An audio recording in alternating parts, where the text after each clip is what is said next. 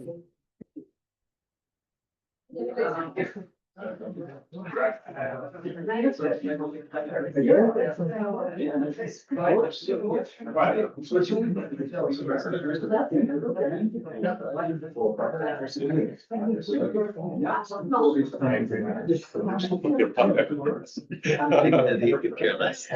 really? Okay. I'm like, is he burned by this? Yeah. I would put the water. Got nothing stronger on offer. I'll try. Away the wind blows. Started, yeah. Is that? You Don't let your know, license. that's an understatement. Don't ask, don't get. Exactly.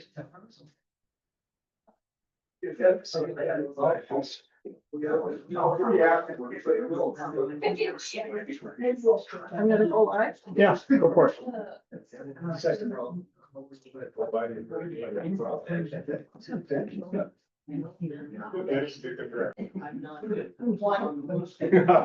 I'm gonna push you. Oh, you didn't want it.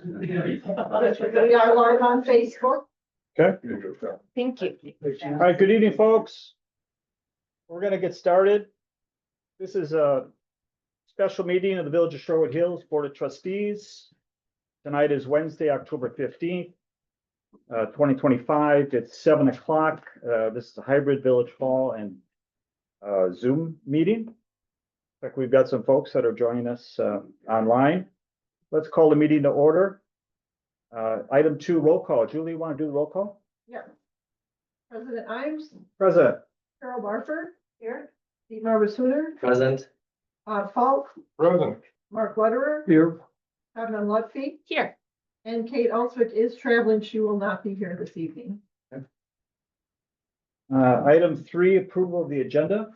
No motion. Dietmar, Yeah, I'll make that motion to approve the agenda as presented. how does that a second? That's the second, John. Okay. Ready to approve the minutes? I'm sorry, ready to approve the agenda? All those in favor? That motion carries. Statement of public notice. Just want to confirm that the meeting was properly noticed. Yes, it was. Thanks so much for that. Item 5, procedures orientation. Just want to remind folks that this meeting is also being broadcast on Facebook Live. Any comments made there, any questions? The board won't be in a position to respond to them or review them contemporaneously. Folks should send those questions or comments to our village administrator, Brian Mooney. Item 6, I just wanted to start with just a quick introduction. I just want to thank everyone for being here tonight. This special meeting is about working together as a community to evaluate one of the most significant facility decisions in our village's history. I want to start by expressing appreciation for the engagement, thoughtful input, and genuine concern that so many of you have shown through meetings, emails, open houses, conversations with trustees and staff. That feedback has been invaluable. Our goal tonight is simple: to review the facts and options clearly, transparently, and in context so that residents and trustees alike can make an informed decision about what's best for Sherwood Hills in both the short and long term. You'll hear that the logic may cost less than half new construction or major renovation, offers some immediate functionality, includes modern sustainable features that align with our strategic plan. It's not about replacing the character of Sherwood Hills. It's about protecting services, fiscal health, and flexibility for the future. We'll also discuss how this approach may minimize disruption for residents and staff, offset costs through tenant lease revenue, and allow for redevelopment of the current Village Hall site to grow our tax base and reinvest in community priorities like the pool, public works, McKenna Park. At the same time, we recognize the importance of questions about location, village identity, traffic, and long-term planning. These concerns are valid, and they will continue to shape the process. So tonight, I ask that we listen respectfully, look at the data together, and focus on the shared values we all hold: fiscal responsibility, sustainability, good governance, and preserving what makes Sherwood Hills special. Whether the board ultimately decides to move forward with logic or not, this process, our open dialogue, analysis, and collaboration will leave us stronger as a community. Thank you again for being here and for staying engaged. So as we begin the public comment period, and to ensure everyone has the chance to speak, we're asking that remarks be limited to about 3 minutes. We expect to keep this portion, we'd like to keep this portion to an hour or so. So the reason we want to do that is so that you can hear and the board can discuss and move on to some of the updates, the budget and CIP implications later this evening. Now, if folks have provided comments, consider leaving time for other folks to provide theirs. I don't want to squelch anyone. We'll take as much time as we need. But I've told the board, if we can try to get the public comments down to an hour, hour and a half max, it allows them really to get into the meat of the meeting, and folks will have a chance to hear that firsthand. And as I was going to say, written comments are also welcome and will be given full consideration. I had quite a few written comments today that I responded to, and I'll be responding to tomorrow as well. So thank you again for your participation and for helping us make informed, community-driven decisions. So with that, we'll open up the public comment period. David, I see your hand up first. Microphone or speak out? Actually, Art is gonna, Nick, sorry, is gonna be the mic guy, so appreciate that.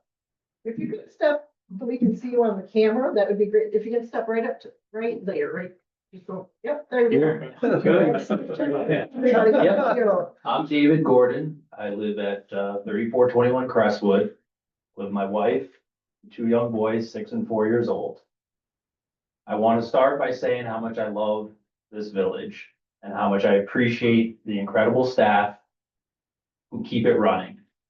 I hope they find this work meaningful, but it's clearly not easy, and lately it's only gotten harder with constant open record requests, extra meeting, and late nights. 2 staff members have just left, which means the workload keeps growing for those who remain. This is not sustainable. And having a reputation as having challenging residents makes it impossible to recruit and retain good people. Our last meeting ran 7 hours, ending at 2 a.m. with board members saying they were so tired and ready to go home. That isn't when good government should be happening. And it takes a real toll, not just on staff, but on our volunteer board members too, who I can't thank enough. Public comment is welcome and important, but it must be kind, constructive, and controlled. I'd ask that we follow what the code allows, 1 turn per person with a hard cap of 3 minutes. A normal practice in other municipalities. So staff and board alike can do their jobs effectively and sustainably. I support Logic acquisition as a better option than upgrading our current facilities. And I really thank Mark and Bob for clearly explaining this in their memo, in their due diligence report. Thank you. Thanks, David. Additional public comments this evening? In the back. Michael.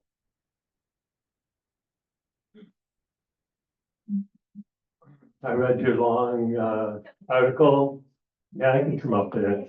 That'd be great. At least say your name because the people online can't. Yeah, Michael Sheehan, 2014 Marshall Court. I read your long article, and I think you misstated the cost of the redo of the current village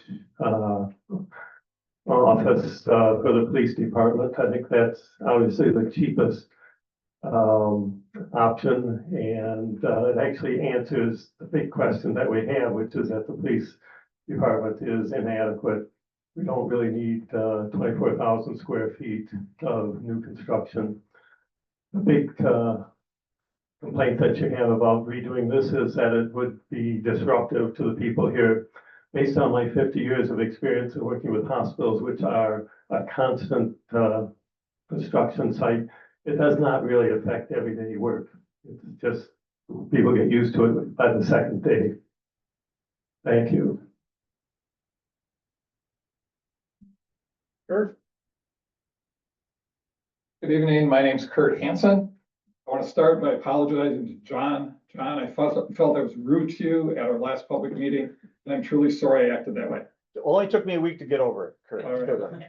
So then we've had 2 good weeks after that. I want to thank everyone on the board for your service. I'm truly grateful that you do this.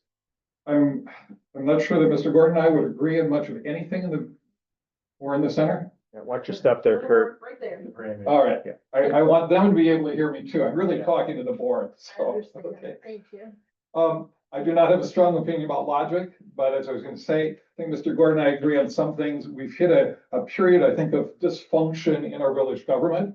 I'm not blaming anyone, but when you see a 7-hour meeting, that's a sign of it. Our inability to get meetings scheduled was showing up this month. I have to admit, I didn't even know there was a plan commission meeting last night because it did not get on the calendar very early, and then I left town. I see a lot of things happening that worry me about our ability to function. And I think that we as a village all have to pull together to function more effectively.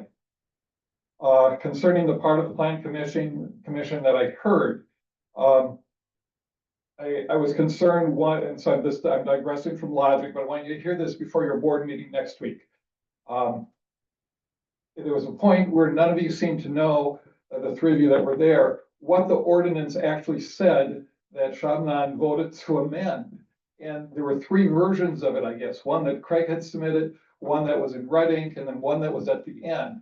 And I was surprised you could actually vote to amend something if you don't actually know the words you're voting on that are going to become the ordinance.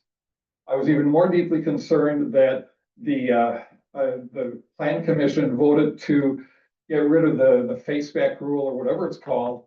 It doesn't affect me and those of us that live on short lots, but the neighborhoods that have these long lots where houses in a row are set back, I think you're going to have another angry mob here, just like you did over the Sweetbriar thing. People don't want houses set only at 25 feet back. If every other house on the block is set 50 feet back, it's going to be very controversial. And I don't think that we as a village can handle a 3rd controversy right now. We've got Sweetbriar, we've got logic, and now we have this whole setback rule. So you may want to think about ways around that. So I want to give you a few positive suggestions. I would stop doing the plan commission online. When I was trying to listen to you guys and page through these electronic documents to try to figure out which version you're talking about, I couldn't do it. I can't imagine how any member of the commission could figure out what you were talking about. And it was apparent that you couldn't at one point. So I'd stop those. If you have a vote like you did on the setback rule, I would do it by roll call. I could not tell who voted for it and who didn't vote for it. On my view, when I looked at it, I get a few little faces, but most of the people I don't get to see at one time. John or the host probably can, but I can't. And then John, I think you forgot to ask for any nays on that vote. So all I heard was some people going aye and then hearing that it passed, but I don't know who voted for it and who didn't. I had one more thought here, and what was it going to be? I've forgotten it. So my 3 minutes are up, so I'll stop. Thank you. Thanks for that, Kurt. I Next, got a room full of people. You next only got public an hour. comment. Is this okay? Perfect. Thank you. My name is Susan Porter and I live at 1110 University Bay Drive. I've lived in Shorewood Hills since 1988. I have 5 children and 11 grandchildren. I am against the purchase of Logic for several reasons. One, I've been trying to understand the financial part of it and it doesn't make sense to me.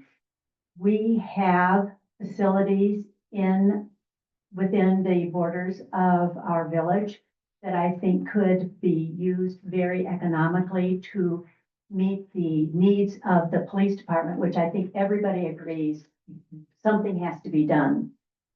So that's one of my thoughts. The other one that is hits me in the face almost every day because I live on University Bay Drive. I go through that intersection as few times as possible, but sometimes it's unavoidable to go through the intersection of where I don't even know what it's called. It's not called Farley. I think it's called Highland. Thank you. Highland, and University. And I suggested to somebody that you all go down there 3 times a day. At the 8 o'clock hour, at the noon hour, and from about 4:10 until about 6:15. On a weekday, not on the weekend. It is chaos. There is traffic coming from the university and Marshall Court, all of the health, community, health departments over there, the VA, and traffic from the mall that's right there, all coming together at the same time. It is I can't use that language, but it's a very unpleasant show. And I just sort of say, make a sign of the cross and say good act of contrition every time I go through, hoping that I'm gonna make it. It's horrible. I can't imagine people dropping off children at that time in the morning or picking them up at that busy. Everybody's doing the same thing at the same time at that intersection. They're going to and from school, to and from the restaurants there in that mini mall. And I can't imagine, I would never have wanted to try to navigate that, to drop off any of my children or my grandchildren. It seems like a crazy idea. I don't know, and I don't know if any of you have done that. If you sat out there, brought a folding chair and just sat there for those 3 times, and not just for a minute, for that whole like hour and a half. It's pretty brutal. Those are my main things. And then, of course, I think that it actually, it kind of mars the integrity of our community to have it be separated physically from the village. And I guess those are my main points. Thanks, Susan. Who would like to go next? Going. I first must say that it's impertinent to be scolded by another resident. It's about transparency and democratic ground rules. And when people ask for open records, there is good reason to ask for open records. It's impertinent. And hardly contain myself, and I'm usually very mild-mannered. Trustees, residents, Ulrich Rosenhagen, 2905 Columbia Road. I want to express my serious concerns regarding the proposed purchase of the Logic building as presented by trustees Bob Falk and Mark Lederer. I have carefully reviewed their report and examined the 2nd floor plan currently circulating among residents. While I appreciate all the work they put into this, too many critical questions remain unanswered. In May, the board commissioned Tom Teagan to assess the village space needs. Working with Brian Mooney, Tom conducted meetings with police department and administrative staff, followed by walkthroughs. In June, he presented his findings, identifying a need of 11,633 square feet of space, not including police car parking and related garage functions. The Logic building's 2nd floor plan shows a gross area of only 11,496 square feet, with just 10,050 square feet of usable space, a shortfall of 1,613 square feet compared to the identified need. This is very troubling, as one of the main arguments for the purchase of the building was the promise of increased space. Specifically, the proposed community space is approximately 350 square feet smaller than the current boardroom here. That's the one we're in right now, here in Village Hall. This clearly contradicts the stated goal of expanding public space. So the Logic building would not resolve the space issue. In fact, it would make it worse. Number one. Number two, in addition, the renovation cost estimate of $416,671 provided by Sketchwork Architecture raises concerns. It appears to omit several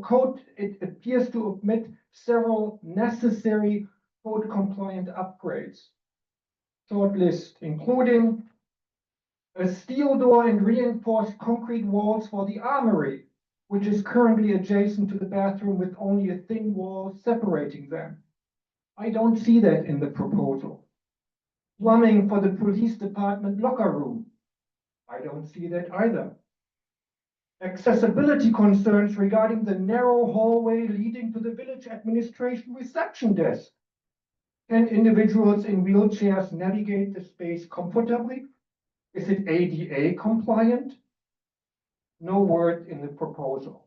I think of my mother-in-law who needs a wheelchair. She wouldn't be able to make it anywhere to the reception desk. Soundproofing between the first and second floors, especially considering the presence of a restaurant or bar that could disrupt village hall operations. Where's the number? Ventilation requirements for the evidence room. The absence of a kitchen in the police department despite staff requests for an exclusive police break room and kitchen. The inclusion of couch furniture in the community room, which reduces usable space and seems to reflect an attempt to repurpose existing furniture that may not suit village needs. These are just a number of issues I picked up, and I have a full-time job and do this at night, actually in the morning.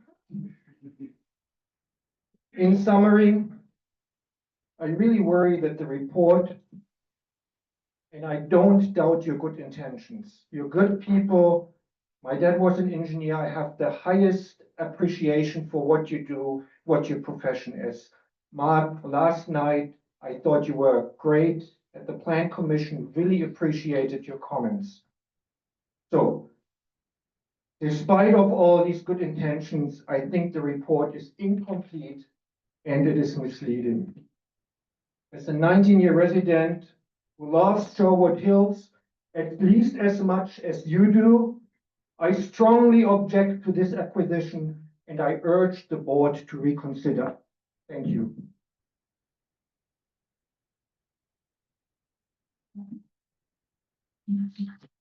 Message that the mic is not coming across clear on Zoom. The mic isn't coming across clearly on Zoom. Something about. Don't know which way to face, surrounded by everybody on all sides in the center spot here. No, you're good. My name is Brian Hutching. I live at 3414 Lake Dakota Drive. My prepared comments are now going to get tossed aside after Ulrich's comments. One, I mirrored a number of his points about the specific use of the space I happen to agree with. But more so, the issue, David, that you brought up in the beginning of this about village trust and why there's so many upset people in this room, that leads into the conversation that brought us to the attitude and what's going on with the distrust of the development around Logic and the sale of Village Hall that's tied to it. I think that a lot of the unease amongst the folks in this room are tied to this culture. So or this situation. So going back to briefly what Kurt said about the CSM, if, for example, the Sweetbriar home that got everybody so upset, and still does have folks upset. So everybody here is largely a lot of the folks that became engaged here prior to Logic's acquisition became engaged more so because of their general outrage about the subdivision of the lot in the corner of Columbia and Sweetbriar and the placement of a home less than 3 or just a little bit over 3 feet from the property line. And a lot of the neighbors, Kurt included, his view of the woods is going to get destroyed and it'll be a 30-foot wall of a house 3 feet off the property line is what was initially permitted and what was appealed here. So the combativeness of the general room and the attitude from this room and the upset that then is voiced up about the appointments to the ZBA who review those kinds of decisions that led to those long decisions, David, are in part a reaction to all of these folks having put together things and felt very ignored by the village processes and what they were told by a number of folks here. Myself included, honestly, where I don't think I was dealt with fairly. So with that being the case, all of us, if we were to buy a property and build a house on it, and we were to subdivide it, what we would do is if the neighbors were extremely upset because we would plan to occupy it, right? We would turn the orientation of the house, Brian. Mr. Reaver is in the back here in the corner. We would do something like that, right? We would reorient the home to not upset our neighbors. We generally, our original codes were left a little bit loose with border lines and the rest of it because they wanted neighbors to work these kinds of disputes out. But if one of those disputes is a neighbor who's not gonna ever live there, who's bought a lot, subdividing it, developing, building a home with nothing but the intent to sell, right?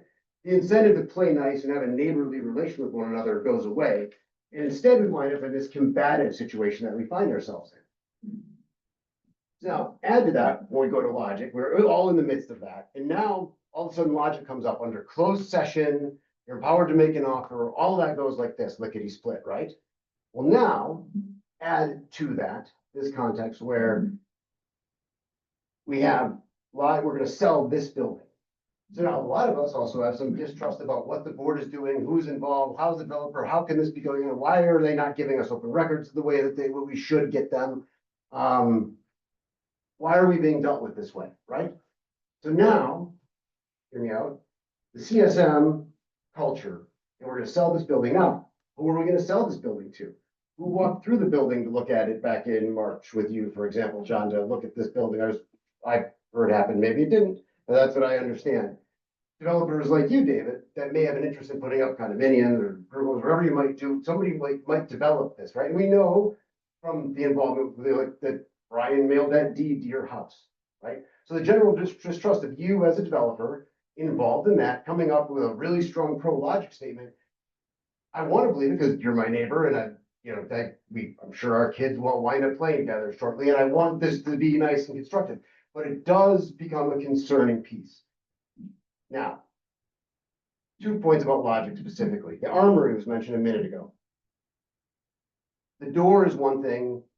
Code generally for an armory wants it in a concrete room. Generally, we don't put armories surrounded by drywall with just a steel door. We certainly also don't put it above a daycare, where there's nothing else that would stop a bullet, where weapons are being cleaned and the like. And I know that the police are unlikely to do that, but it's nonetheless when statistically, that's when accidents are gonna happen. Second point about the police and that building is there is no place for them to separate and store their vehicles down there.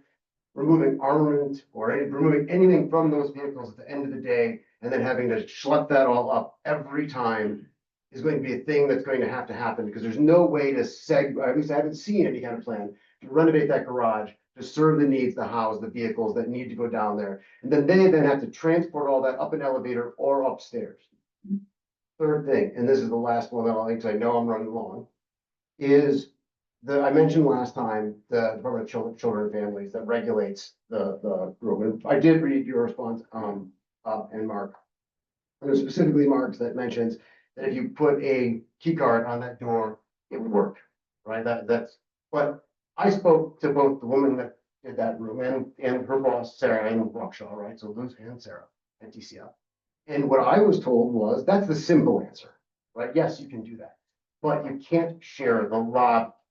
So yes, you can separate the door and you can separate the space, but there's still a lobby with access to go upstairs where someone is being arrested for something like if you have a child molester come parade right past it through a shared lobby where children are going to be taken in and out of to that daycare and that they wouldn't license it. And that's what they told me when I spoke to them on the phone. And while I understand that the simple answer, if you ask it, is yes, it is theoretically possible to put them one another next to each other, it isn't when they review the specific plans. And they review the specific plans from our records when that was last time when I spoke to them. So I would like to know why you think that's true, because that means that you can't rent that building out without another set of renovations that hasn't been kept coupled into this cost. So armory security, car, for breaking those cars apart separately, and then can you actually rent that meeting house space or that meeting house? That's a real thing that exists in Electric, but you get that, you get the drift. So thank you all for the time, and who's next?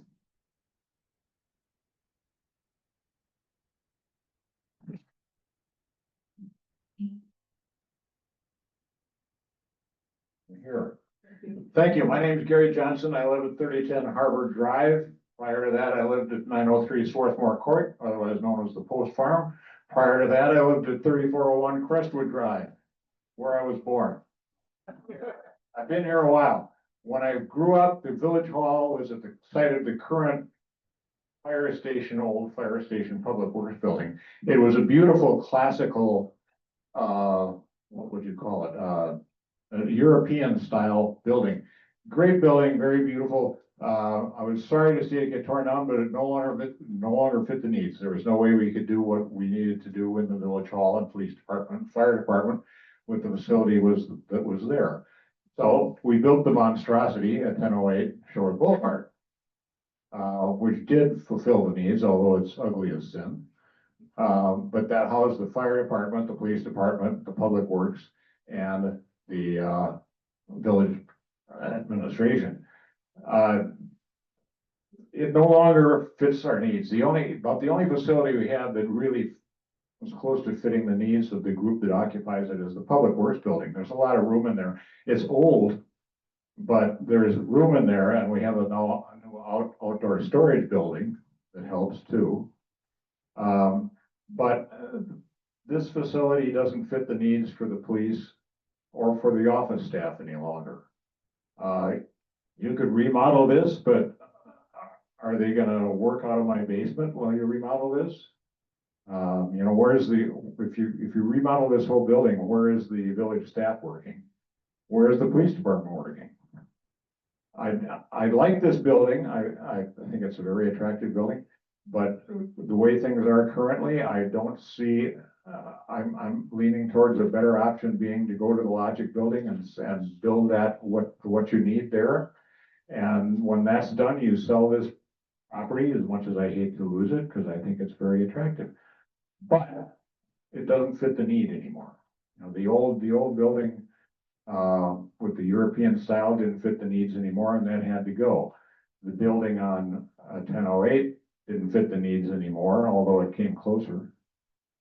So we moved here, and we no longer have a fire department, so that eliminated one need.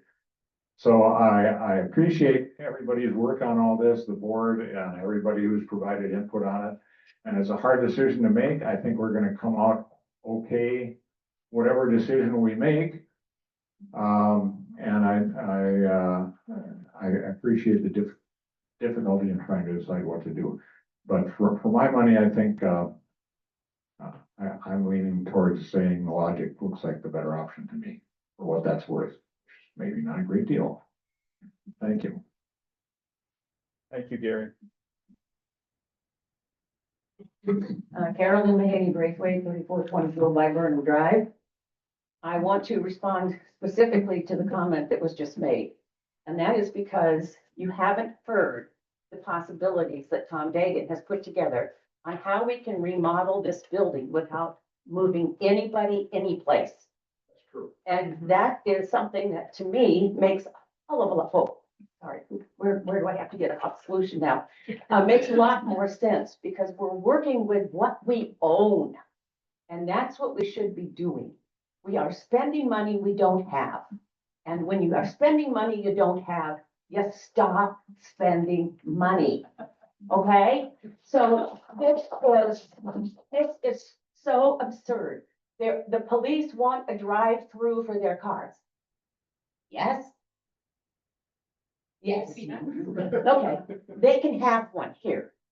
And we can update and make sure that there's no mice or whatever, what the people were worried about. Okay, so I'm gonna read this, but this is from Tom. Tom presented for expanding current village hall for new space for the police department will allow the police department and the village admin functions to continue to operate in the current village hall structure during construction of the addition. After completion of the new police space, the police department would shift operations to the new space vacated and et cetera, et cetera. Now, when we were looking at this at the last board meeting, I believe you couldn't understand how we could do renovations and still stay in the building. You just didn't seem to get it. Of course, it was, what time? 12:30? So I can't really fault you for that. Now, you want to know why you've got all those open records requests? It's not our fault. It's your fault. Because you all have tried, but out of decisions. And I told you when this whole thing started at the beginning back in, what was it, April? Can't remember where it was. I said that you can't give me a credible apples to apples unless you actually have another apple to compare it to. So Dagan's apple that we would really like to have compared to has never made prime time. It has always been offered at the end of a meeting. And he doesn't get much time to actually present it. And he's done an enormous amount of work. But we're having to ask for open records because you guys were having closed meetings. And that's just not what you do here. So that's why you've got what you've got. So I don't really want to hear ever again that we're responsible for all those requests. So that's just what we have to do in order to get information. Now, there was one last thing I wanted to say, and that is I have read every single survey that has come in. I can tell you right now that the most prominent theme is that location, location, location. They do not like that building. And finally, in concert with this whole thing about you guys going and having closed meetings, is now you want to physically isolate staff and police from the village. So let's not do a physical separation. We need to come back together and work as a community. So these are the kinds of things that I'm looking at. Location, location, location. And you're going to be way better off if we work in stages with what we have currently, rather than buying something that's very speculative. I think Michael on the left. Well, you must be on Saturday Night Live. I'm Mike von Schneider, myself. Oh, gee. Thanks, Mike. We're gonna put you on the big screen. Thank you. That's great. Yeah, don't forget. I'm Mike von Schneider, that's a 3555 Charlie Hall Lane. I'm coming here, I have been to 2 similar meetings like this before, and most of the testimonials I've seen were negative or very doubtful. And what I find out now here, that the board continues pushing the same old ideas, which more or less most of the residents seem to have great doubts for or don't like. So I'm asking the board, why are you continuing to push an idea which is not popular in the village?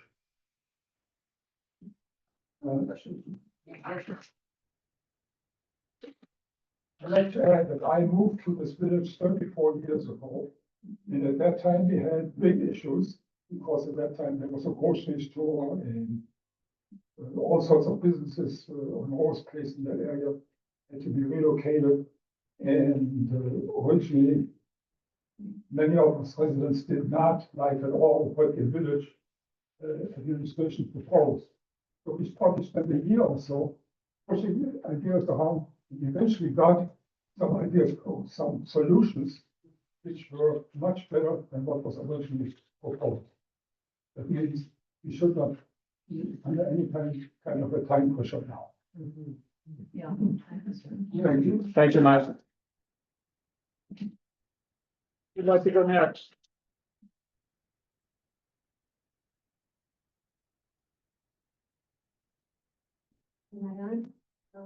My name is Cynthia Kinsey.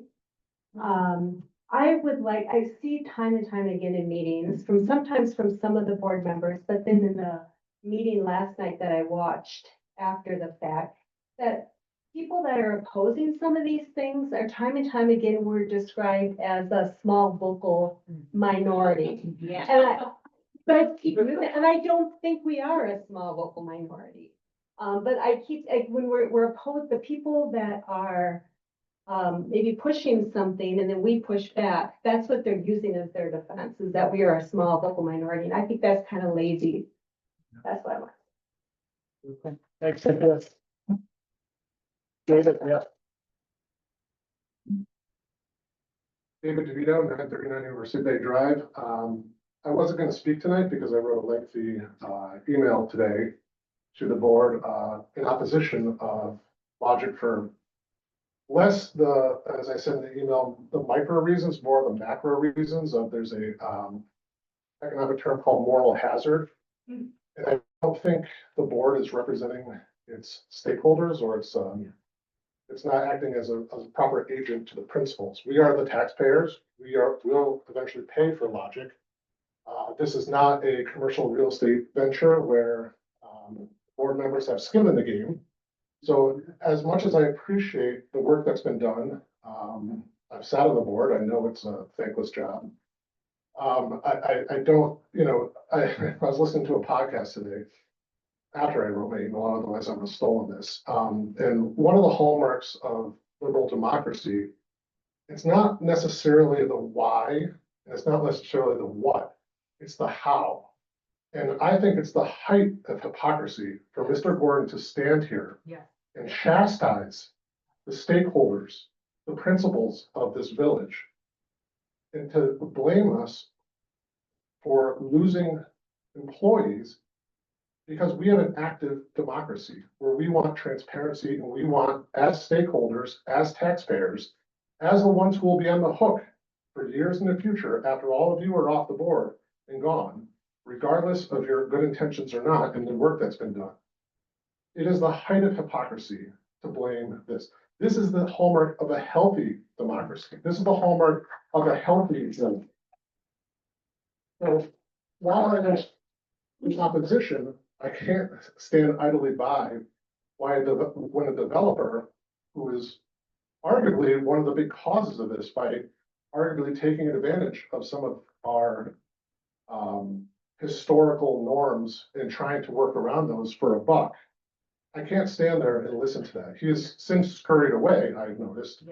But I leave the board with, and like I said, I've said my piece multiple times. I hope you read my email. The Tom Deegan's apples to apples comparison we need the ability to look at alternatives. We need to come together as a community to make this decision, not behind closed doors, not as a board, but as a community together. There are naysayers. I was on the board. I know everything you do there's going to be potentially a vocal minority, potential vocal majority. But in this case, this is new. We have not had this level of engagement in the village in a long time. And I hope you take that message to heart, that this requires more time, more options, and getting together to find something. I think we've gotten through the initial, knee-jerk conservative, so to speak, reaction of naysayers. I think we're all ready to work. I think we're all ready to come together after this long and arduous and painful process that we've already endured. But I urge you to let that process play through. And that means voting no right now on the Logic. If we lose it, we lose it. If it's still there, when we come to a decision, it's still there.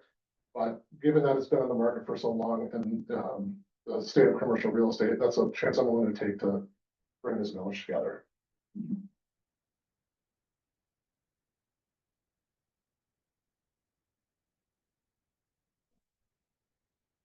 Mary. Hi, everybody. Hi, I'm Mary Wyman, 1223 Dartmouth Road. I want to start out with how you started this meeting, John. You listed a few things that I think you said that we could probably all agree on, that you believed in at least. And a few of those were fiscal responsibility, preserve what makes Shorewood special, and good governance. And I really do think, even with different opinions about the decision about Logic or other things, I think we could all agree on those. And I want to speak to those three things. And I really want to echo what David DeVito said, which is that the process about deciding about whether to purchase Logic has a lot of problems with these three principles. And I want to say kind of bottom line up front, I really agree with what David said. Those of you who have decided yes on Logic, it's premature. You could still buy Logic, but say no now and give yourself time to fulfill these values of the village. A thorough vetting of the fiscal calculus. Very smart minds have looked at this. Several of the trustees have independently done analyses, including Kate, who's not here tonight. Other smart minds in the community have done analyses, and we're not agreeing on whether this makes sense for the village fiscally. That means there needs to be more time and more decision-making done. More time. It doesn't have to be a no, but the shiny thing, there has to be more time to make the decision about buying. Preserving what makes Shorewood special. Part of what makes us special, I hope, is that we take care of our staff. We provide facilities for the people that provide the really important services for us. And I think we all want that. Nobody wants our staff to be suffering or in substandard facilities. We also value as community. We do things together. We pitch in. We have a very long history of doing that in this community. Don't waste it, please. And then finally, good governance. I have to say, you guys, this has been the most disappointing process of this whole Logic purchase for me. It's been heartbreaking. I'll tell you a few things. I don't want to get glossy emails from the village president over a list.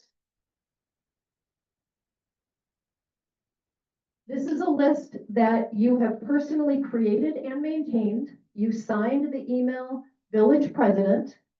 It did not go over official channels, and it was a glossy sales job that our own Chaz Martin would have probably envied if she was trying to sell this property. It was wrong, John. It was wrong. It's not in the spirit of democracy or transparency. I have not sent one since. The other problem I have, people have mentioned the alternatives.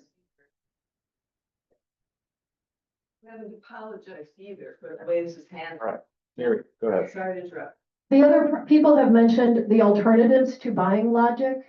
Deegan, his name, you guys paid for him. You used my money to give him money to do this service, to do a space analysis and to come up with some architectural options for using our existing facilities. You used my money to do that. You asked him to do that. And as people have said, that has barely come before any serious conversation in the board. And you know what, guys? This was presented to you, the first phase, in May.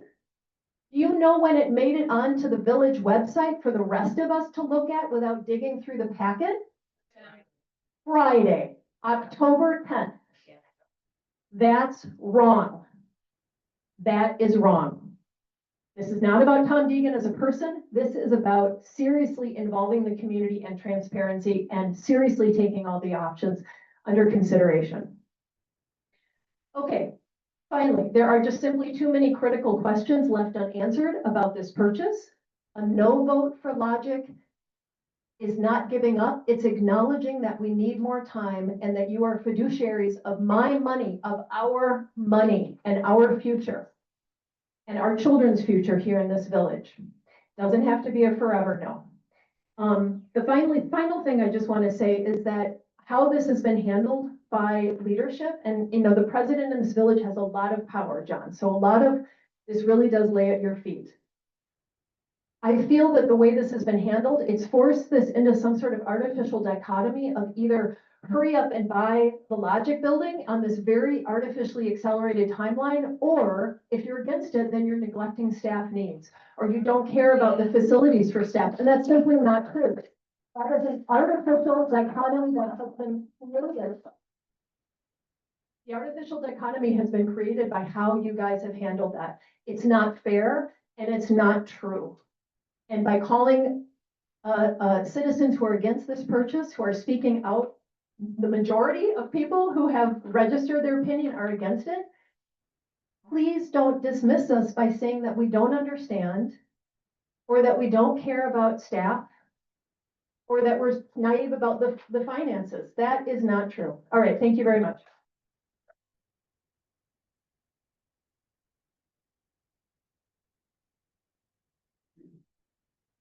No, I'm making sure I stay with. Oh, you're awesome. You all know, I am not, I have time blindness. It's a condition. And I paraded it the last time, so I want to be very mindful. All right. Is everyone in this room and who's watching on Zoom clear that there are other options? I'm worried. Sorry, can you say your name? I'm sorry, my name is Jennifer. I feel like I've become accidentally famous. Here, I lived here for 19 years and no one ever noticed me. It was great. I could walk my dog. I could look schlubby in my, yoga pants. And no one knew me. And now I've become accidentally famous because I've been activated by the horrors on Sweetbriar. And again, I have to echo my husband with a funny German accent. I am shocked by the audacity. I'm shocked by it. And I'm so resentful because I've lived here for almost 2 decades and I love this place.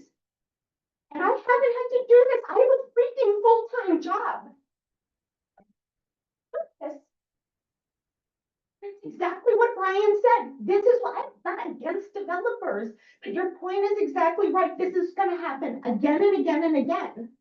When we are so promiscuous, or I wanted to make it clever. Anyway, now I'm going to go over my 3 minutes, so forget it. But your point is exactly right, that what makes this place beautiful is that people actually live here. And so when they buy a piece of property, they have a good neighbor meeting.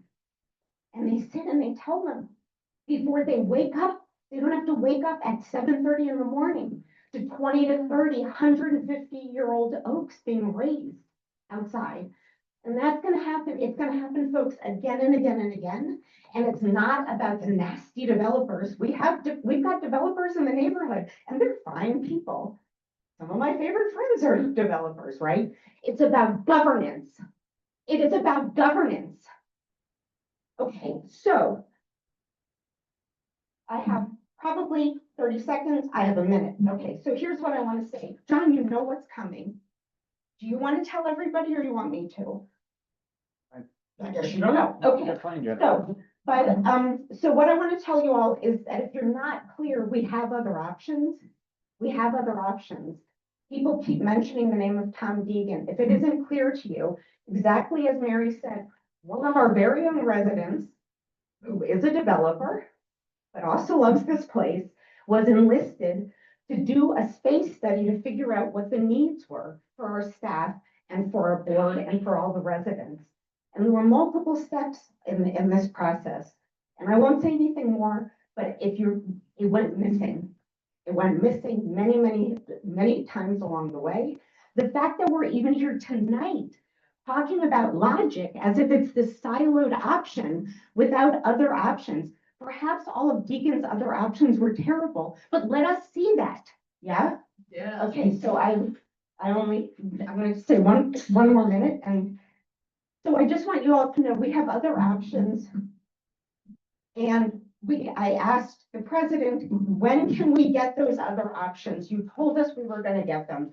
And John kindly wrote me back today an email and said that you would, in fact, provide point-by-point options. So one is that I believe everyone in this room, sorry, maybe I don't speak for everybody, but due diligence would involve comparing the space needs that you had Deegan do with what logic actually delivers. Yeah, point by point, it's really simple. We're really smart people in the village, but we don't need our doctorates and all the other fancy degrees we have. It's really, really basic.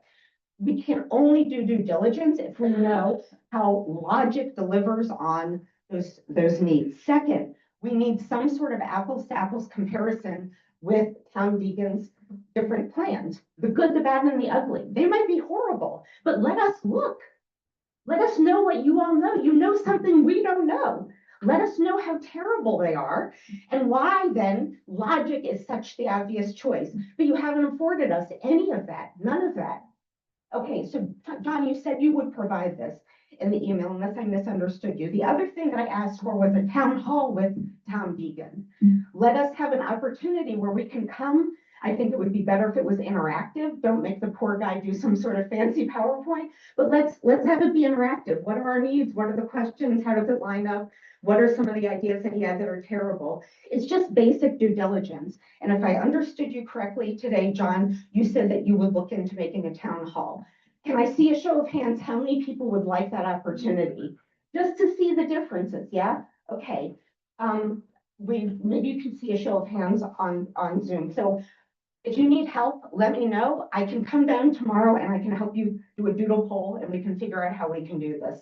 And the last thing is the issue of trust. And this is the reason why my voice was cracking and I was so upset, is because there are just so many things that keep happening that are violating people's sense of trust.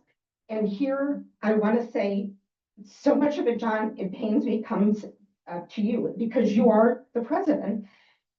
And one of the things that I shared with you today, and maybe you didn't have a chance to see it, and some of you heard this in the last meeting, is that we know that the feedback that was given about Logic, pardon me, my mouth is dry, that from an open records request, we know that the first highest number of submissions in favor of Logic were all coming from within Village Hall. And I have the information here. It's all, I'm not sharing anything. This is all open record. And that seems fine. Okay, the staff understandably, you know, are they part of the community? They should be able, yeah, but that is not a norm, that isn't a customary way one runs a survey. The second highest number of submissions to the Village Online Logic Survey, all in favor, originated from one IP address, and meaning that they're all from one person or one household. And I have it here, and two of them have information that only someone, arguably only someone on the board could possibly know. So we have six from one person. See, by the way, when you do a Yelp review, you don't like the restaurant, you do it once. When you start to do it twice or a third or fourth, that's just not how it's done. So the sheer fact that one person or one household essentially stuffed a ballot box 6 times is just like, it's just, that's bad governance. Like, we shouldn't have had a policy that made that possible. The other thing is that there are two things in it that only someone with inside information could know. And so I asked you in an email, John, you've got to explain how this is possible so that we can have trust to keep going, not just with Logic, but even forward with the rest of your presidency. Thank you.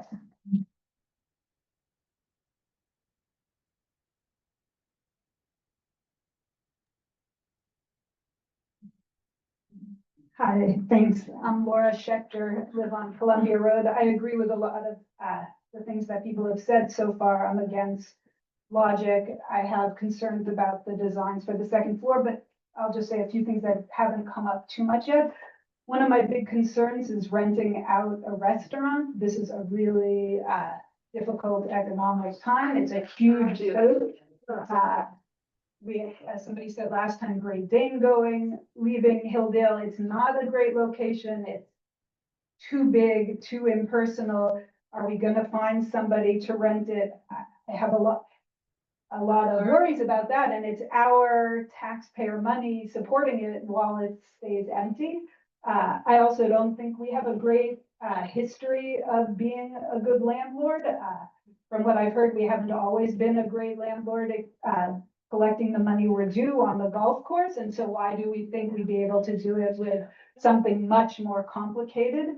I also have to say, the Logic building is new. I presume it is probably in good repair.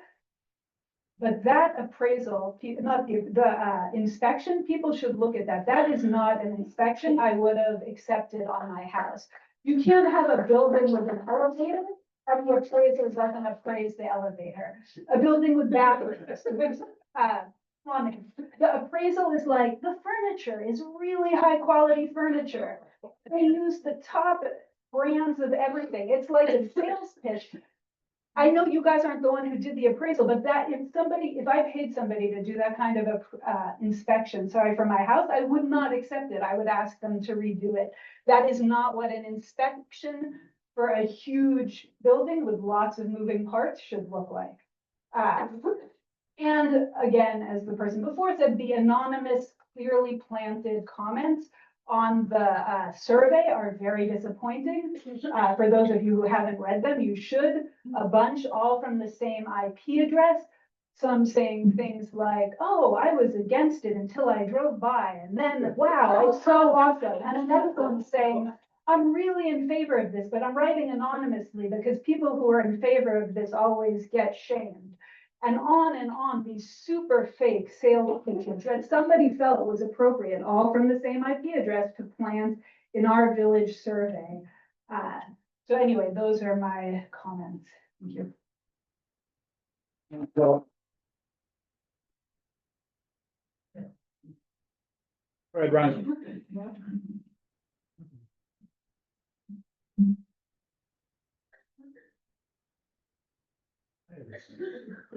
I'm Ron Campbell. I live on Edgehill Drive. We formerly lived on Blackwell. I'm sorry. I can't read notes and hold this at the same time. I'm Ron Campbell. I live on Edgehill Drive, formerly on Blackhawk, lived in the village 22 years. I have friends on the board. I have neighbors on the board. I have committee colleagues on the board. Don't personalize any of this. We have a divided board. We have a divided community.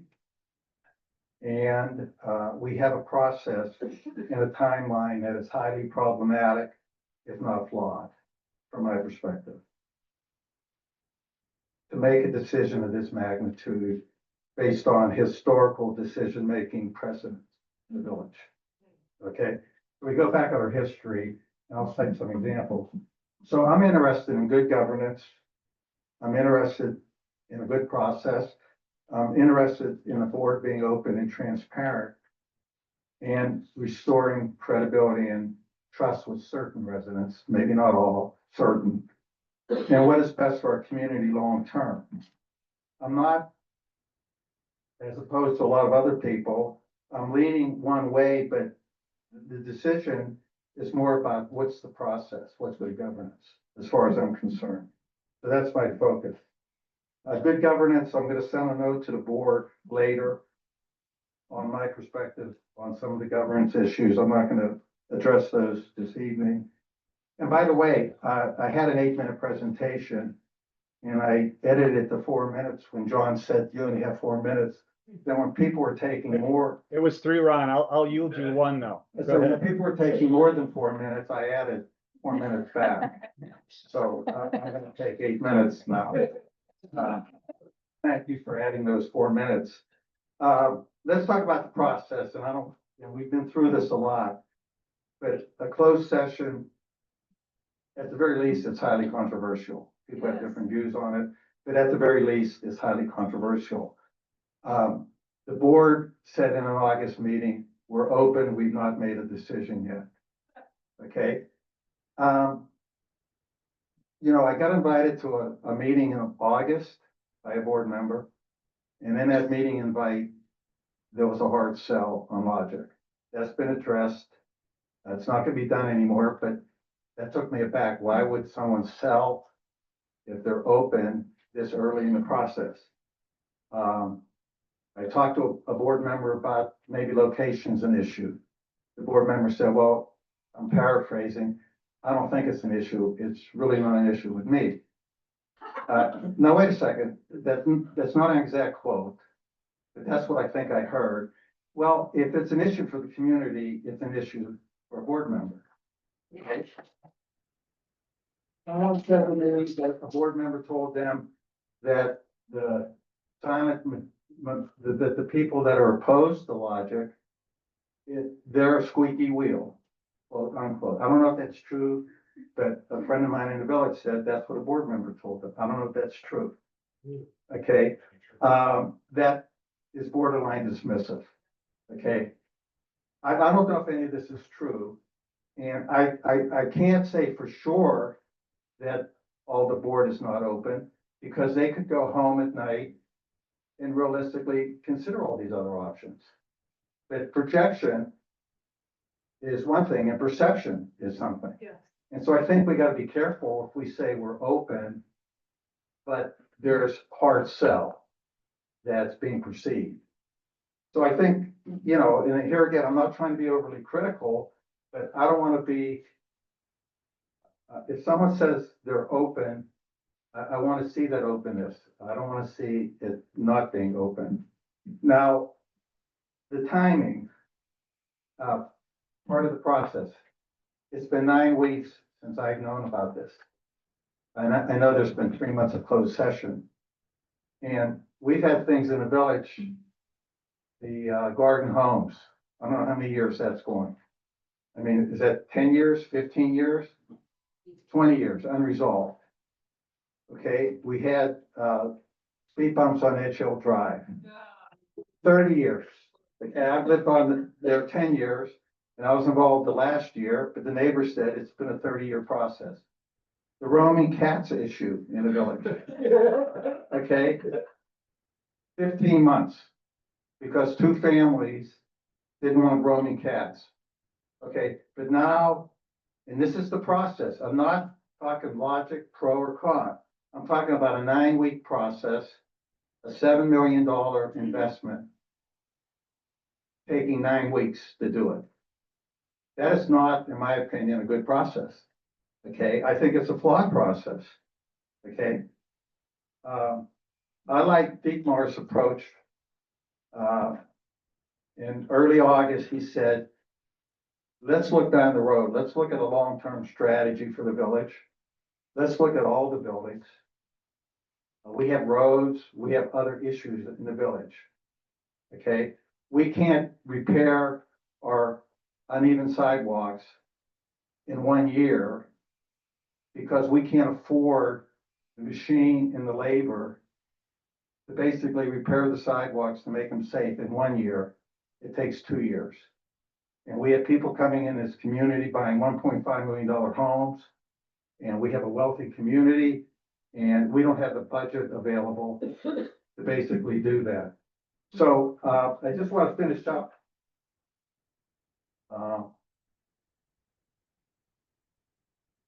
You know, this is not a singular issue on finances. It's a very multifaceted issue. And I think I get the sense that selected board members are focused primarily on a financial issue. What's best for us financially in the short term may not be the best decision for the village as a whole if the community doesn't want it. And I think there is also an emotional component to the decision-making process, not just rational. I wouldn't discount the emotions that this issue is creating in the village. That should not be discounted. So, you know, there's always an alignment of rational and emotional when you need to make a decision like this. We need to assess the risk of this decision in a 9-week period, how risky it is. So, my final comment is the board has to make a decision, and if you're in line, you have to have a perception of the community. You have no actual facts, there's no referendum, but you have to have deep down a perception of where the community is. So if your vote is in alignment with the community, then you're not in conflict. If your vote is not in alignment with the perception of the community, then you have a challenge in front of you. Do you vote your wishes, logic, not logic, or do you vote as an elected representative of the community that you serve? Okay, that's a leadership question. And if you think it's so right to do logic, that's how you should vote. But keep in mind, if that's not the perception of the community, there's inherent risk in terms of that vote. But, you know, leaders make tough calls, and you're elected leaders. And we do have 3 options. We can vote yes, we can vote no, or we can delay. There's not just 2 options. And there was a weekend survey before our last meeting where 160 people in 2 days voted to delay in that survey. I don't know what that was called, logic or not logic, jog something. Anyway. 60 people. Pardon me? It's 216 people. 216 people. Thank you. Thanks, Ron. Okay.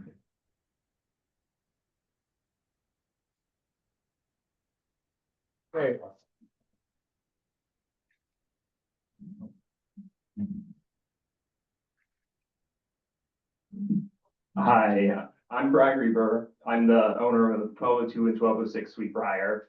I realize I may be somewhat of a contentious figure here, and I want to say I'm sorry for that. That was not my intention, and whatever I say, take it for what it's worth. Over the last number of months, I have actually quite closely followed the board's meetings and issues that have gone on.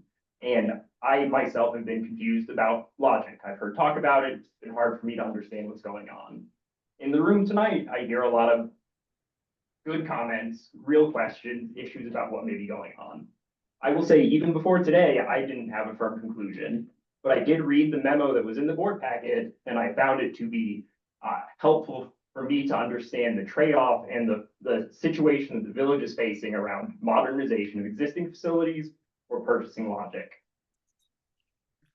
I'm not here to make the decision, but I will say that in the context of one choice or the other, I understand the appeal of buying a logic facility because it is ready-made and will provide for an easier transition for the staff and maintenance of services. So take that for what it will, like me or don't. Thank you. Do you live here or do you own property here? I, You don't live in this community, right? Resident. But he said. Okay. what's the implication? We're not gonna Okay. have this. We're not gonna have this. Second. Yeah, that's out of order. Okay, Thank you.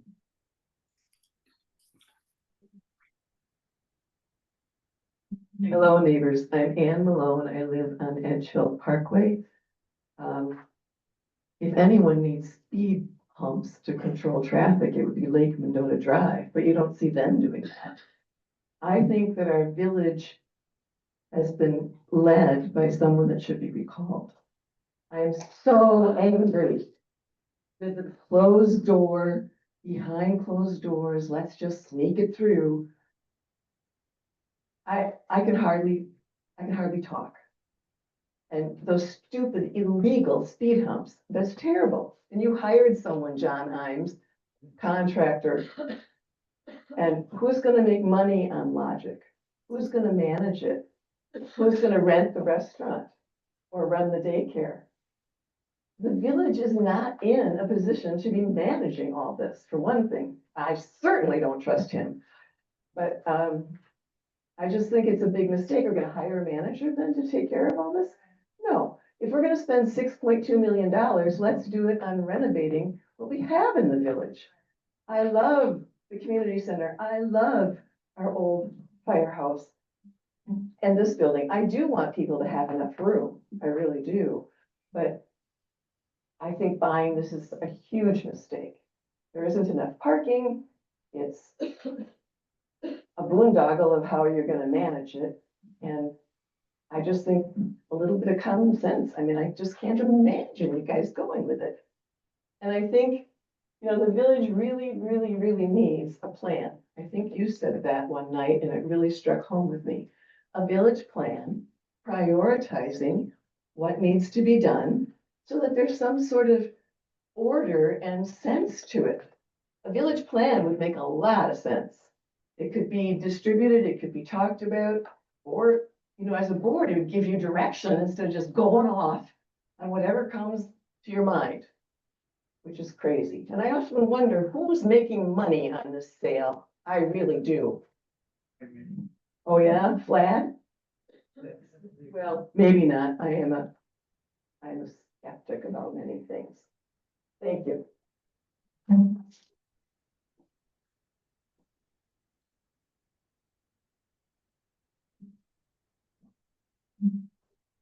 Good evening. My name is Peter Hans. I live at 2909 Columbia Road, and I've lived there I've lived in the village for about 65 years. When I was village president, I learned that the president speaks last. I have to listen to everybody before you speak. So I tried to wait. It's about an hour and 15 minutes after we started. I'm just going to read what I prepared and try not to ad lib. So, I have not seen village residents so upset and distrusting of their trustee, who happens to also have the title of president since the fall of 2000, when I was a trustee. The crisis at that time was caused by the way the president mismanaged the issue of how the Kohl's Shopping Center should be redeveloped.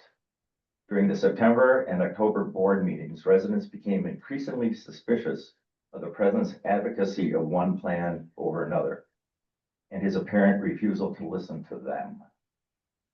We found a path forward during the November meeting when trustees, other than the president, stepped forward to exercise leadership and make a decision that for a process that the residents could trust. And Mark Sundquist was on the board with me. He was one of those trustees, not president, who exercised leadership and found us a way through.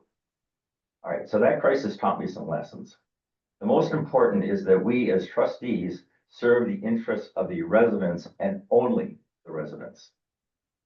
Almost as important was no decision should be made without first taking time to listen and then do everything possible to reach a consensus.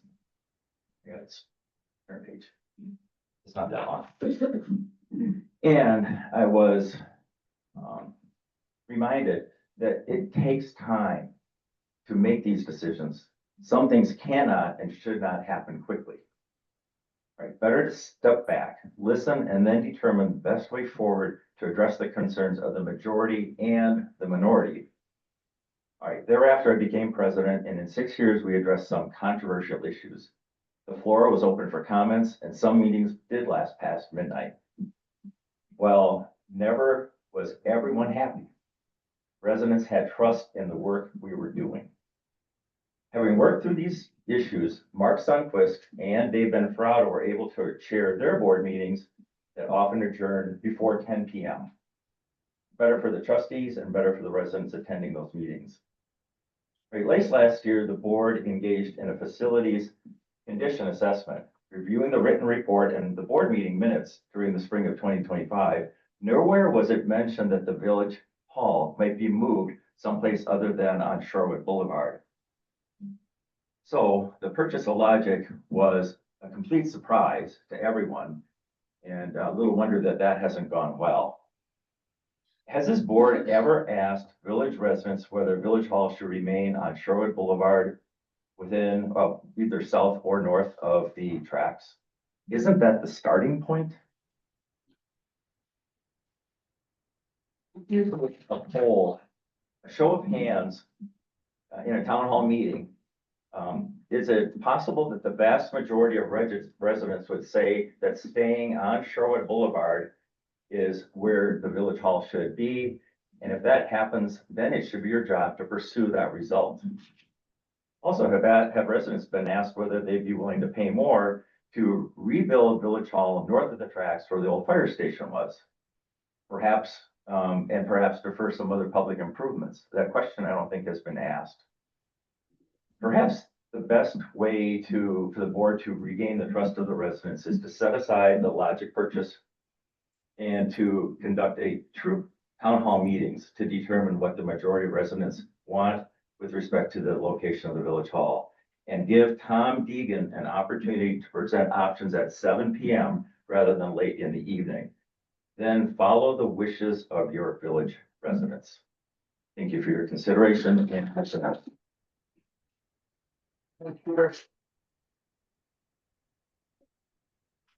Okay. In the back.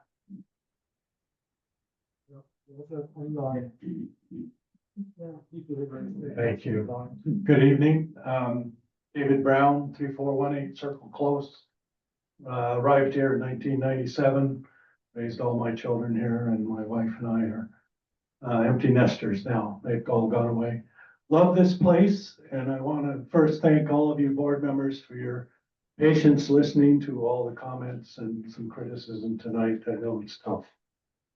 I want to make a couple of points, and I'll try to be brief. The first is, as I said at a prior meeting, and I think this point has already been made, but I'll make it again because it's important to me. this village has no business running a restaurant or any other business other than serving the residents. No restaurants, no rentals, nothing, right? We have enough trouble just managing ourselves, right? So let's not buy logic. That puts that aside for me. Second, there have been many options considered, I know, but none of them are that familiar to me because I haven't looked at them. But I just want to say that some options would involve the village working with others. So for example, imagine this building were torn down, a six-floor building were built here, the top floors were residential, and the two bottom floors belong to the village residents. How about that, right? Not in ownership, but a long-term lease. I'm not promoting that idea as the only option, but there are options like that that should be considered. The other point I want to make is that the board needs to turn to the finance committee in decisions like that and use them as a starting point for consideration of these issues. You are not the only ones that should be involved in. You have a finance committee, use it. And finally, let me just say that putting numbers out like 5 million, 6 million, 8 million, 14 million, that's not helpful. Boil down these options in tax dollars, in the cost to the taxpayers, and in bond ratings or the risk of bond ratings. Put it in the words that we can understand so that we know over 20, 30 years that we're going to be using this new facility, how much we're going to be paying for it. And that's where the finance committee and others can be helpful.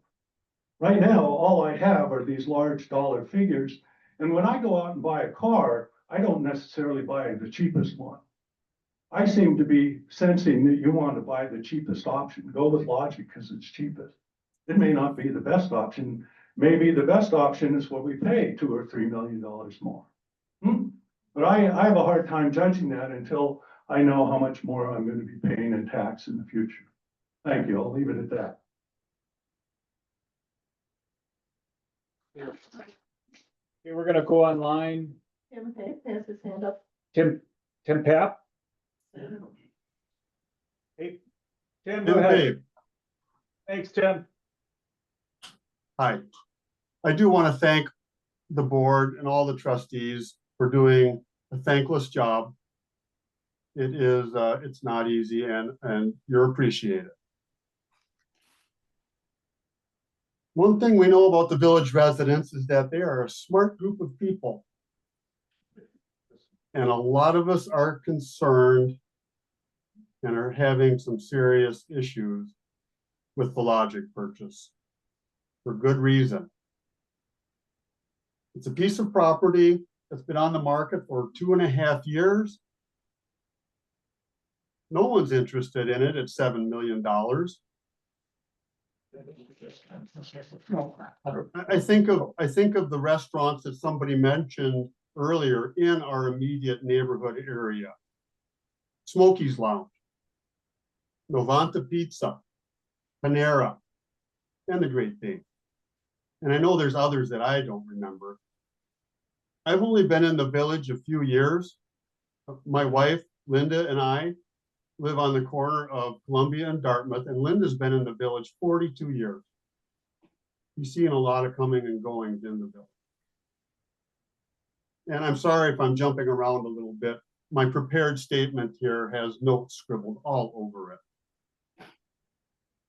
If I repeat some of the sentiment that's already been spoken, please understand. Logic has been an albatross around the neck of various owners, and they're understandably eager to offload it. Which begs the question, what is a contingency plan if these visions of landlording grandeur fail?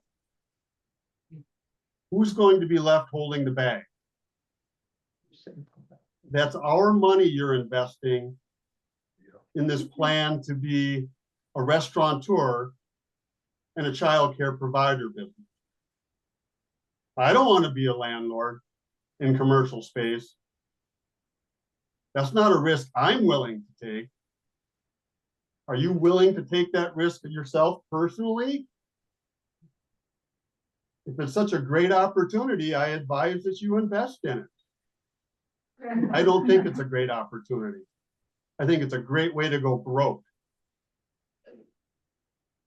I have one question. I know this isn't a question and answer session, but as far as I know, there is just one entrance to the underground parking at Logic. Is that true?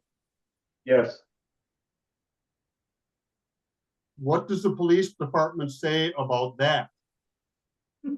That's a tactical weakness.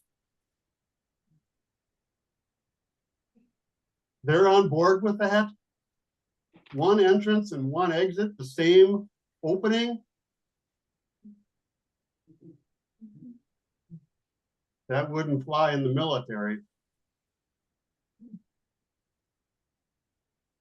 At this point, I don't know what it takes, but at this point, I strongly advise pressing pause on this Logic purchase.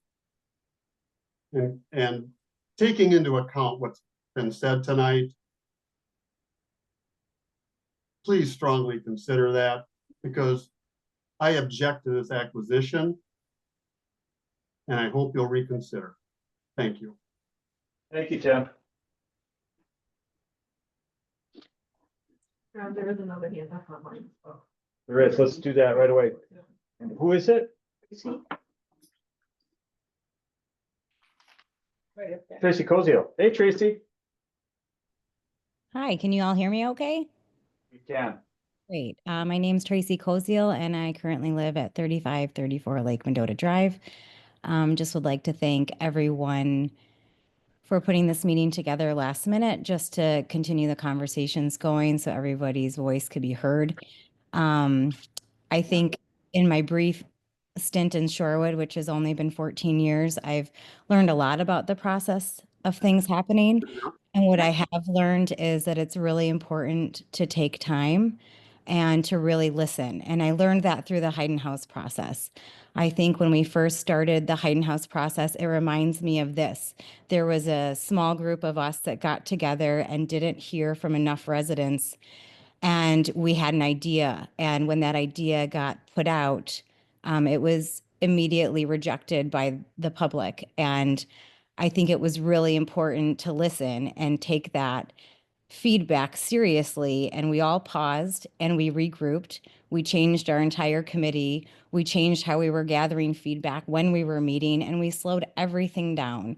And that whole process took 5 years. It took 5 years to build the Hayden House and that was just a renovation. That wasn't a new build. But I do think it taught me that it's really important in a village like ours to maintain community, to maintain respect, and to maintain our relationships. Sometimes we can't go full throttle. We need to pause, really listen, really process what everyone's saying. Everyone's coming from a different viewpoint. Everyone is going to have a differing opinion. There's a spectrum of opinions. You're going to have people in full agreement and full opposition, and then you're going to have this gray middle zone. And so I just don't think that saying yes to Logic next month makes sense, not because it's the wrong decision long term. I think it needs to slow down. I think what you're hearing from residents is, let's really evaluate all the options fairly side by side, put it on a platform where we can all visualize it a little bit more easily. Yes, I've read everything, but we're all busy and we're all scanning, and not a lot of us have time to take our microscopes out and read every line in all these documents. So just really straightforward comparisons of all of our options, all financial sides of them would be really beneficial and might get more support for or against Logic in just a clearer way. I just think you want to have more support with whatever decision you make. We don't get very loud in the village this scale often. And when we do, that means I think we're missing the mark. So that's all I kind of want to say about that. Thank you. Thanks, Tracy. Do we have another? Patrick Remington would like. Go ahead, Patrick. Good evening. Can you hear me okay? We can. Well, I could have just pushed record and taken what Tracy said and say ditto. I do think I've been, oh, by the way, Pat Remington, 1214 Dartmouth Road. I grew up at 1224 Dartmouth Road. I moved 2 houses down about 30 years ago, raised our 4 kids here. So, and I did serve in the village, both starting as a police and fire dispatcher. I lived for 2 months out of the year in the old fire station as during 5 or 6 years when I was in college and med school. And then I served on the Public Health and Safety Committee. I presided when people were trying to get rid of our fire department and EMS. Extremely difficult process. Took a long time. Gary Johnson was very involved in that. And that process, as Tracy said, was extremely important to listen, to take time, to be, really responsive to what the village wanted. And my comment on this process is when I began to hear about this, it was pretty clear to me that a decision had been made, or at least opinions had been formed. That's all I'll say. And then what I saw next was, let's listen to everybody to see what they think. But from my reading, not actually between the lines, reading the lines, is that it was more of a sales job for a decision that had been made than a true open discussion, which is, I'm coming in, I don't know what to do. Here are a couple of options. Can we get input from the village? Not just about the finances, but about the location, about, the need and all those other questions. And so I think by skipping that process and coming in with a pretty, again, it felt like a decision had been made. It felt like, and again, if the decision had been made, it felt like there were strong opinions in favor. And that just felt like the residents weren't involved. So at this point, I thought it would be cool for a second, just thinking about it. And then I said, wait a second, there's so many other questions I have. I'm not, on the board. I'm not active in village governance, but I just would like to see more deliberation, more thinking out loud, more consideration of the various options. Personally, I'd rather pay more for a better outcome than to pay less for what I think is a risky outcome. So, and again, I'll just end by thanking you for your incredible service. It's amazing. I don't know how you do what you do. But anything that's important is going to take a long time. And so this must be really important because it's taken a lot of your time, and I do appreciate that. Thanks so much. Thank you, Patrick. We do have another hand up online from Mary. Who is it? I'm sorry. Mary Fitzpatrick. Mary, ready to join us? Yeah. I hope you can hear me. This has in some ways already been said, but just as another resident, I'm at 3404 Tally Hill Lane. And I've been following this and reading all the documents, and again, full-time job, so difficult to keep up with everything. But I guess I'm struck by not just being a landlord for a restaurant and a daycare, but times of inoccupancy. If someone decides they can't make a go of it, these are, other people have brought this up, but they're high-risk businesses. And so I'm imagining during times like we have somebody for a couple of years and then they move out. And then we have a period of 18 months of inoccupancy or 6 months of inoccupancy, and somebody's got to figure out how to get another occupant in there. And that seems to me to be as much an issue as, dealing with just being a landlord. I'm also feeling like if the occupants are in arrears or not able to pay, like it feels like that would create a whole huge distraction for the village and the board. Like not just, just a big distraction that would be a distraction away from the rest of village business. So I came in well under 3 minutes. Awesome, Mary. Thanks for that. All right. Anyone else online? Julie? No, I have no. Okay. Bill?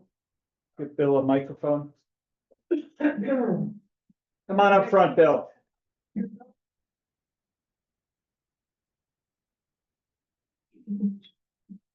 Just need to hold it up there. Thank you.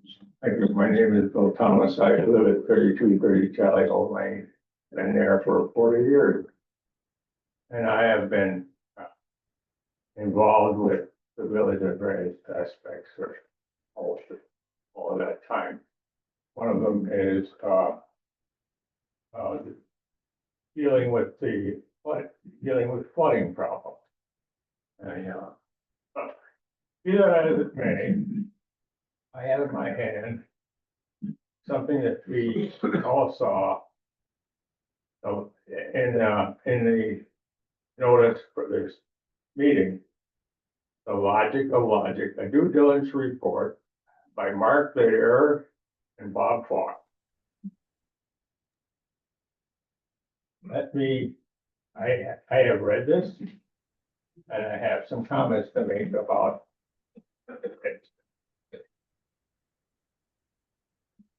The authors say they have concluded that the purchase of Logic will lead to multi-million-dollar savings to the village in the near term and will provide an opportunity for long-term revenue generation.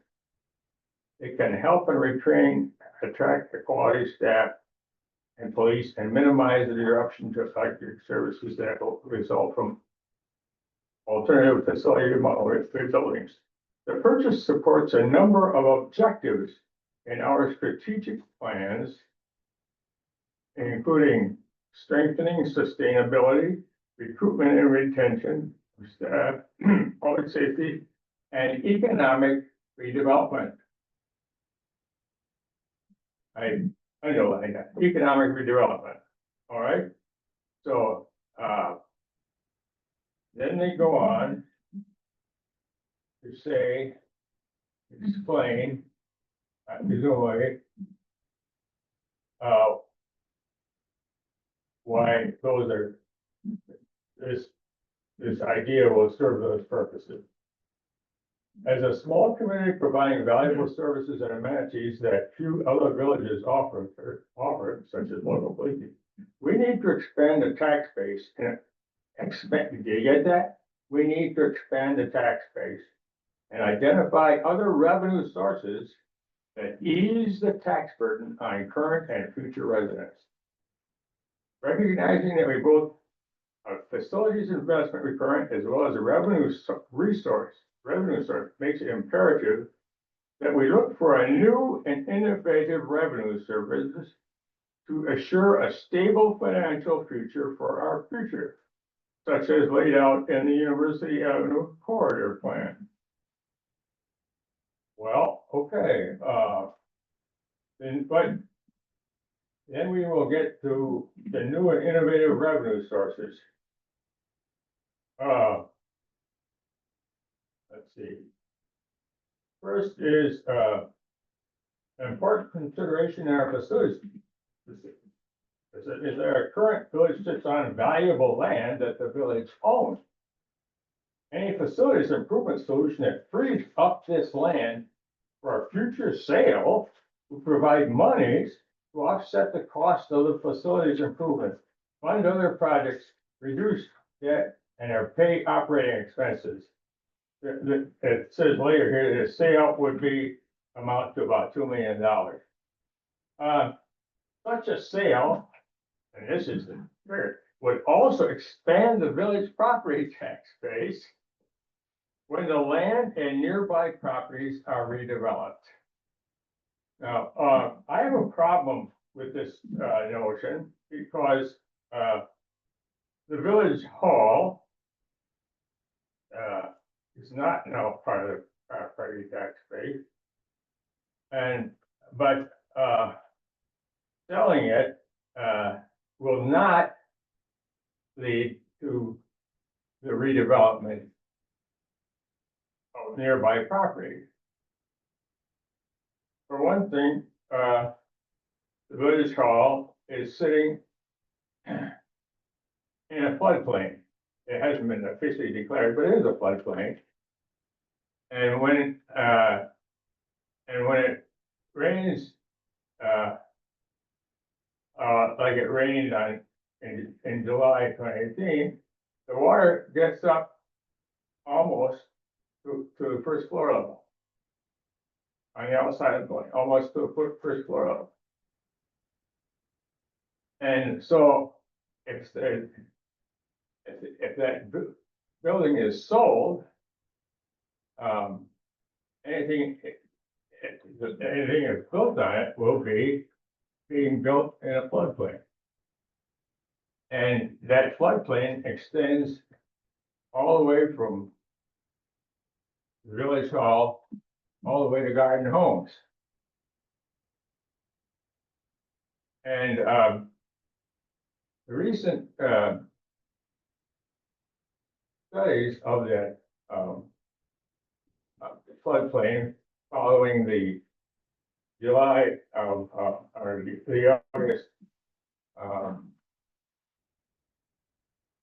flood problem is that land is in a position that it will flood to such an extent that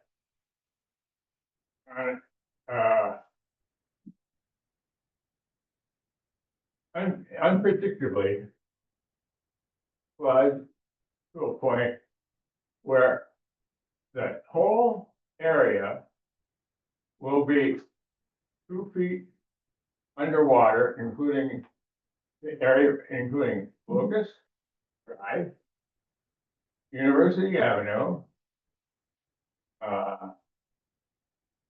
and all the way up here, and up here, and up here too, and it will get more than 3 feet deep at this intersection of Sherwood Boulevard and University Avenue, and it'll stay that way for at least an hour. And yet we have people saying that this is going to be a good place to have build some housing. We need more or some more businesses or more housing to pay our back, to contribute to their taxes. It ain't gonna happen.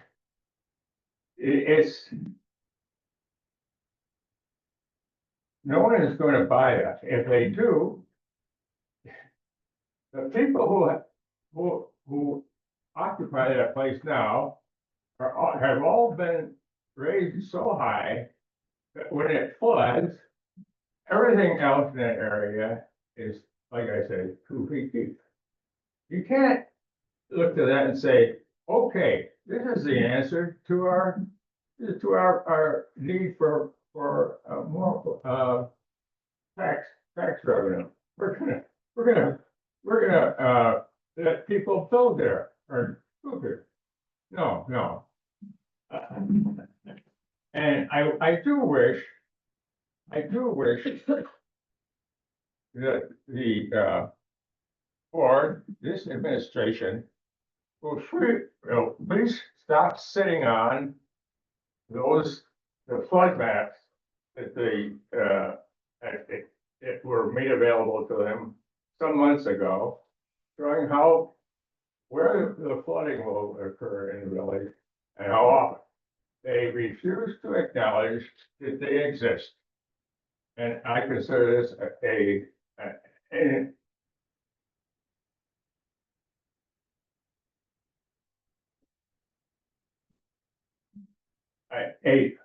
very dishonest thing to do. And the reason they don't do it is because they know it means that their idea of building developing that area was shown to be useless. So what I'm going to do is I'm going to make those flood maps available to everybody in the village. And it will show where the flooding will be, how deep it will be, And I'm going to also, share the information that can be found in a new, outfit called First Street. And First Street has in its database, it has for every house in the United States, it can tell you what the risk is of that house being flooded, how deep it will get, how often. And that information is available to everybody in this room. All you have to do is log on and you can look up your house and you're looking up your neighbor's house.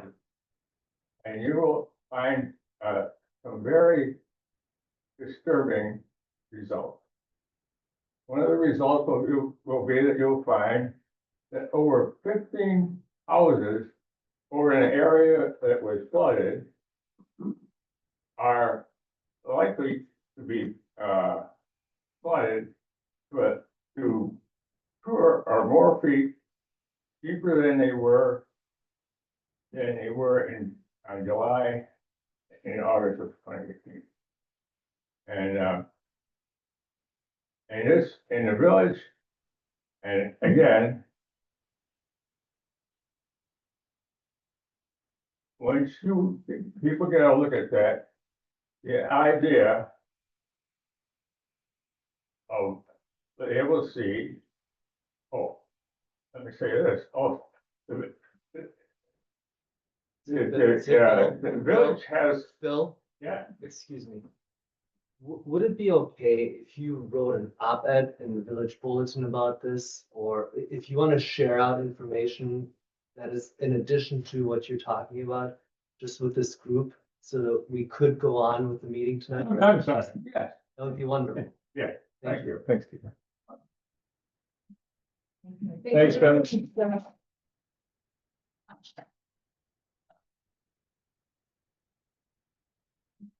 Okay, we've got someone online. And Alan Goldenberg have their hand up. Oh, Sarah and Alan, ready to join us? Good evening. Thank you, John, and the board. I wanted to thank everyone who has spoken. I appreciate your passion and your enthusiasm. And to borrow a phrase, I guess this is what democracy looks like. It's messy. And thank you to the board for persevering through it all, and to everyone who's in the room. I have a question, and it may well be answered later during the board's discussion of capital sources and needs. So I want to let you guys get to that. I'll be brief. I've heard a lot and I've read a lot, and there's a lot to digest. But one question that I haven't actually gotten or found an answer to yet, but maybe I haven't looked far enough, is if there is some other urgency driving this decision on logic other than village space needs.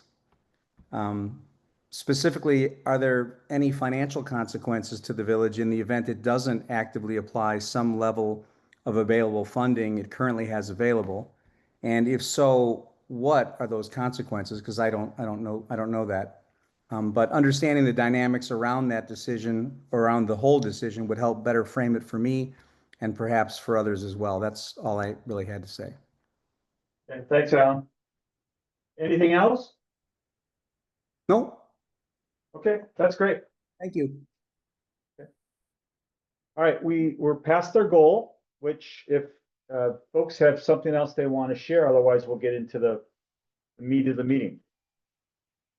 Any other comments people that really want to share before we move forward? 1 30-second comment. I don't even need the microphone. Yeah. David Upham, 905 Columbia. Go ahead, David. Brand new 5-year resident of the village, so I'm the newborn here. Thank you all again for your service to the board. It's tremendous work. I can't imagine the hours you're putting in. John, I apologize that you missed the first start of the Brewers game yesterday, though maybe it wasn't that bad. Yeah. And also want to thank you for waiting to take any votes. I looked at the agenda tonight. It doesn't seem that there's any votes that are scheduled tonight in the absence of trustee Alpick. That's right. just wanted to add my thanks for that in the interest of representative democracy to make sure that the entire board is here before any votes are taken. So thank you all. I think John's hand up in the back.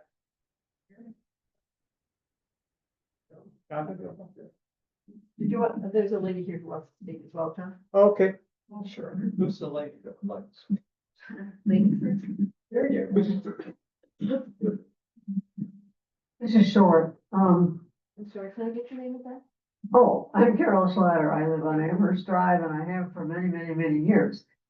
But my question is that we never got a discussion about the alternatives. And I was just wondering, I've gotten here, but I don't understand them. And I was just wondering at sometime we could have just a discussion of what they'll say. Thank you. Thanks, Carol. John, do you want to be the last person or do you? No, I want you to be the last person. I'm the last person? You're the last person. Okay. I'm John Taylor. God, there. Good. I'm John Taylor, and I have one point I want to make is no one's talked about the failure of Logic. You know, there was a group of people, they had a ton of money. They went out and did this model, three locations. They're gone. And it's because it didn't work. I remember the first day, and I only went there once to eat. I have a history of a hotel and restaurant management. Also had a deli that was sort of infamous. And, yeah. But so I have that in my background, and I walked in and I just went, oh, man, they're gonna fail. This is crazy. I mean, I just couldn't believe it. The use of space and whatever, and you know, it's this idea, this concept, and I thought, this is not Madison. I'm not sure where it is, but it's not Madison. It's just this space.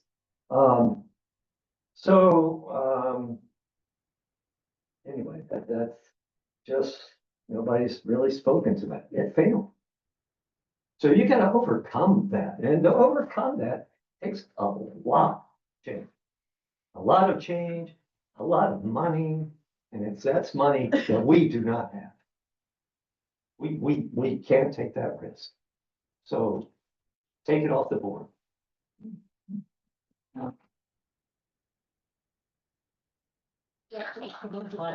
If somebody online. Carly has her hand up. Oh, Kate. Why should go for Kate? She's gonna be happy. Kate, let me go first.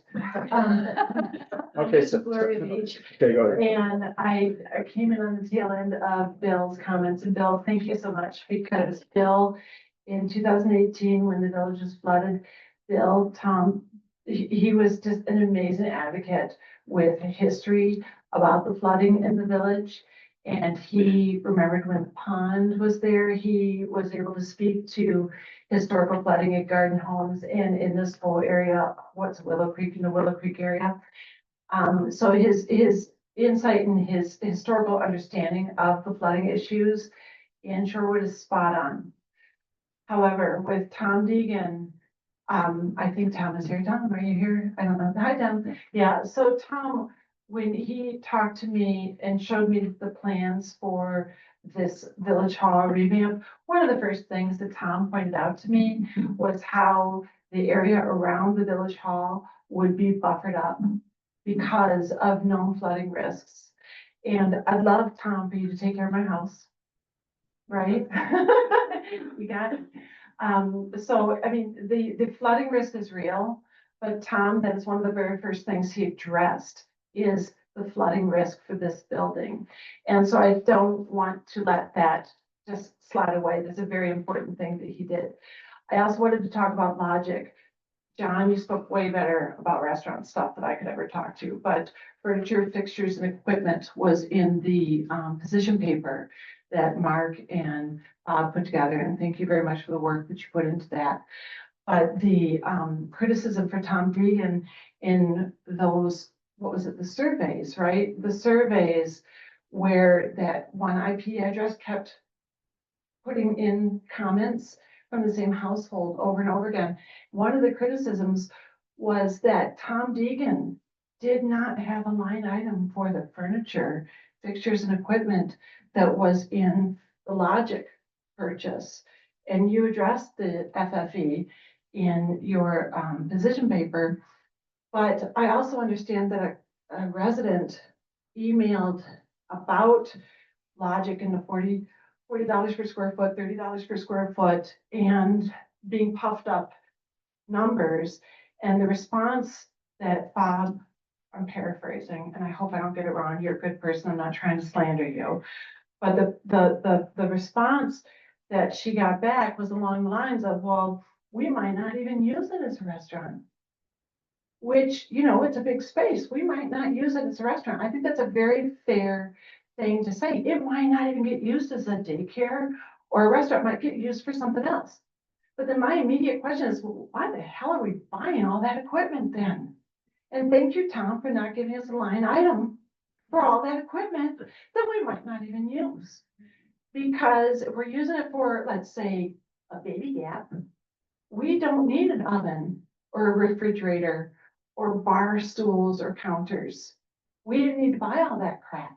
If we're just gonna sell it or put it away, put it out in the garbage, dispose of it. I don't know, we just don't need it. So I don't think it's being, I don't wanna say it's not being well thought out, because I know y'all are really intelligent and you put a lot of thinking into this. But it feels like there is a direction that this is going. And John, it feels like from day one, you were just on fire to get this Logic, and you're sending out people MailChimp emails, pro Logic, let's do it, let's get this done, which sounds a lot like those comments with that IP address, John. It does. It does. And it feels icky. It feels really icky. And it feels like a pressure point. It feels like we're really being pressured into this, and we're not given a fair opportunity to evaluate all options. When you're using your personal private email to send out business, village business, and no one else is given that opportunity, it doesn't feel okay. And it's not good governance. It's not above board. It is just icky. And I think we deserve more than that. Yeah. We still have Kate on the board? Yes, Kate has her hand up. Oh, yes, I'm here. Thank you. I don't think my video is working. Hi. Thank you. Sorry I can't be there in person, but happy for the chance to talk. I was there in person at your last meeting, which went till 1 or so in the morning, and that was the first time I'd come to a board meeting and stayed for the whole time. And I was there for what, 6 hours, and heard a lot of conversation. And there were 2 points that really stuck with me, and I want to mention them here to hope that maybe we could avoid these tonight when you have your discussion. Trustee Kate presented on Logic, and I thought that some of the board members were kind of dismissive of some of her statements. And then later, Trustee Shabnan made a correct point about something to do with the CSM, and she was dismissed until a gentleman in the audience said the same thing, at which point what he said was accepted by the board members who had dismissed Shabnan. I've asked around the neighborhood, is this common? Is it something to do with the gender of these trustees? And the general feeling around the village is, yes, many women have resigned from this board due to the treatment of women. And that is very concerning to me. I've set up with the scheduling of this meeting, Trustee Kate and Trustee Shabnan requested this. They requested on a date that everyone could make, and it ended up on a date that Kate couldn't make it. And then I look at the Logic, the the things online, and I don't see the presentation that Kate had in the meeting last time about logic. I don't see the memo that Shabnan wrote, but I do see a lot of other materials prepared by other trustees. And I'm starting to think that this is a pattern that other people in the village have seen. And it's concerning. There was an election in April, and I've heard women in the community say, I don't want to run because of this. And we have to fix that. Right. And none of you are doing this intentionally, but I want to bring it to your attention so you're aware of it. You're aware of the feeling in the community, and you can make an effort to be more inclusive, to hear all the voices, whether that's the written materials on the website or, you know, as trustees speak tonight. It's important. People are noticing. Thank you. Thank you, Kate.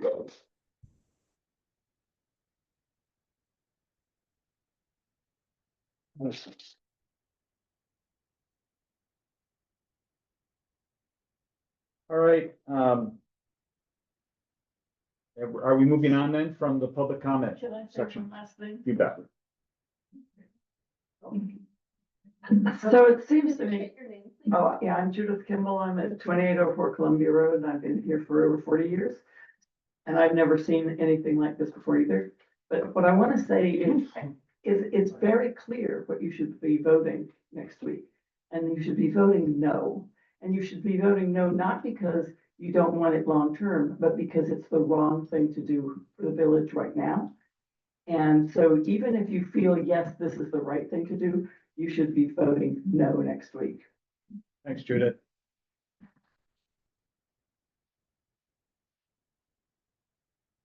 All right, I'm going to be bold and close the public session here at 9 o'clock. We got at 2 hours. And move to item 7, general business update and discussion on potential purchase of logic building and capital improvement plans, implementation, implications.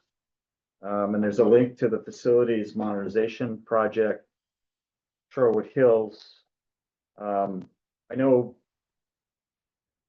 Bob and Mark, you know, I thought it would be helpful to kind of start with your process, just so the residents can hear firsthand what your thought process was in putting together what you did, maybe what some of your findings are.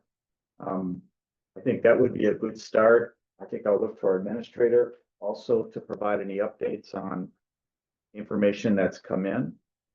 And then once we do that, maybe work our way around to all the trustees to get kind of their initial feedback.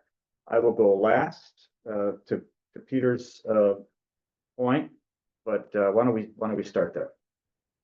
My suggestion before I speak to the issues, which I'm happy to do, is we have our police chief here. Okay. And a number of issues were raised by the residents with regard to space allocation on the second floor of the building. So I think as long as we've got her here, it would be great if she could speak to that. And I would also add Brian to that, because half of the space on that second floor will be taken by the police, half will be roughly taken up by administration. Yeah. So I think they need to speak. There is clearly a difference between Tom Deegan's space allocation, which he did by interviewing all the staff and came up with, this is what you've asked for. This is what you've requested of us. Okay.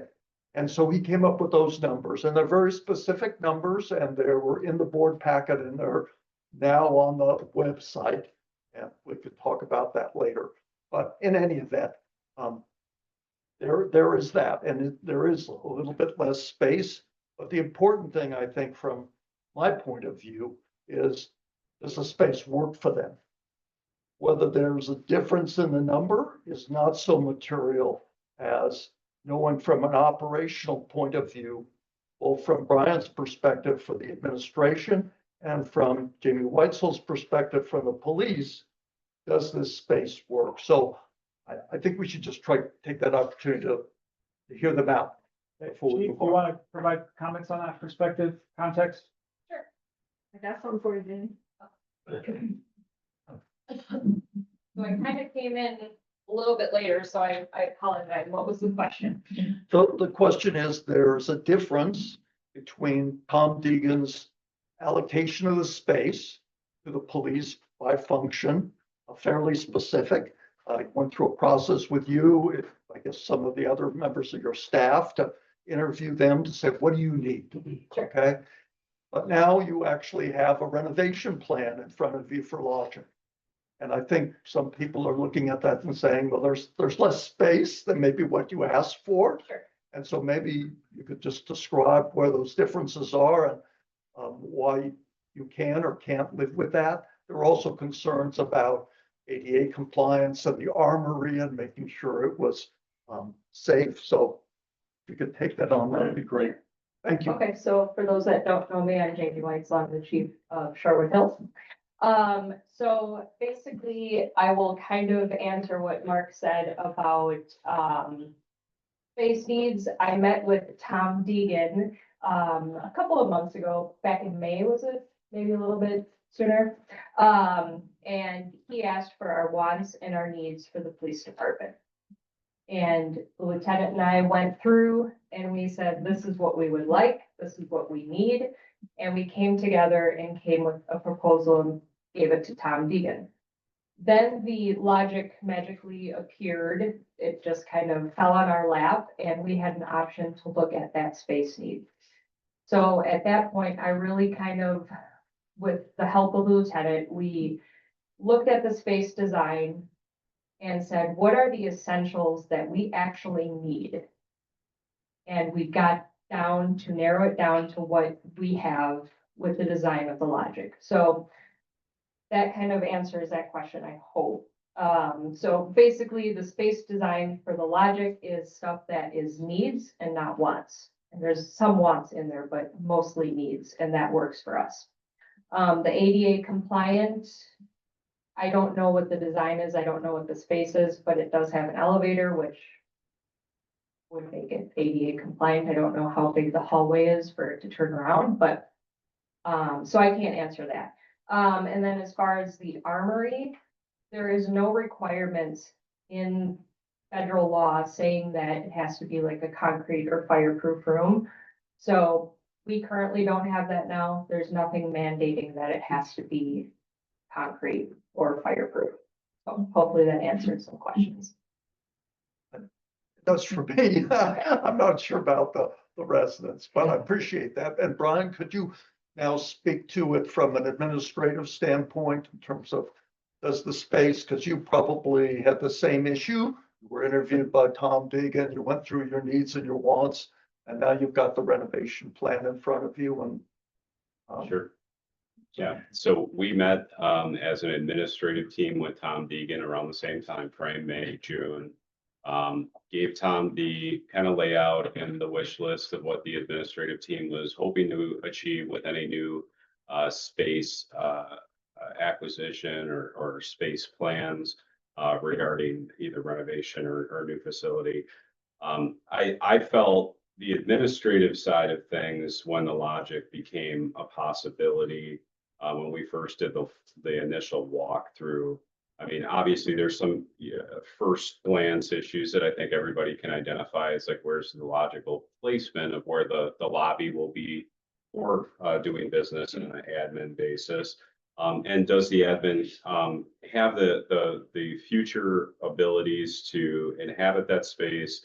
Is it a safe space? Is it able to do the daily and annual business that the administrative team needs to conduct to provide the quality of service that the Village of Sherwood Hills demands? In my estimation, and working with Sketchworks and working with our team that was kind of assigned to go through this process, I feel like this design accomplishes that. I think with any design, when you're given an outline that you need to make everything fit within, there's some compromises and there's some areas where I wish we could maybe do things a little differently. I don't know at the end of the day that we're 100% even married to the plan that was distributed to the board for review, but it was a plan that could provide us with an opportunity to take over the facility on a timeline and what was doable within our budget. So from my point of view right now, this accomplishes the needs of the village administrative office staff. We can offer the same level of service that the residents expect on a annual basis right now within this new facility. Yes, it's in a different location of the village. I can't control some of those factors, but I can say confidently right now, the designs that we have will accommodate the needs of the admin team as currently outlined. All right, so let me pick up on that then and talk about where Bob and I were coming from in this whole process. I know all this seems like it's new to you, but it's not new to me sitting 10 years on the board. Logic is definitely new, but facilities have been on the agenda forever. And the board has been trying to prioritize that and develop a plan, but it's hard, okay? We only have 2 real buildings where we can do anything, right? 2 sites, the Public Works Building, referred to as fire station sometimes, and Village Hall.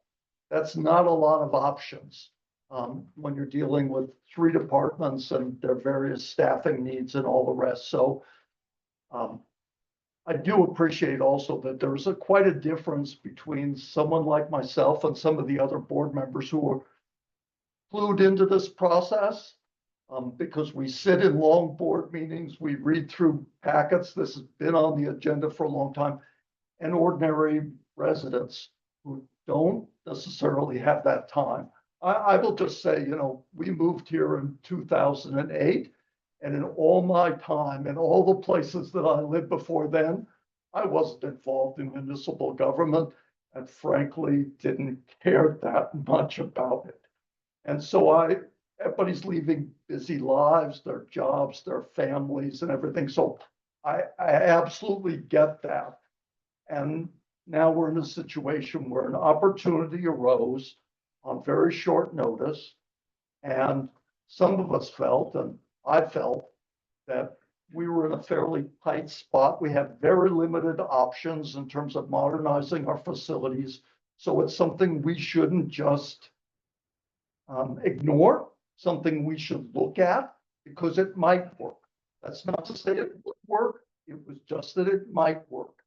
And I think Bob felt the same way. And so we set about in a process which we felt was balanced and informed to make an assessment, not only of logic, but the alternatives. Because one of the things I was struck by in the first meeting or two, once the board had disclosed the fact that we had now made an offer on logic conditional to the 90 days, was a lot of quick reaction, strong reaction from the public, but not necessarily informed reaction because frankly, we weren't informed ourselves. So it's not at all surprising, nor all the information that had been coming for months, actually a couple of years from FGMA, who we hired to do a very thorough assessment of the facilities, followed by the work that Tom Deegan had done. That has all been discussed on multiple occasions at the board level. But again, it gets buried in 200-page plus packets. And I'm not surprised that a lot of people just feel overwhelmed now with this information coming at this point in the juncture. The process with logic in terms of getting appraisals, getting building inspections, all that stuff takes time. Bob and I would have preferred we could have issued our report as it is a month ago, 60 days ago, but we didn't have the information ourselves. We had a lot of blank lines. We were filling it in.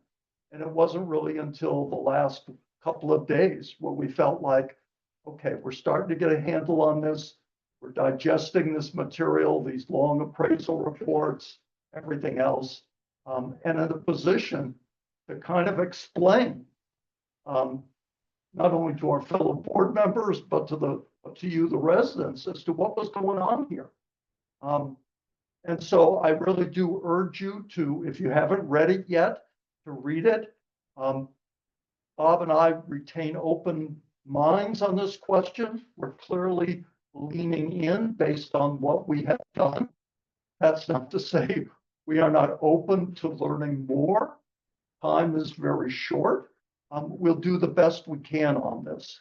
But I really urge you, as you read through it and you start to focus on these issues, don't just look at logic, look at the alternatives that Tom Deegan has put together, which is essentially what we've summarized in our report, because those alternatives to us look far more expensive, have more disruption, and foreclose some redevelopment opportunities that we have with respect to this building. So it wasn't a snap judgment on our part. This is something that he and I have gone back on for weeks. And this is the product of kind of where we stand right now. But we are open to hearing from you and comments, whether from the board or from the residents. One thing I will say about that I find helpful was if you send me an email that just says, I hate logic, no to logic, it's not very helpful to me. It gives me a little piece of information, but it doesn't give me a lot of information. And my responsibility, I feel, as a trustee in this matter is to act in the best interest of the village. Okay?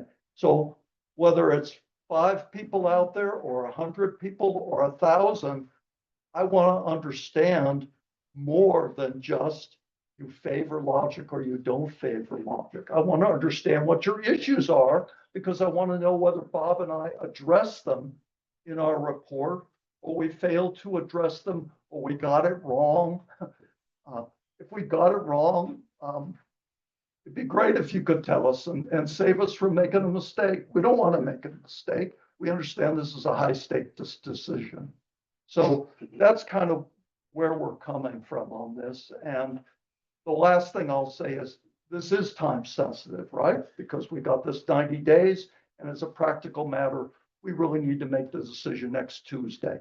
And that's in part because of the way the offer was conditioned, but even more so because of the budgetary calendar that the state imposes in terms of the deadlines to preparing our budget. There has been the suggestion, more than a suggestion, of petitions circulated, signed by many people asking us to delay.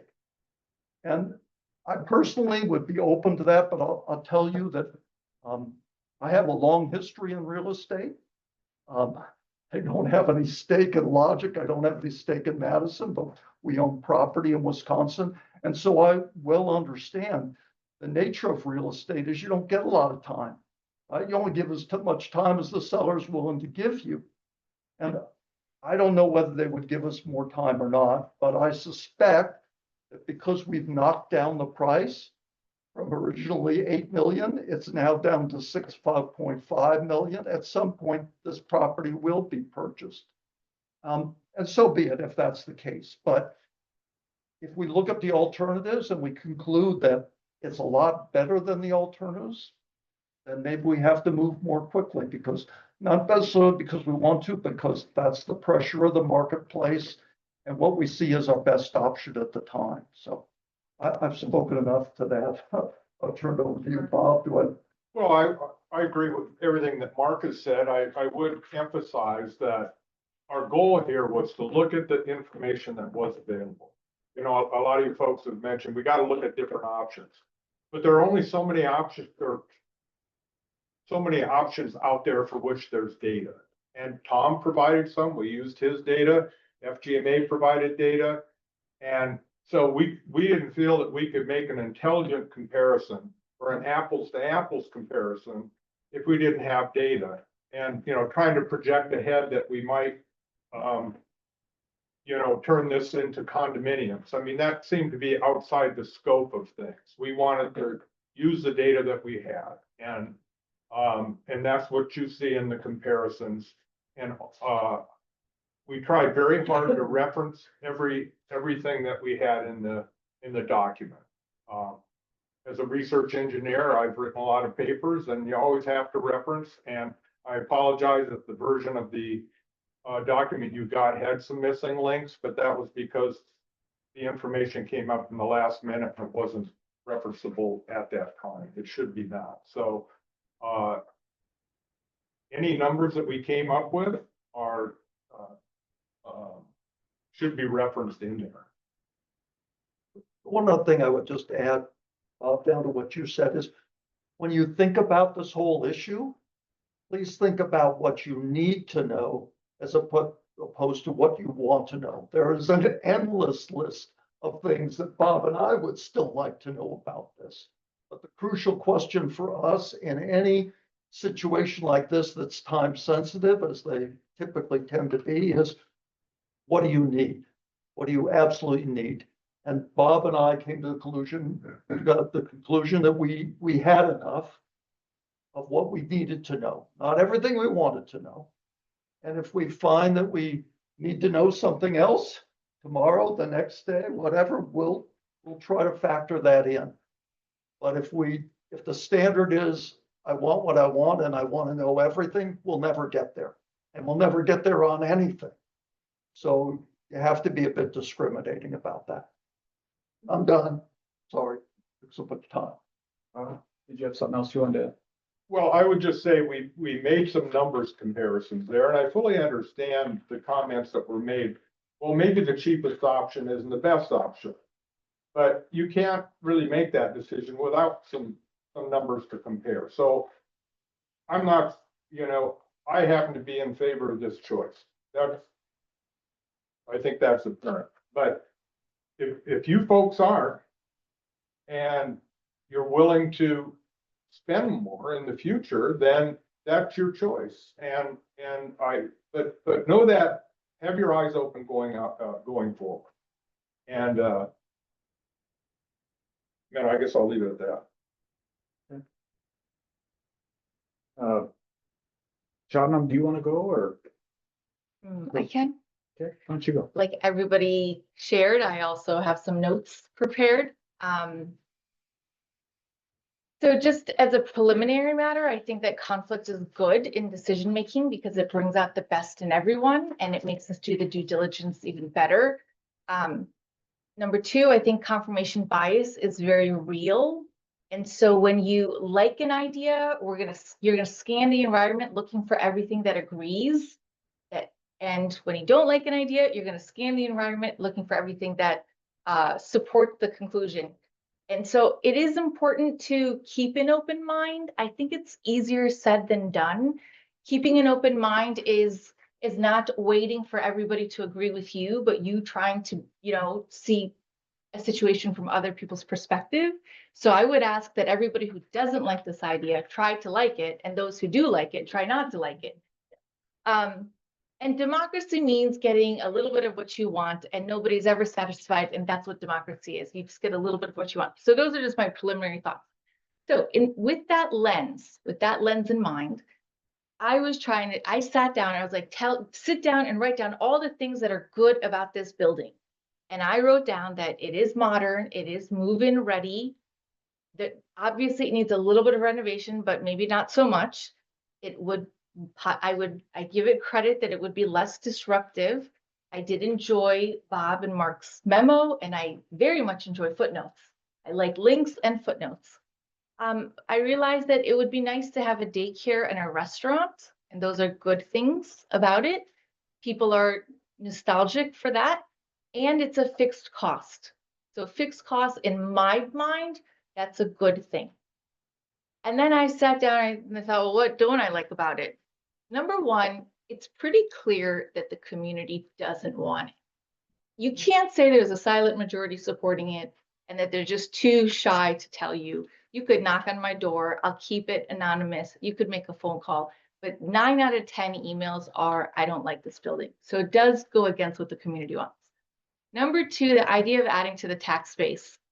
I've been supportive of this idea that like if you sell Village Hall and, but then I thought, if you put in condos, how much of that $10 million valuation does it actually add to the tax base? And it's like $50,000 or $100,000. So do you spend $10 million or $6 million for that amount of a return. And I think the return takes 100 years. So that was my issue. It would make sense to add to the tax base if like we're renovating DPW and this would be like a free, hey, we're gonna get money out of this, but it's not gonna cost much.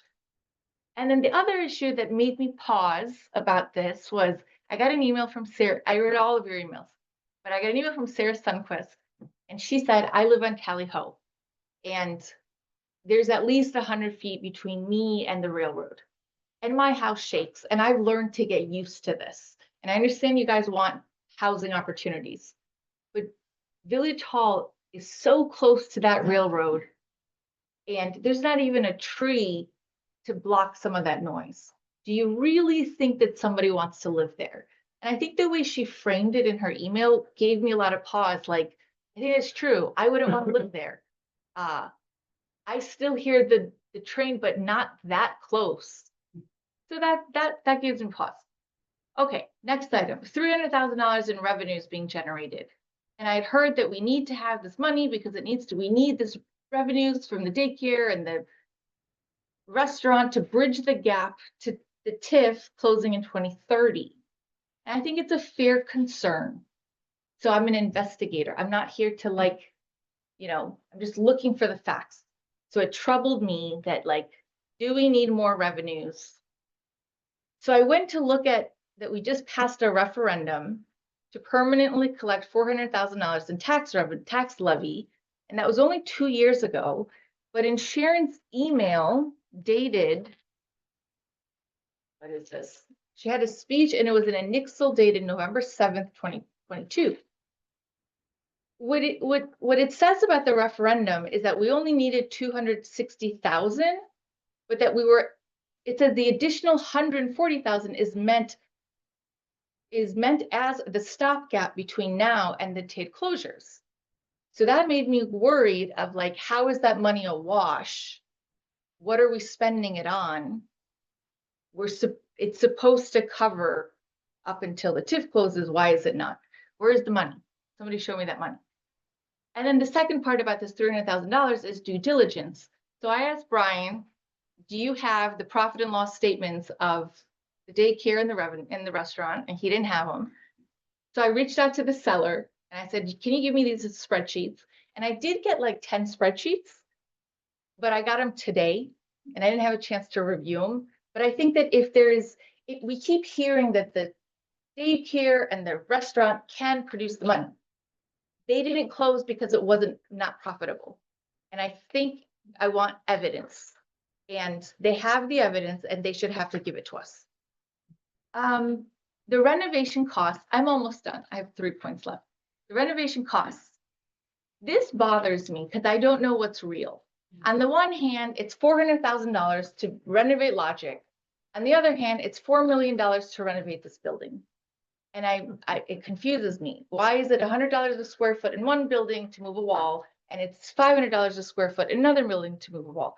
There could be some explanation, but I just think that the difference between these numbers is just too extreme. Maybe the 400,000, 500,000 in renovation should be like $1 million. Yeah. And that 4 million for this building should be like 3 million. Something is off. Comprehensive plan, that keeps coming up, and that confuses me because there was a time where we said moving Village Hall to DPW was necessary to move it to the heart of the village, but we're not moving it to the heart of the village. So I don't understand. I'm welcome to be educated. You can educate me. How does this work with the comprehensive plan? Because we were supposed to go to the other side of the railroad tracks and we're not. And then finally, my last comment. I kept thinking like, does it really, really, really, truly meet our needs? Because I think the real need that's clear in all of our documents is the DPW building. Yes. So Terry wrote a wonderful email about running wires, the extension cords, that it's so difficult for DPW to work in that building. The pool building, and something that 20 years that keeps coming up.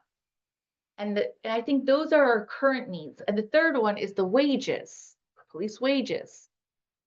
And I think that this could be a good move, but maybe it's not the right time for the current need. And as an analogy, I think it's like trying to buy snow tires in July because they're 40% off, but the car battery doesn't work and we don't have AC, haven't had it for years. And Terry is giving a jump start every day because the battery is dead. So to me, snow tires are good and they're 40% off and they're gonna come with the installation and it's good. But the battery of the car to me is DPW. And the AC analogy is the pool building. You could just live without it. But at some point, people are gonna start saying, I wanna go on the Madison bus because this is just not working for me anymore. And if we're gonna spend money, first give me the money for the pool and the recreation and the wages and the DPW building, and then we'll talk about, then this one can be next. I don't have anything else. Thanks, Shabnam. And we'll go to Carol next. But Mark and Brian, we'll probably want to just talk about the referendum implications a little bit. Shabnam raised them. I think it would be good to just speak to it from your perspective. The operating budget. Referendum, sure, I can do that. So at the end of last year, where do I start? The general fund, right? That's the main fund of the village, the checking account of the village, you will. And in that account, we have what we call an unassigned fund balance. This is our rainy day fund. It's our working capital and so on. So we always like to keep that number, the value in that unassigned fund balance, in the range of 15 to 25% over our operating budget, right? To provide a cushion because things come up and we need working capital. So at the end of last year, that number, have it here somewhere. That number was about 33% of our operating budget. So we actually were above our range, which is good. We had a surplus there. So that's good because we are under levy limits, as you probably all heard. And the amount that we will be able to assess and beyond what we assessed in the prior year is probably $10,000-$20,000 max. And it's a small fraction of what CPI is increasing. So we are going to be under continuing pressure to try to balance our operating budget as we are required to do by state law. Okay, so we hired a firm, we retained a firm called Ehlers, which is a major financial consulting firm in Wisconsin. And they came in and made a presentation to the board back in July. It's another document buried in the board packet. But they made projections for us. They worked with the staff and they made projections. And what they projected was about $139,000 deficit in 2026, that is next year, based on levy limits. Okay, so the issue arises: how are we going to close the deficit in next year's budget? And the staff is still working on that. The finance committee will be meeting with the staff come Tuesday to talk about this issue. But the plan would be to use some of this, if you will, excess fund balance, which we can do in 2026 to cover the deficit, whatever that might be. The problem, though, rears its head again in 27, 28, 29, 30, because you're in a permanent situation where there's basically no net new construction or minimal net new construction in the village, right? Not a lot going on University Avenue. And as a result of that, the amount that we can increase the levy limit by law is far less than CPI. So every year we get further and further behind and we have to struggle to close the operating budget. So that's the challenge, and that's what we will be talking about in Finance Committee and talking about with the staff.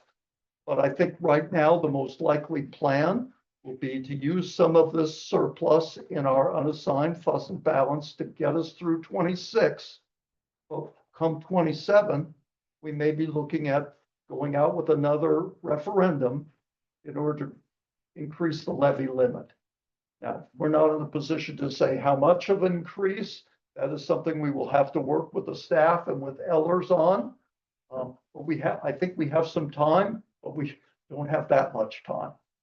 Because a referendum, if we decided to hold a referendum, that would apply to the 2027 tax levy, it would have to be held in June, which means we've got maybe 6 months here to get ourselves up to speed as to what we need and to spend time with the board as well as with the residents to understand more fully what the issues are. But in a snapshot, that's kind of where we are.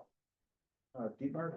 Yeah, just Mark, I think it'd be important for folks that don't live in this world day in and day out, for you to maybe explain the difference and how it is viewed, the operating budget and the capital improvement plan, and how those correlate and how those comport to the levy limits that you just mentioned. I think that's an important connection to make. Because listening to what you just said, I was an honest, like, that makes zero sense. Why are we spending dollars on potential facilities when we don't have the money to operate? So maybe that insight would be helpful. I can do that. So the village is very strong financially in the sense that it's an extremely strong balance sheet. Okay, we're AAA, which is like having a 700 FICO score. We're right up there. We borrow with the lowest possible market rate for municipalities. It's all fantastic.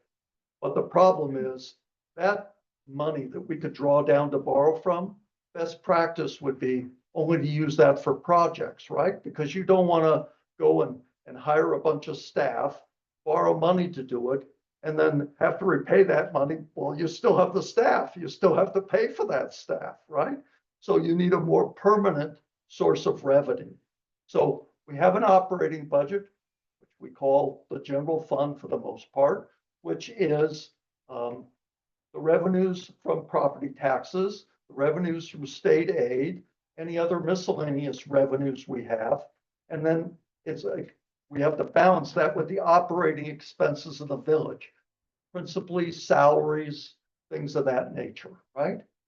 So when we have to raise money to pay for operating expenses, we're going to have to raise revenue to do that. And the sources of revenue, as I say, are pretty limited. Most of it is through property taxes. But the state has imposed levy limits, which basically says you can't raise property taxes any more than the net new construction that's occurring in your village. So if you got a new building that's erected on University Avenue, you can raise your taxes, your levy limits, to account for that increase in the value of the village. But if you don't have net new construction or it's minimal, then you got to go to the voters and you got to ask the voters to increase the property taxes that can be raised. So that's the situation we're in. And so it's kind of like the difference between an income statement and a balance sheet. You can have a great balance sheet and have very little debt. But if you look at your income statement and you're only making a very small amount of money each year and you're just breaking even, well, you got a problem. And we don't want to solve that problem by borrowing money to do it, because it would put us in a terrible fiscal bind as we continue to have higher and higher operating expenses that we have to fund with more and more borrowed money. So that's the kind of the crux of it. And we will be talking about this for the coming months as we get through the logic and we get through these issues. Then this is kind of the next thing on the finance agenda. Thanks, Mark. Shabna. So I would love it if the finance committee can look at this, and I would like to come to discuss this. If I'm wrong, I want to understand more, but we vote to approve RFPs for $20,000, $30,000, $40,000, $50,000, and all of that money comes out of the operating account. And we say, because I read the meeting minutes, we have the money. So we should not spend the money and then say we're broke. It's like, everybody's got to chip in, we need groceries, but then we don't buy the groceries and we do a home renovation. There's something off. There's just something off here. We spend the money that is supposed to be used for wages. We spend that money from the operating account. We don't, when we're given an RFP, nobody tells us, can we afford it or not? We just say, well, the money's there. And the other thing is, for 3 or 4 years, we've had so much unemployment. There's so much police turnover. It's always the DPW is short-staffed. So there has to be more savings from the lack of employees, salaries. So I think we're spending the money out of the operating account unwisely. Depends on the nature of the expense. If it's a capital expense, if we're buying Logic, right, we're buying that out of the capital budget and we're financing it rather than spending property taxes to buy that building, okay? If we're buying a truck, okay, that's a capital expense. We're borrowing for that truck and paying it off over time, okay? But if we're hiring somebody and we're doing salaries, if we're asking a consultant to come in and do a couple of weeks study for us, well, that's not a capital expense. That's an operating expense. And it's going to have to rely on property taxes and shared revenues from the state and whatever else we have in the operating budget to do it. So you really have to get into this concept. And I understand municipal accounting is a little different than most of the accounting. It's not like household accounting. It's not like corporate accounting. And those are the things we're usually familiar with. But it's this concept of funds, and in particular, your operating funds and your capital. Mark, it's just a very simple question that I think might help clear up the capital and the operating. How do you pay off the capital debt? The capital debt is paid off of property taxes is the main source by which that debt is paid off. So when you get your tax bill, okay, part of what you're paying in taxes goes to pay the operating budget, and that's subject to levy limits. Part of your tax bill is debt to pay the debt service, to pay the principal and interest that the village pays every year on the outstanding debt. Okay, that is not subject to levy limits. So when we send you your tax bill, we don't break it out that way. When you see your tax bill, you see, oh, it's so much for Shorewood taxes, so much for the schools, so much for MATC, okay? But that's one way you can categorize your tax bill, right? But the other way you can look at it is to say, take that Shorewood piece, and let's say the Shorewood component, which is what, about 27% of your tax bill, your property tax bill, is for Shorewood, right? The majority of it is to pay the schools, it's to pay MATC and so on. But of that 27%, that can also be subdivided, right?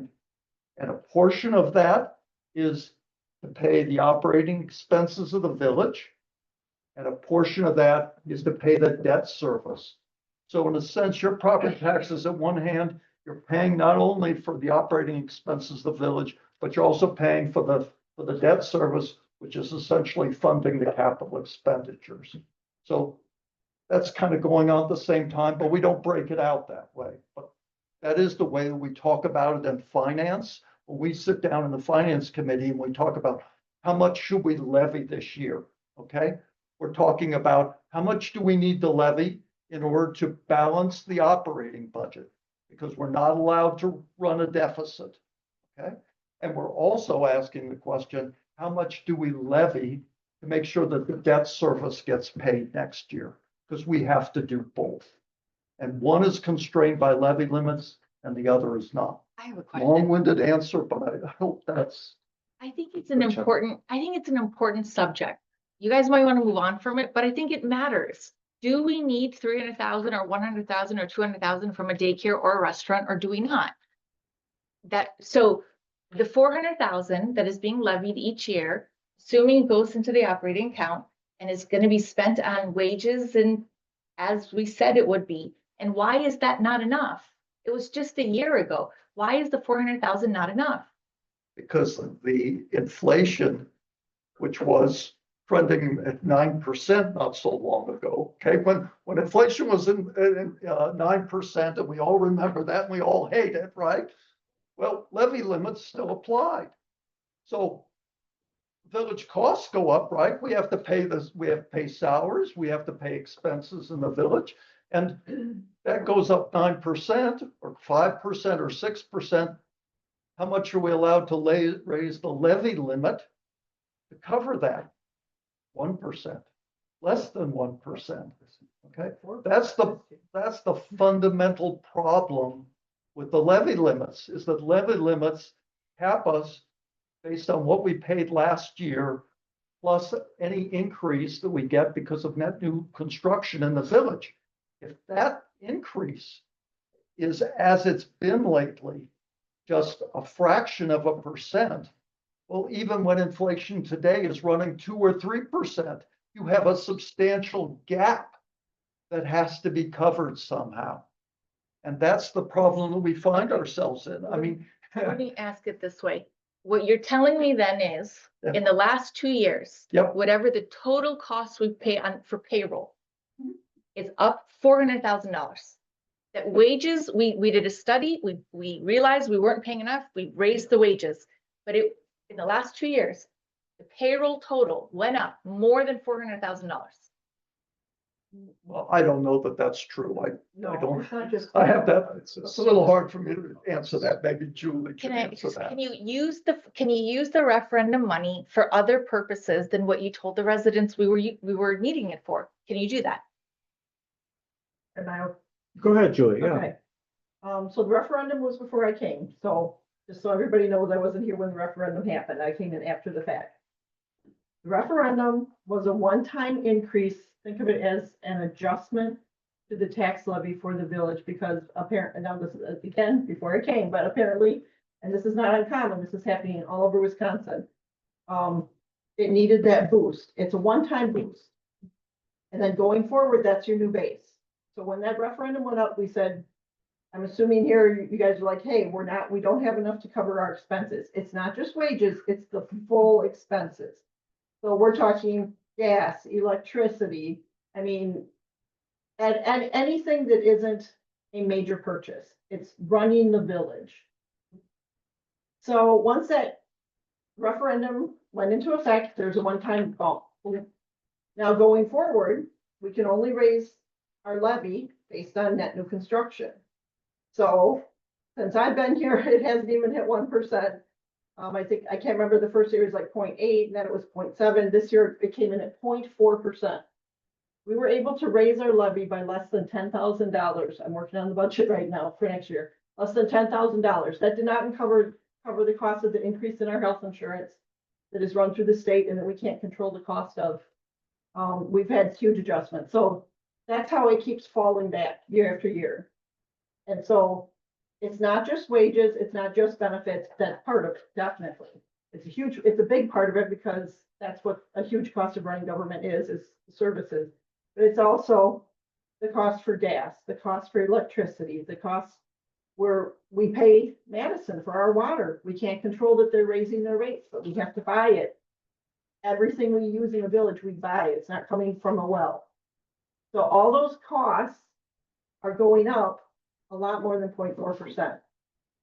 So I'd have to look at the exact details to give you specifically what it was spent on, but it's spent on the operation of the village. And I can very easily see how in a couple of years, because we have no growth, that it could have easily been swallowed up, especially if it was an adjustment for prior shortfalls. And I just want to add that every municipality in Wisconsin is in this bind. We aren't unique in any way about this. That is true. At all my trainings, it's a constant struggle, and it has been for the last at least 15 years.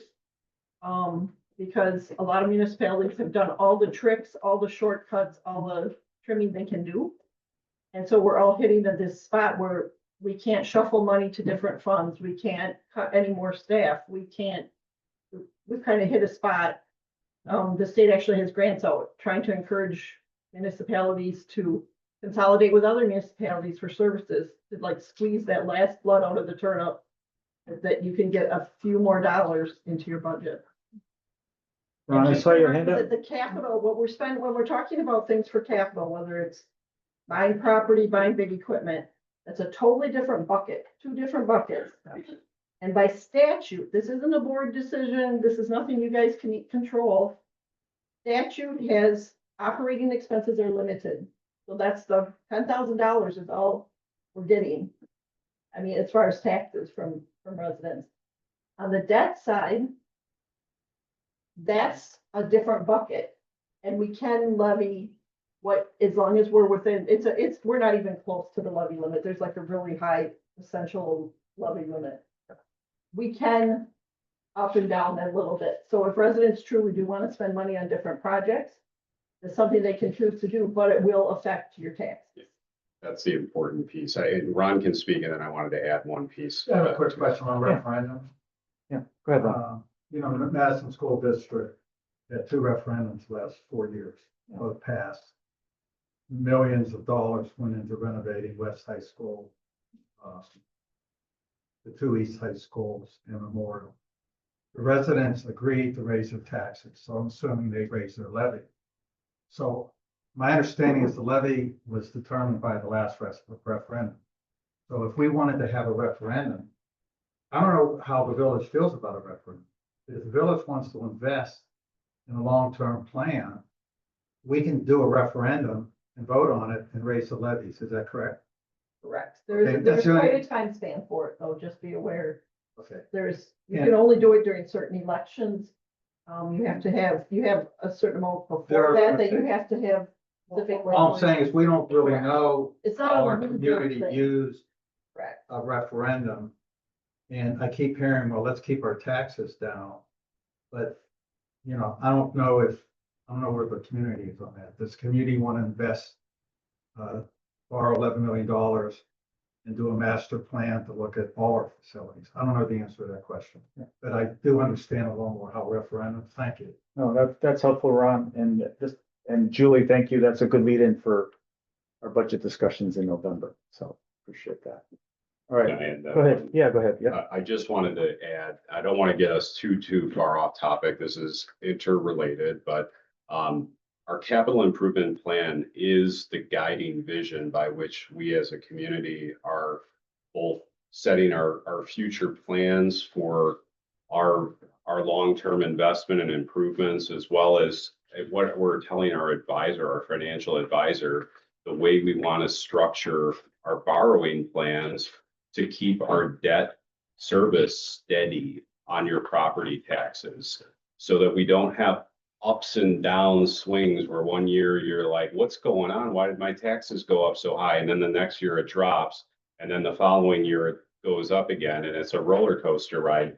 We've tried to set up a plan that allows for the debt borrowing and our repayment plans to allow for your property taxes to be a steady increase. So where I'm going with this, the logic came in and fit inside the parameters of what the village board had the capacity to do based on our upcoming borrowing needs in 2026.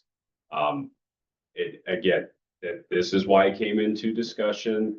Our prior plans that we ran into all exceeded the capacity for what we had to spend to allow for people to have a steady property tax increase next year due to the debt service. If the village does not want to go forward with logic, we can certainly go back to the drawing board, but if we put in additional dollars into the capital improvement plan that deviates from our steady borrowing approach, it's either going to have to come at the compromise of removing things off the plan that are otherwise being looked at as needs, or we're going to have to ask the property owners, are you willing to endure what's going to be a larger ask in the form of property tax repayments to cover the vision of the village hall project or insert project that you are looking to see accomplished? Because right now, we cannot afford to do any of the alternative options that we have been given. This year. Correct. And This year. not just this year. But like going forward too, like if you extrapolate in the average cost of inflationary increases for construction, it's going up faster than what our CIP has the abilities to incorporate into without an ask of additional dollars from residents to cover that. So this is part and parcel of the difficult discussion and the difficult challenges that the board has in front of it right now. And I know we have not had the opportunity to really do a thorough explanation of this in a public session based on timelines and the crunch that we are under to make decisions on this front before the close of this year. But hopefully you have a little bit better understanding that this is more involved than just saying, kick the can down the road, let's just delay it to next year. One other piece on this delay with Logic that I want to say, with the closing with a public-private entity arrangement, like the Logic currently is being a private entity, they are paying taxes. If we delayed this purchase into 2026, which people are saying, delay it. If we acquire the property in 2026, the share of the property taxes would be proportionately owed by the village to fulfill what they are on the tax rolls for their portion of their 2026 tax bill, which I don't quote me, I want to say it was like 90-ish thousand, money that I don't have in our budget based on what we're talking about right now to cover without dipping further into our reserves, hence the issue of the timing being so important. Right, it would probably be part of the closing cost, but it would add at least another 100,000, I believe. 100,000.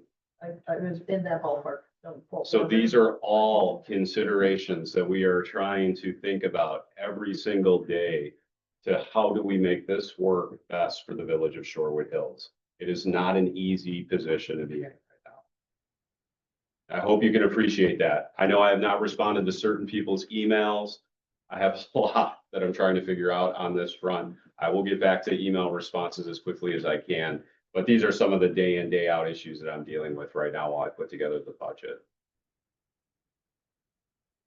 That was a good. Yeah. Sure.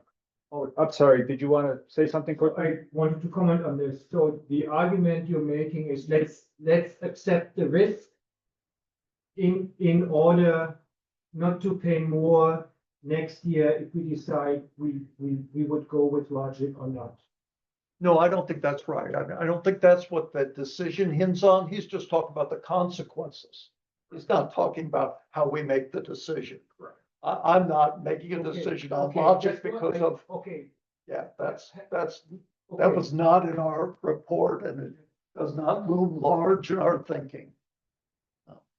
Here, I want to give you an opportunity to provide some comments and All right. reactions. So I think the discussion about the budget, borrowing budget, the operating budget is really germane, but the comments that I wrote out here have more specifically to do with Logic because that's the thread we were on. So I did vote to extend the offer on Logic.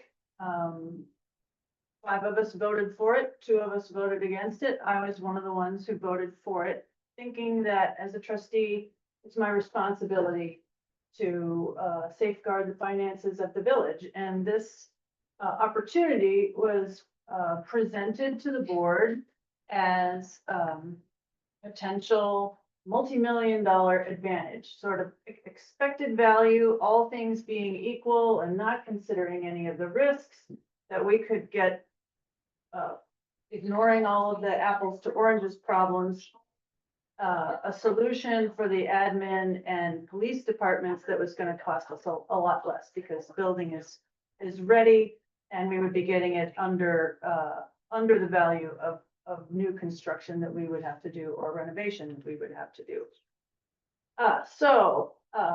Then the exploration began, the due diligence, offer was made public and we began to get comments, and we had a village hall or a town hall. And we've since then had a board meeting and many, many emails. And I began to hear about the location in terms of traffic, which anybody who's driven through there understands. It's not just about counts, it's about congestion at particular points. It's also, I think, about the difficulty, if you're driving, of all the different modes of transportation going through there, which we love, but which always makes people a little nervous about turning left, I think, and that's part of the traffic. I think, you know, the fact that it's not really move-in ready quite. The suitability of the space is not perfect. Perhaps one of the biggest concerns that I have, in addition to the ones already mentioned, is just the boardroom, the size of the boardroom, where we have our democracy. You know, when we get together, when we talk, when we vote, you know, this is where we come. It's a bigger room, and I don't really know that we had a plan to fix that. It's not central to the village in terms of being far from the DPW, far from the school, far from the Hayden House, the other places where the village life happens. And I understand comments also of some residents who feel like it's not on brand, and that's kind of ineffable, but I get it. Here at the village hall, we got this nice wooden building. It's all landscaped by our forester. It's comfortable, familiar. We like it here. And the Logic building is very different. Other considerations that people have warned about in many different ways and in many different levels of detail is the risk. And I think the risk is really poorly characterized. I think we don't know about all the kinds of risk. Some were just brought up lately relating to having daycare and police in the same building. And these are the unknown unknowns. I think I brought that up at our last board meeting, because we are not experts in commercial real estate. We don't live in this, at least I'm not, certainly. I don't live in this world. I don't know where all the potholes are. So for me, this is a serious problem, trying to evaluate. And I've been talking to a few residents who do due diligence for a living, who evaluate the risk in investment proposals, including real estate, for a living. And there are a number of reasons why we probably should have had a buyer's agent producing a regular due diligence for us with all of these risks covered. And I know that some of that is in the appraisal, but it's not in a formalized way. I don't know. It doesn't seem to me that all of the elements of a risk of a due diligence are there. Referendum. I don't see how we can avoid a referendum, even if we bought Logic and everything turned out exactly the way that we wanted.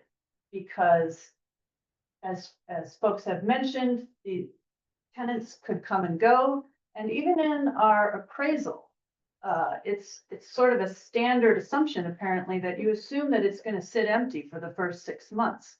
And the appraiser totaled up what that was going to cost us. And I believe it was on the order of $40,000, or perhaps I even got an order of magnitude wrong. It might have been 400,000. I'm ashamed to say, I don't know what it is, but there is a carrying cost of having it empty. And I am unaware if you can pin a municipal budget on the reliability of revenues that in any given month may or may not be coming in. So given the timing of everything, I don't see how we could avoid a referendum. And referendum was very close last time, and within just a millimeter of failing. And I think that's why we've been averse to the idea. It takes a lot of oxygen. It's difficult to produce. It takes a lot of staff time, and there's no guarantee that it will pass. But I think that everyone who is attending to these problems needs to think seriously about the possibility of needing a referendum, no matter what. To summarize, I think, or next to summarize, I have been to a couple of really new and beautiful facilities in municipalities nearby here. I've been to the police and safety, I think it's police and fire in McFarland, and I've been to the library in Verona. And these are beautiful, sparkly, state-of-the-art, sustainable, and it's so exciting to see how they did it. And when we began with the FPM process and thinking about facilities, I wanted to be grand, to have this new building where the firehouse is, and to have a balcony, and it's just fantastic. But the more we look at the problem, I think the more we see that we are a really small municipality. We are so much smaller than those other towns. We just don't have a lot of money to spend. And I think we're going to have to be laser focused on not on making something spiffy and lovely, but on fixing things up so it works. So I've learned a lot in this process so far, a very lot. It's been a very bumpy process. It's been very stressful for a lot of people. And I want to acknowledge to everyone that we're hearing that you're not satisfied with the process. And surely it could have been done better. And we need to keep working on it because our facilities problem is not going to go away. We need more deliberation. It's too soon, as in the results of the petition. That was the main focus of the petition. It's too soon, enough said. And so that's where I stand. I can't vote for this the way things stand now, and it's only till Tuesday. So that's where I am. Thanks for that, Carol. Appreciate that. Emer, do you want to add some things? Well, hi, everybody. It's a little after 10 o'clock. Thanks for sticking around. I'm Dietmar. See you all. It's been an interesting evening, and I guess I want to clarify a couple of things here. Carol and I called this meeting, and we called this meeting with a purpose. I'm sorry that Kate couldn't attend. That's just a function of schedule and availability. We called the meeting with the purpose to gain an update, not only for us, but also for our constituents, right? And I think that time was necessary and needed. And I think this is part of maybe reflecting back where some of the schedule coordination between 7 board members and staff and availability of information kind of conflicts. So again, Kate, if you're watching, I'm sorry I can't be here today. We're certainly not taking any action, but we're getting an update, right? And you guys are all getting an update, and you're all voicing your concerns again, or your support, whatever camp you're in.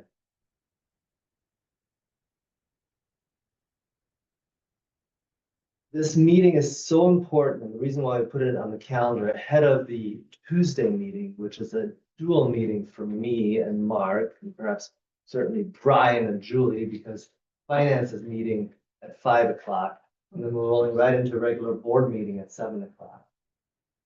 The purpose of that meeting is to really set direction on the CIP and future budget iterations. So again, I'll go back. The reason why we called this meeting is to have this interim step to get this update to you, and for you all to understand certainly where board members sit in a decision that's in front of us. I've been very clear, hopefully, with everyone that's here today, that's watched, that sort of has followed, what I believe to be important. And that's really for us to refocus the conversation. I'm not even in favor of a heavy redo of this building. I'm Tom Deegan is busy over there taking notes as he is, and good scribe, thank you. He understands that I want to refocus the conversation as it pertains to facilities entirely, really pare things back. Because we have more needs than what we have debt capacity for. Now, I hope everybody, again, that's watching and that's here understands that there are two main components. There's an operational budget and there's a capital improvement budget, and there are different constraints. The operational budget is very much constrained by levy limits.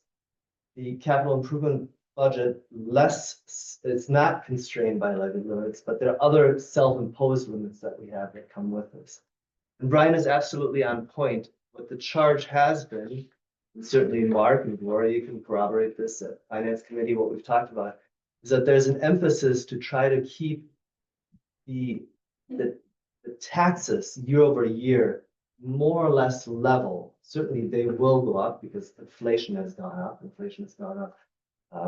Year over year drastically, but that we don't have these huge dips in our what we're asking of constituents to pay every year in property taxes, because we're making the wrong decision on our debt capacity. So again, this what I'm trying to stitch together here is we have a framework that sets our high water marks that we can borrow every year. Now we can recast that slightly and we can adjust it and tweak it.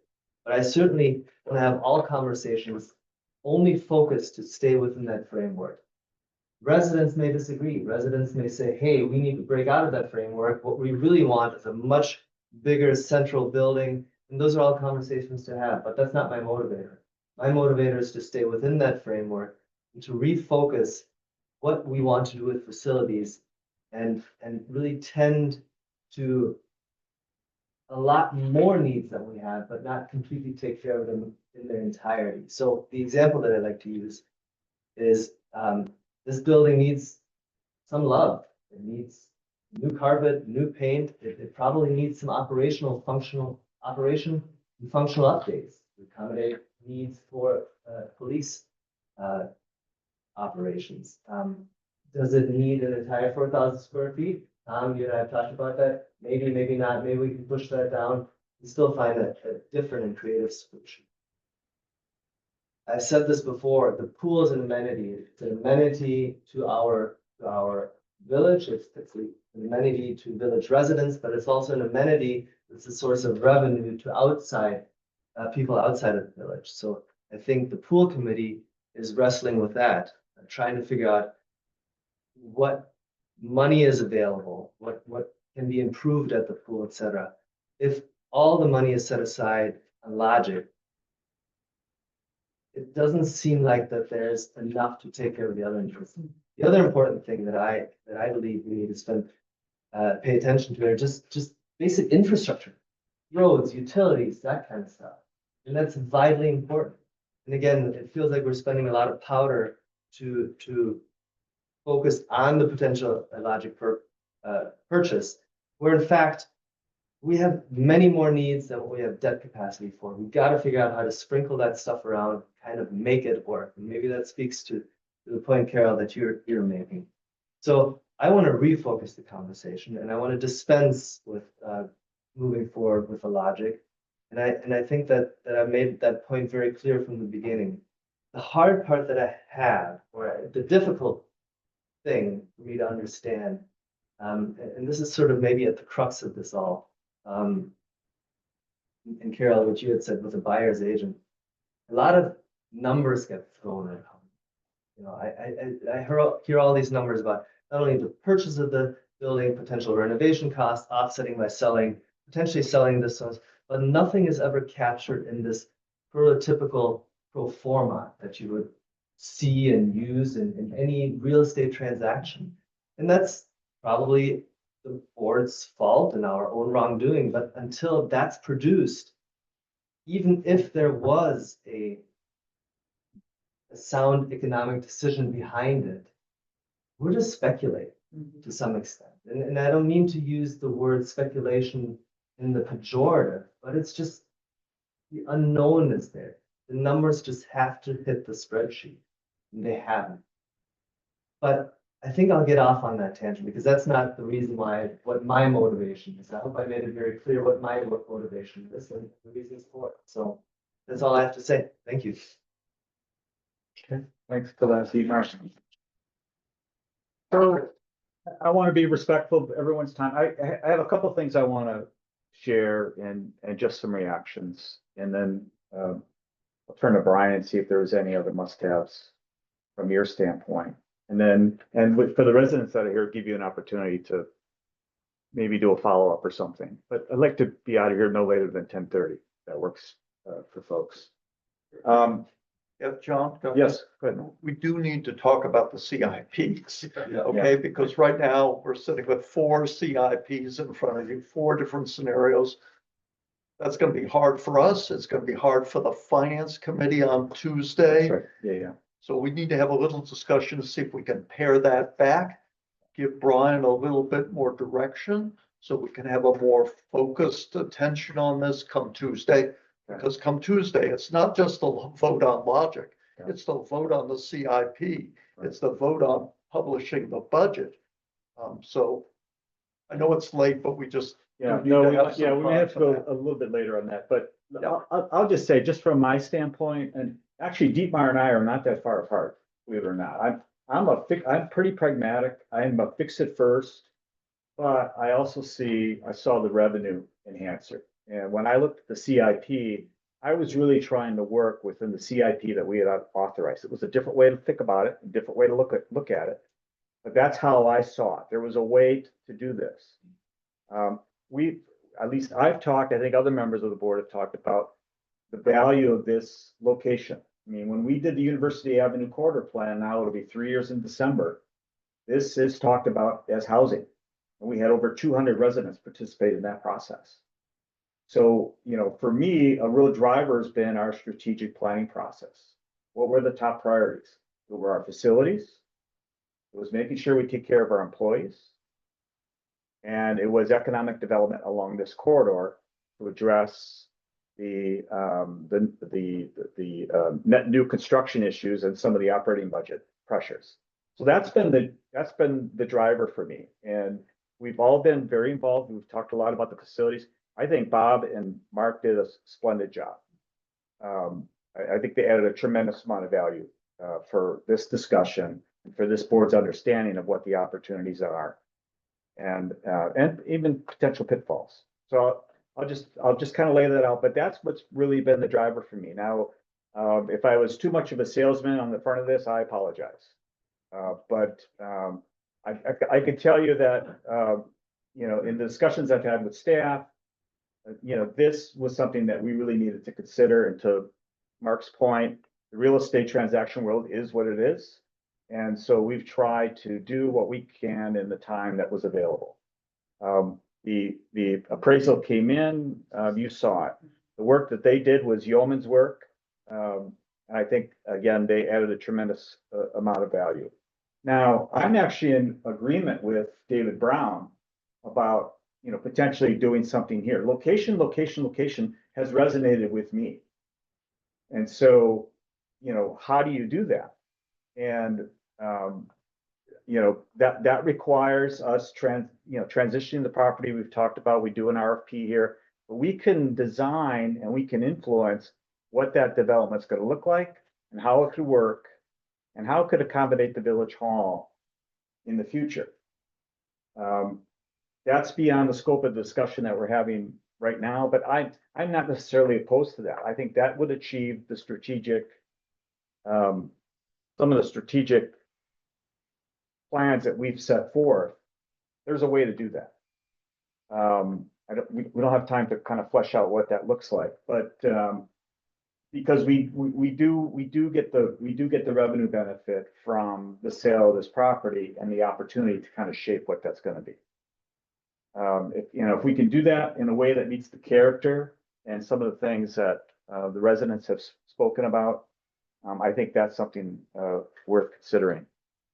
I won't go over all the talking points on logic. I thought Bob and Mark did a splendid job kind of talking to that. I just wanted to highlight that from my standpoint, this really related to the strategic plan aspects, and also how disruptive it will be to do something major here with staff and operations, for staff, for residents. That resonated with me as well. And then in terms of the revenue production, you know, the leasing, you know, there's not a lot to report. I mean, there is a daycare company that's got significant operations in Canada and in the United States that's expressed interest. And there was a letter of intent that was included as part of the offer. I have a letter of intent, please. It's like, it's so insulting. Okay, Jennifer, I'm sharing facts, okay? That LOI was provided as part of the offer, okay? So they had expressed interest to the sellers on what they wanted to do there, and they wanted to rent the first floor for a 10-year period. That's a real thing that's out there. And I've only had one conversation, Brian and I have had one conversation with them, and they continue to be interested. So folks say there's no interest.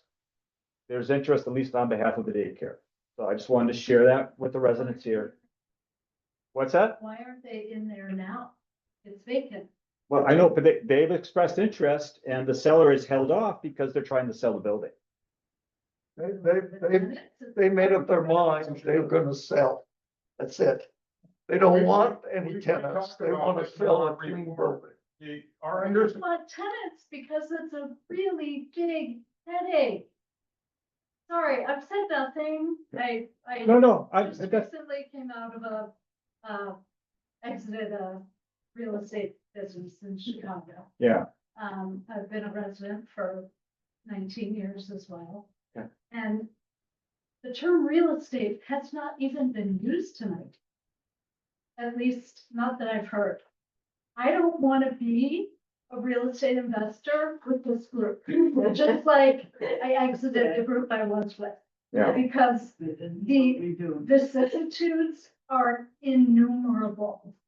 And this would be a far more valuable proposition if they had tenants. Oh, I agree with you. Right, Permanent right. tenants ideally. Yeah. A. B, it's been vacant 2.5 years. That's a failed property. Quote unquote, failed property. It's not a good location. The access is terrible. Children do not belong there. I've raised 4 in the village. And residents will not use it. Residents use nannies. I hate to say it. I'm not myself. I didn't have a nanny, but sure, maybe some minority use daycare in some capacity, but let's wake up, folks. People either have nannies or, so that part of the pitch of like residents. Actually, I pay for daycare. Sorry, what? I'm the youngest person in this room, and I pay for daycare. You pay for daycare? Yes. Okay, I'm not gonna say nobody, but it's probably 50-50 in the neighborhood. Fair guess. We need to get back to the board. Yeah. Okay. Otherwise we'll be here all night. All right. So I just wanted to share that fact, and there's interest in the restaurant as well, but we'll put that aside for right now. How would you like to proceed? Shabna? Is it fair to conclude that between now and next week, Tuesday, I have a feeling, but like nobody's probably going to change their mind. I think there's at least 4 trustees who are going to vote against it. So to move things along, I think we should talk about the CIP without the purchase of Logic, unless one of those 4 trustees who are going to vote against it says, no, I could change my mind. Then we would have to consider Logic. But if one of those 4 is not changing, well, we would be wasting time. I'm not sure what you're asking. So what I'm saying is, To just, if I there's, mean, I don't we're know not that gonna John vote is tonight. So, yeah, you're. We're not gonna vote tonight. We're not voting tonight, but it's pretty clear that 4 of us are not gonna vote for it. We're not gonna buy Logic. So if that's true, we should talk about the CIP as though we're not going to buy Logic. Carol? How long would it take to talk about both? I mean, it's useful. I see Shabnam's point, Yeah, I see it. but, the contrast may be of interest. So, yeah, not knowing what's behind the curtain with the CIP, discussion. I guess I'm just asking how, and is it? Could the results of the CIP influence the decision about Logic? Is that Yeah. sort of what you're saying? Oh, I can't answer that question for, Well, that- for But, anybody else. but that's the question. Is one of the 4 trustees possibly gonna change their vote? Then we need to look at that option. So when we requested the meeting, I have to say it was in the back of my mind to understand both scenarios. To have complete information. You know, look, I don't think it's gonna take that long. These 4 scenarios are very similar. Okay, they're very important but subtle changes between the various scenarios, okay? 2 of them include Logic, 2 of them don't. But of the 2 that include Logic, one includes Logic with a subsequent sale of Village Hall. I think we can just ignore that one for now. That was in Brian's memo. So now we're down to 3, okay? If you look at the 3, there's 2 that are without Logic. And one of those doesn't make any sense because it has us borrowing $6 million next year, not for Logic, but for some other facilities project. There's no way that we're going to be in a position, have a plan, have a design, have it all thought through, and be in a position to actually begin construction next year, which is when that $6 million comes to play. That's off the table. So now we're really down to 2.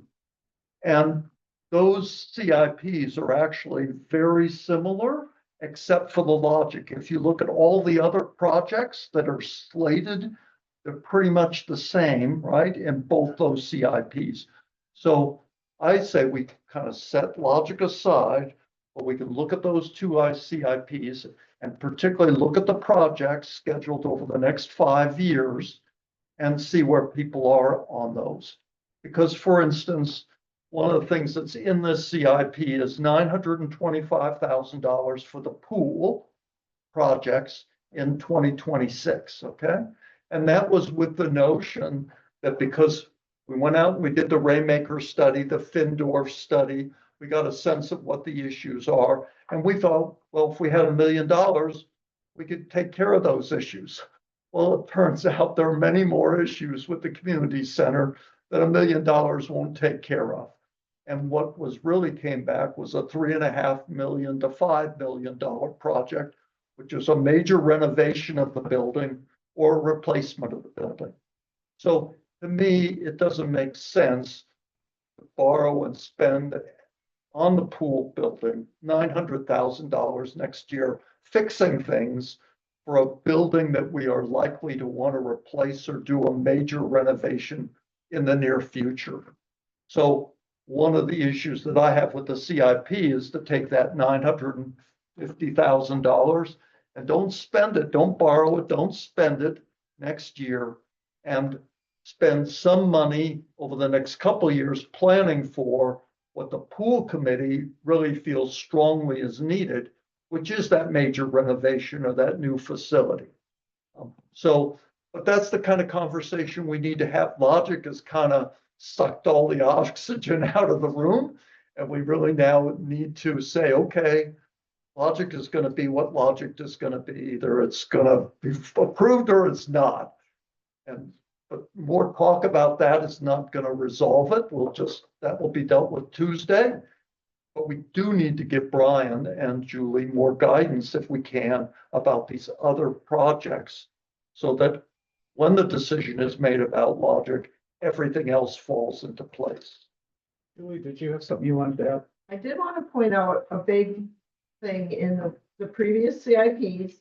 That $945,000 was put in the pool fund. Now, this is that government accounting, which is different than the rest of the world. It was originally put into the pool fund with the idea that the pool would pay this money out of their revenues and, accumulated funds over the years. But it would require the pool somehow finding an extra $100,000 a year to repay this debt. And we said, this isn't realistic. So what Brad Baird did is he flipped this into the general fund to be used for the pool or for some other project. To keep in mind, what used to be in the pool fund, which is not taxpayer money, is now in the general fund, which is levied for those repayments. So keep in mind that when we're paying for something for the pool, it is up to the board on whether the village wants to pay the full amount. But in the past, I believe the village has funded portions of pool projects, but not 100%. Keeping in mind that 75% of pool members are not residents, so it's probably not fair for the village to fund the whole thing. But keep that in mind, and the 945 does not cover anything that needs to be done, as Mark was explaining too. But keep in mind how these funds are being paid for. The same with any utility projects, as Dietmar brought up, we have a lot of utility projects to do. Some of those costs can be put into the water, sewer, and stormwater funds, which would not be on taxpayers. They'd be on the people using the utilities, which are more than the taxpayers. Right. So it's a nuance that we need to think about as you're looking at the CIP. Keep in mind what's being funded with taxpayer dollars versus in other funds. If it's in the regular CIP, that's taxpayer dollars. Sean, I see your hand up. Dietmar, did you have a reaction as well? Shaman, please go. You go I first. was just gonna say, Julie, thank you for that reminder, right? And again, for those that are here, for those that are listening, Julie had explained this before, this has come up in finance committee. There's a difference between, I guess, the nuances of utility funds. So water fund gets spread out over the vast amount of utility users, water users, which are more than just tax-paying entities. So thank you for that reminder, Julie. You're the best. Shabnam and then Mark, got to, yeah. I would like the board to consider, $5 million borrowing so that there's at least $1 million for the DPW building, which is in desperate need, according to Terry's letter, where they're wiring extension cords left and right to do their work and incredibly inefficient. They deserve repair. If we can work so fast in 90 days for logic, we should be able to have a plan for the pool, for the DPW building by December. The time is an excuse. When you want to do something, you do it. And I think they're worthy and deserving to have, if we care about our staff, that we consider $1 million or $2 million for them. And I would also ask that there is $3 to $4 million allocated to the pool. I disagree that 75% of the members are non-residents. Every time I go to the pool, my entire neighborhood is there. I might see one person not from the village, but the vast majority of people at the pool are people I know in the village. That's a statistic I got. Sure, I would love to get that. Yeah. And the other thing is, I don't think it's entirely fair that it has to be like fundraised. We keep talking about how this is a wealthy community. I don't know how true it is. I'm certainly wealthy in love and compassion and buying fruit. I get, but like the idea that we're going to raise $2, $3, $4 million from residents, I think is not fair. I'm an attorney. I'm married to a husband who has a PhD in electrical engineering. And if we make good decisions in life, we'll be lucky if our kids do not have to pay student loan debt. So this idea that there's just so much free money in this neighborhood, I think is not true. I think it's not true. So we should be paying for the pool building. Wealth is like, these days, is like buying asparagus. That's what wealth is. Mark, why don't you? Well, I'd like to get back to the CIPs. but So maybe what I'm you wanna- saying is, let's add the pool to it. Well, we get them in front of us and we start to talk about the numbers. I mean, it's not just the pool, it's also, we've got 950,000 for parks next year. $240,000 for streets. So these, we have to make decisions. Could I just suggest something? And I guess this just, I need to step into it a little bit. I think, Mark, you pared down the CIPs that are there, and thank you. I think, Shabnam, if I could infer what you're asking or what you're stating, that 4 trustees appear to be against or that want to dismiss the offer that's on the table for Logic. I would have to assume that you're including yourself in that, because at the last straw poll, that wasn't the case, right? Oh, I thought I was clear today. That like At the, the last straw poll. you're right, but Yeah. today that So we have other priorities. that's what I'm asking. So I guess just for all of our appreciation, understood what you're asking for. So yes, I want to get into the CIPs and really have a heavy duty conversation about what's in there. And again, Brian and Julie, thank you for pulling 4 versions together. That's Brian. Let me see your eyes. Barely awake. That's right. So Third half fast. let's talk about which is it, option A, B, C, or D? I don't think even know. it'd be easier maybe to start with D, do you think, Brian, which is without logic, it's a little simpler story as to what's going on there. So that's version D Yeah. for all of you, right? So Which color? So I don't have a color printer. I can't tell you. It's shaded. So if we're not doing logic, the board previously authorized a borrowing for 2025 capital projects of about $1,167,000, okay, in a private placement, okay? So if we don't do logic, we're still going to go out and raise that money. That's all been set up. The board's already approved it. And it would be to pay for all the projects that we scheduled in 2025. And if they didn't get done, that money will be spent in 2026 to do those projects, okay? So that's 2025. That doesn't appear in the CIP because the CIP is 26 to 30, but you should just be aware that that's going on. So then you turn to 2026, okay? And that's where you get things like the pool has got this 925,000. The reason it's there is a carryover from the prior CIP. But I don't think it matches at least my strategy or the pool committee's strategy, which is basically to keep the pool going for the next couple years, get the parking lot done, keep the pool going, but then at some point, and I would hope in 2028 or 2029, try to do a major renovation or a replacement of the building, for which the village would make a substantial contribution, say $3.5 million towards that cost. And the rest would be fundraising, which is what happens typically in a lot of other neighborhood pools. So some combination of public-private partnership make that happen. Now, I don't have all the financing for all that now. I haven't figured it all out, but it wouldn't be happening in 28 or 29. It would be happening down the road, which means the board will be meeting next year around this time and every year thereafter, fine-tuning the plan. So, could I interrupt you just because you made a comment that I couldn't catch up, or maybe I misheard you.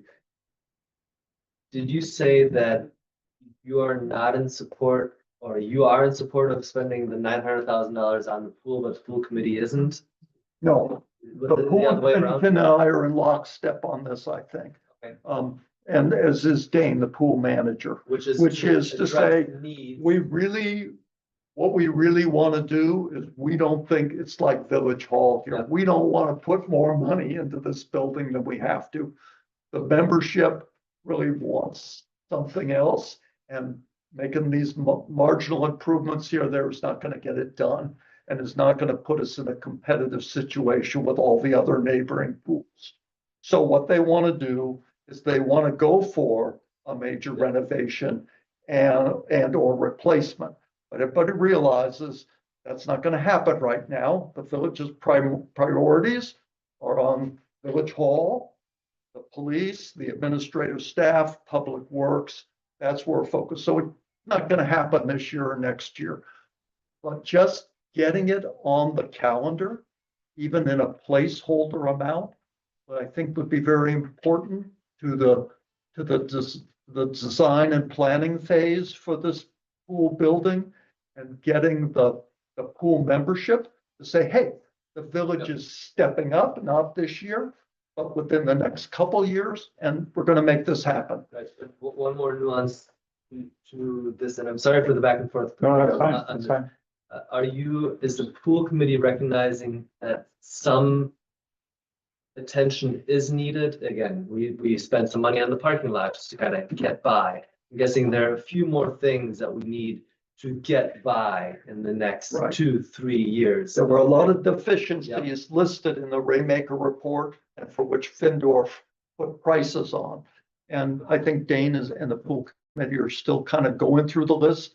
But when we look at that long list, we're looking at it from the perspective of what do we see as essential, right? Because if we do a major renovation, all that investment will be gone, and that's why we don't want to put 900,000 in. So I think what I was thinking was putting in like 90,000 next year to get the parking lot done, okay? Because that's not going to change no matter what we do with the pool building. And then in 27, 28, put in money for the planning process, the design process, the fundraising process, right? And then in 28 or 29, put in $3 million, $3.5 million is kind of like, that's what we're going to kick in, and we hope we can get the rest made up from other sources. So that's the basic strategy. The numbers are largely placeholders, except for 2026, when we have a project, which is the pool parking lot. But then we need some seed money in the couple of years, but it's nowhere near $900,000. Shabnam? I want to just respectfully disagree with one comment that the board is focused on Village Hall this year. I thought I was clear that I wanted to focus on DPW and the community center, the building, the pool building, because everybody has wanted to fix those two for 10, 20, 30 years. So Village Hall, when I went and I talked to the police department, they're like, we need a conference table. So I don't think the focus now should be fixing Village Hall. I think it should be the pool and the DPW building. And I know Kate, I don't want to fully speak for her, wants the pool renovated this year, earlier than 2027 or 2028. I would like to hear from John and Bob and Carol if the pool and the DPW building should be prioritized in this capital improvement plan. I'm guessing Mark meant facilities in general, because that's, I don't want to speak for you, but were you specific to saying Village Hall?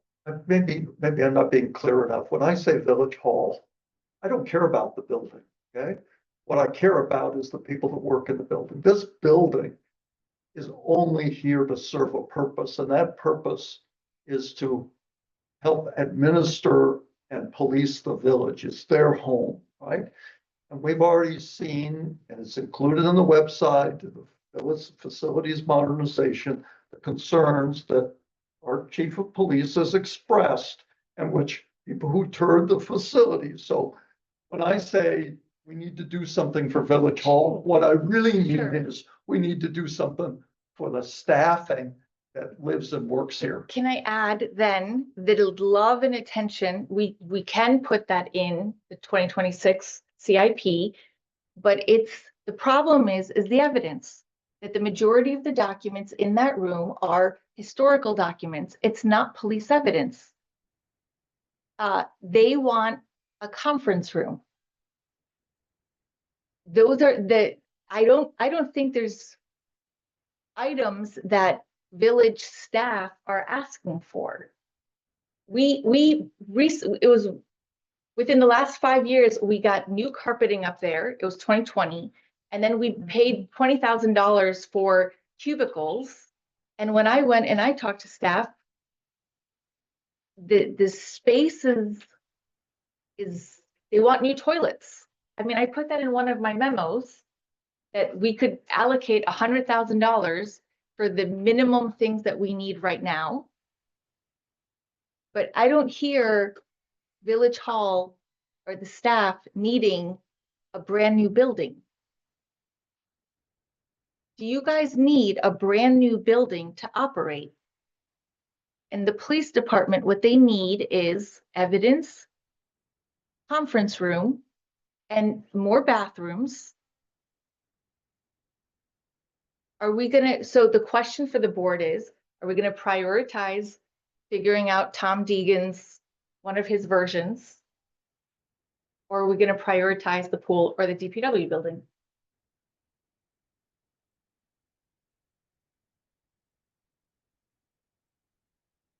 Everybody here has a vote. Carol has a voice. Bob has a voice. John has a voice. You guys have to say between those three buildings, which one you're going to prioritize. It can't just be we get a CIP and that's it. I think it's a little more complicated than that in the sense that the only information the board has right now with respect to this building, right, are the designs that Deegan has done. Okay, that's what's reflected in our memo. Okay, so the only options that the board has seen that Deegan has prepared has been the option which Bob and I addressed in our memo, which is about a $10 million plan.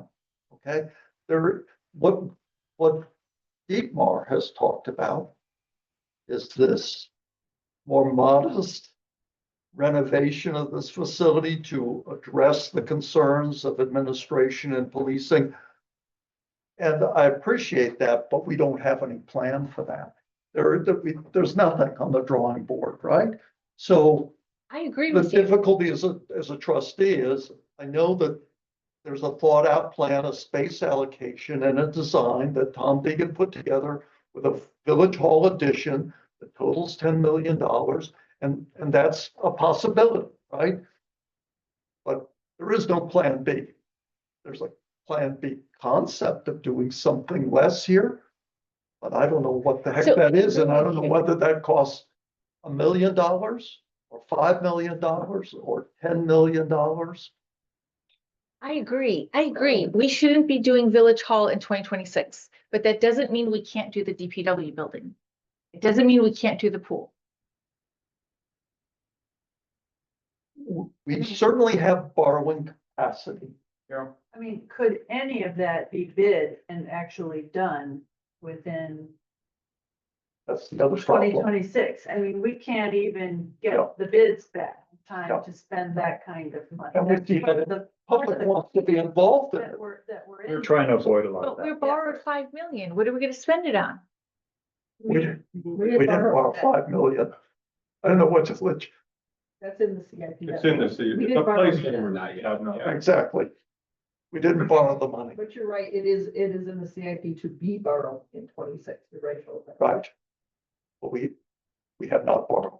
So right now, we have not done any borrowing in What is, can I ask a question? I'm 2025. sorry to interrupt though. I apologize. That's What are okay. the consequences of, you know, because I firmly believe that these our residents in our community are whip smart, sharp. They can get 200 signatures overnight, and that the interest in the pool building is significant. I get emails about them. If we want to get the job done, I believe it can get done. I don't. So the question is, if we were to fund the pool, and it's not built in 2025, what's the consequences of that? If we don't move fast enough, what's the consequences of that? You can use the money for other stuff though, right? So I think I would respond to Shabnam's general question in a general way, which is to say, the existential threat here is losing staff staff turnover, not being compliant with rules like separating the judge from the police, dealing with the evidence, this is core functioning that we have to support. And I think for me, that takes precedence over the pool. I mean, I use the pool. I would love it if the pool building were nicer. And, the pool is definitely a jewel and a centerpiece of village life. But the existential problem is staff compliance and finding the money to keep the services going. So that's the way I think about the prioritization. Can I ask a follow-up? If the pool building has been, we're gonna do it next year for 20 years, what would it take for that story to not continue? Because we've had that, we've said it every year, we say next year, next year, next year, next year. What assurances can be provided that if we do this and that if we say we're gonna do it in 2027 or 2028, that we're not gonna come back to 2028 and say, whoa, we can't do this, we've got another crisis. It's something that never gets attention. It's been kicked for 20 years. So what assurances can we have that 2028 is it? All we can do is we can have a plan. We can provide time to do the planning process. Because remember, we need to my proposal would be to raise some money outside the village. A lot of the membership, most of the membership, like 2/3, 3/4 of the membership is non-residents. And that's fantastic, but they're part of that pool community and they should be involved in the process. So that's why my feeling is we need time to plan for the pool. We need time to fundraise. So I don't have a problem, and I don't think the membership will have a problem in understanding that and putting it out a bit. And I do agree with Carol completely that the existential problem is staffing, is the issues that Terry and Jamie both raised. And that's what we need. The problem is, I don't know what it costs. There is no plan. The only plan was for a major renovation and expansion of Village Hall, a $10 million plan. Okay. And I don't know there's any consensus on the board to go that route. So Could we need do a, the plans of the pool in 2026? Could we fund the plan? And I just want to remind everybody of Four Corners and Michael Van Landingham being here and talking about his daughter and the elevator. And it's like a broken record. We say it every year. So could we at least have fund the plan, the design in 2026? Yeah, we could, that's possible. Planning is a lot less expensive than construction. Just remember that the pool is in use a good part of the year, so their planning process has to accommodate the fact we don't want to take the pool out of circulation in the summer. Just like we don't want to cause disruption to the police or the administration or the DPW as we renovate those spaces. So there is a planning process here. I just felt like, given the board's the need to attend to mission critical issues, that I just don't see us getting to the pool till 28. And it's not part of it's money, but part of it's just the board's attention and planning process and all the other things. We're talking about levy limits, okay? And that whole issue, that's going to consume a lot of the board's and the public's attention in 2026. So you got a lot going on. Can you borrow for over 20 years? Does it have to, can we? Yeah. ahead. I saw Bob and then I saw Dietmar. To Carol's point, I think, I'm all for the pool, but we have this existential problem. And it's more than carpet, it's more than cubicles. If you read Terry's letter, the heating system, they got to run the heater during the summer in order for the air conditioning to run in this building. Right. And, half the staff is freezing, the other half is sweating. And you know, that's hundreds of thousands of dollars. I think it's the same situation as the pool. Are we gonna have to put, you know, some of this money into this as a temporary, when down the road we might be replacing it? Right. So, you know, it's pretty clear logic's not gonna happen. Okay, fine. But let's start planning then how we're gonna fix this space to meet the needs of these folks. I think that, to me, takes precedence, not necessarily precedence over the pool, maybe a bit of a priority. Dietmar? Yeah, I mean, this conversation is awesome, but are we talking about version D? I've got this up on the screen here, and do we want to give Brian the floor a little bit to walk Yeah, through, maybe we should. for all the work that he's done, Brian, I'll drive if you want to tell me where to go. You want to talk Yeah, about no, plan D? Thanks, Steve. I mean, plan D is kind of where we've kind of left off with the possibilities of the realization if logic was not going to happen. I think just my personal opinion was that we were not going to be able to put a project on the horizon in 2026. Just interrupt you because these slides got put in the wrong order. And what you're seeing here is the financing. Yeah. And, This is the- and you don't even know the projects yet. So really, So we I want think to you start here. gotta start with the projects. There we go. And I'll zoom in. Clearly, this looks different on my screen, but Brian, again, I'll drive if you tell me where to go. Well, I think if you go to the next page, let's just bring that up and then you can sort of see. So the two big issues here, again, we've got pending we've got changes from what our status quo was. We had money to be received as part of donations for McKenna Park, the funding for that, which I've taken out. We have not started anything related to that. And then if you scroll into the next page here, let me just go and we'll show the projects. So we did have the money being moved from the primary ask in 2026 out to 2027. We still kept $1 million in there in the off chance that we might have something formalized with an architect or some other type of need to begin the project at the tail end of 2026. If we can mobilize and get agreement on which project we're going to focus on, we could possibly roll that $1 million into 2027. We can still work with our financing plan, but we realistically do not believe we will be breaking ground on any project in 2026 at this late stage here in 2025. So in order to avoid arbitrage and not be borrowing money, we're not doing a project on and sitting on it. We push that out to 2027.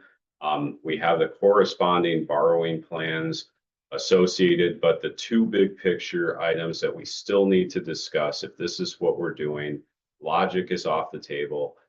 We have to talk about McKenna Park construction, and we have to talk about the pool building design, which Mark is already doing a great job of, as those two items are still in consideration for general obligation borrowing as part of that CIP.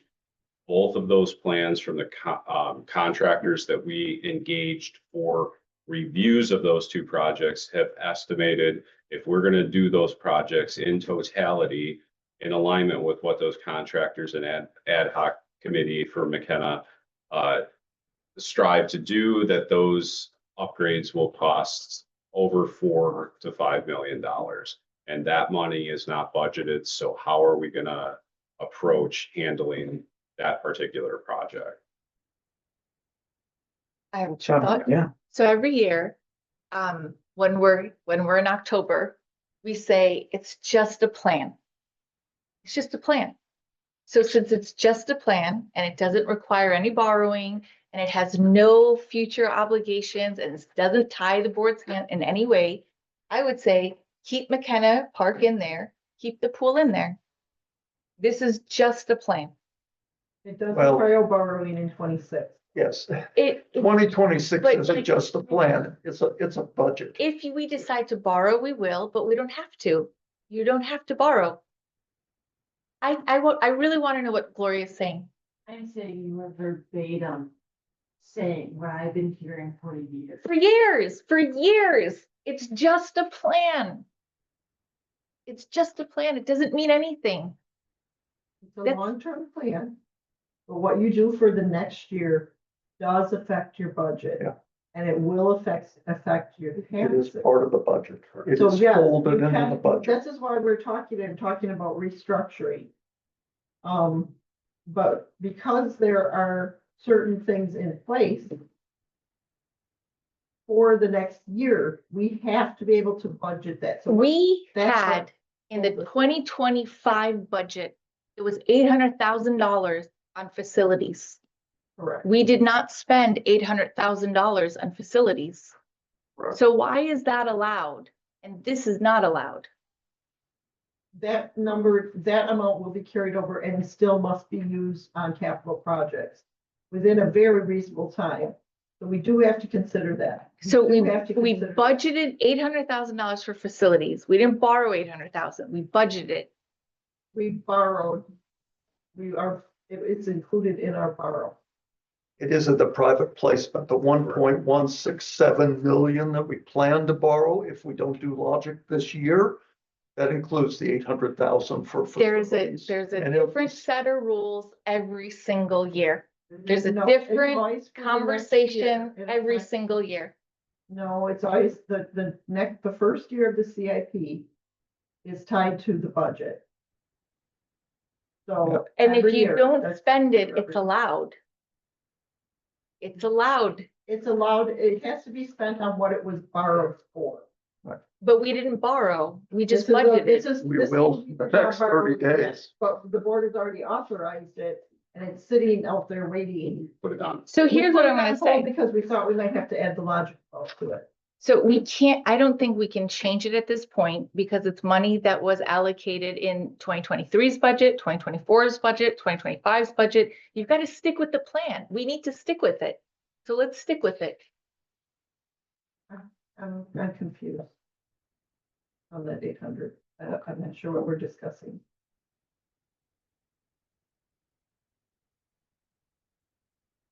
So are you suggesting like move the pool money that we realized we're not gonna be investing into the pool into McKenna with the I'm just- option of still spending it on McKenna then? Nope, I'm just saying this is an excellent plan and I'm supportive of it. It's just fine the way it is.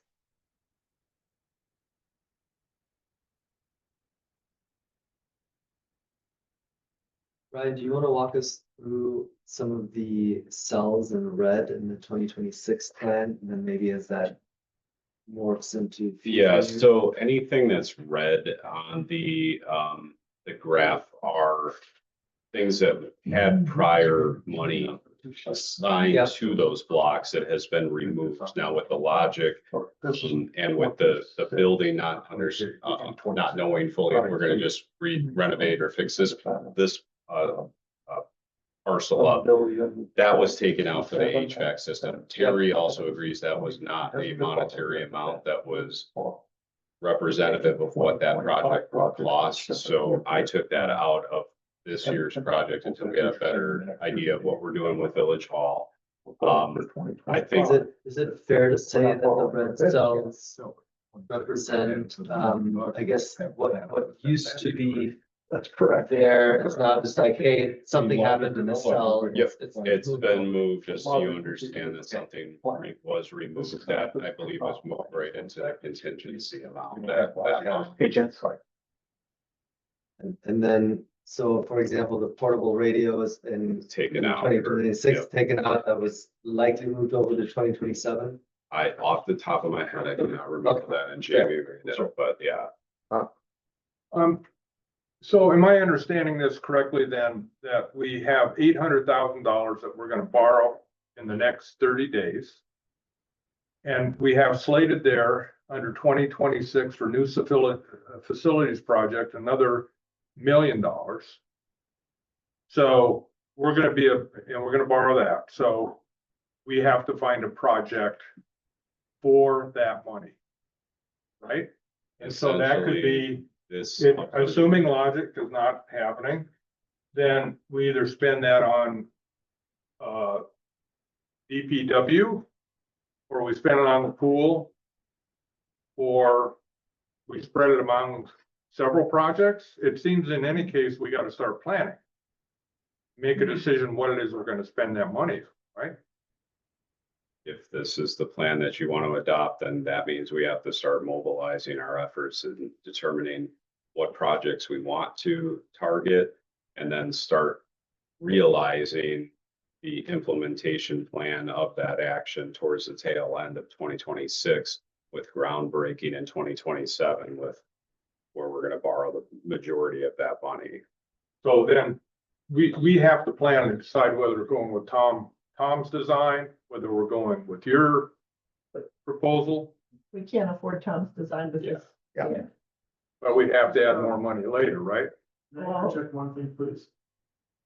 Just, Tom, when you refer to my design, for instance, the idea of expanding the village hall and renovating it, that can be any extent of renovation. It's not, I put the outer end of it, assuming all renovation, but it could be very slight renovation. I'm in the, it's essentially, it's. I understand, it's concept.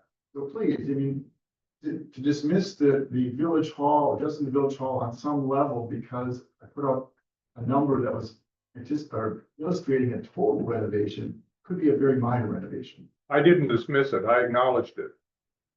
That's fine. I think That's just- Julie said the money wasn't there, but I acknowledge it, Tom. I just, what I'm saying is, I think we make it, if it's your design, whatever that looks like, or it's going the route of Deepmar or something else, it seems to me we really need to start planning if we're gonna put these numbers into this.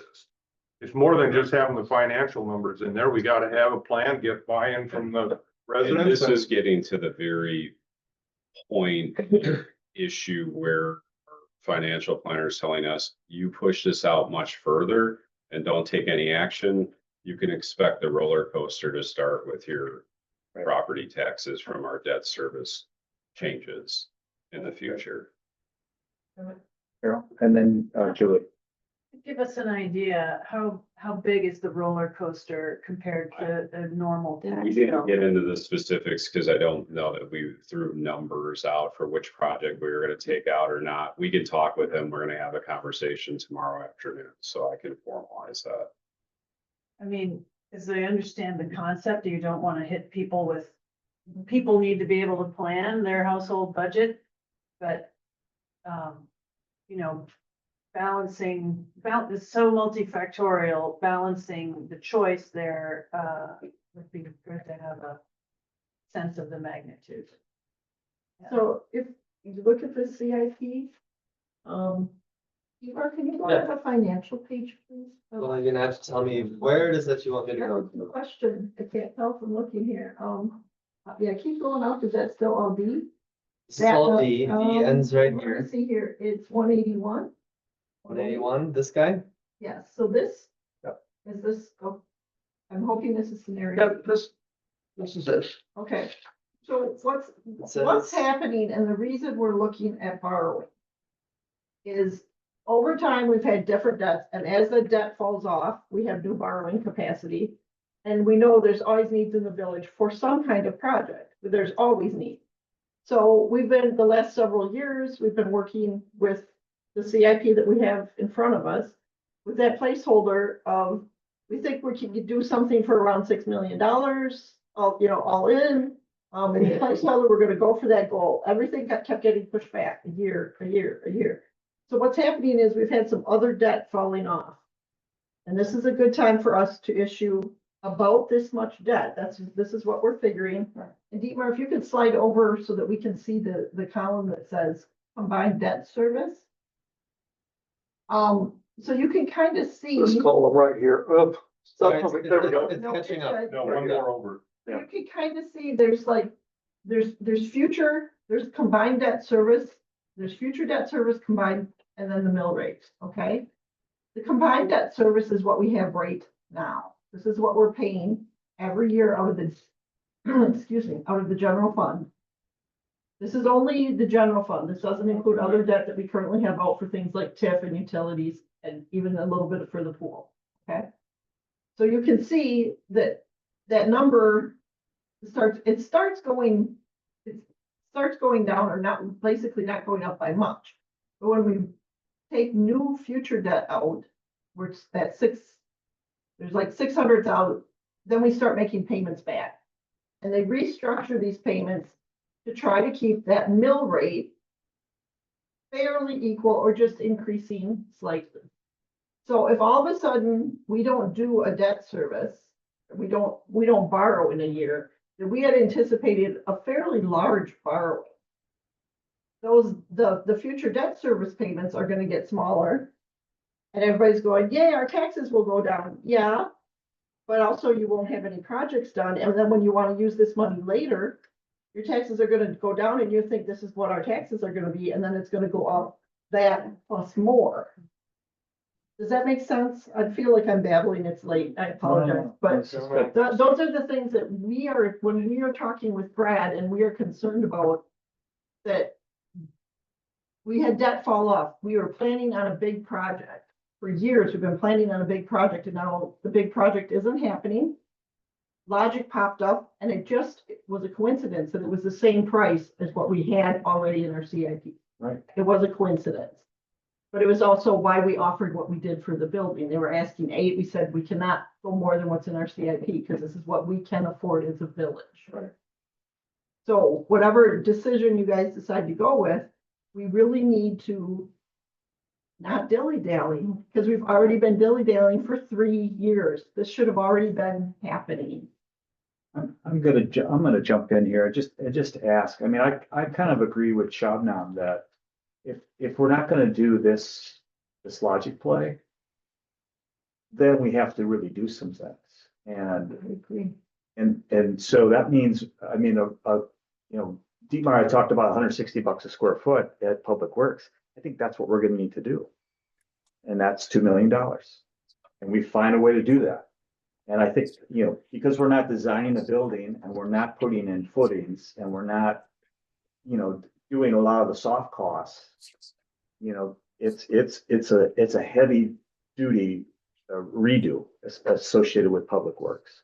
And I think Kate's gonna be here very strong for the pool.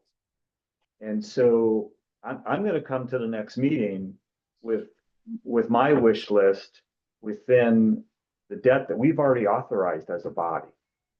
And I'd like to have a really productive discussion about what we could do with that. I think we should spend some money here. I'm still gonna be against, putting, $10 million, $8 million, whatever it is, into this site. I think that's a mistake from a fiduciary standpoint, which is why I looked so strongly at logic.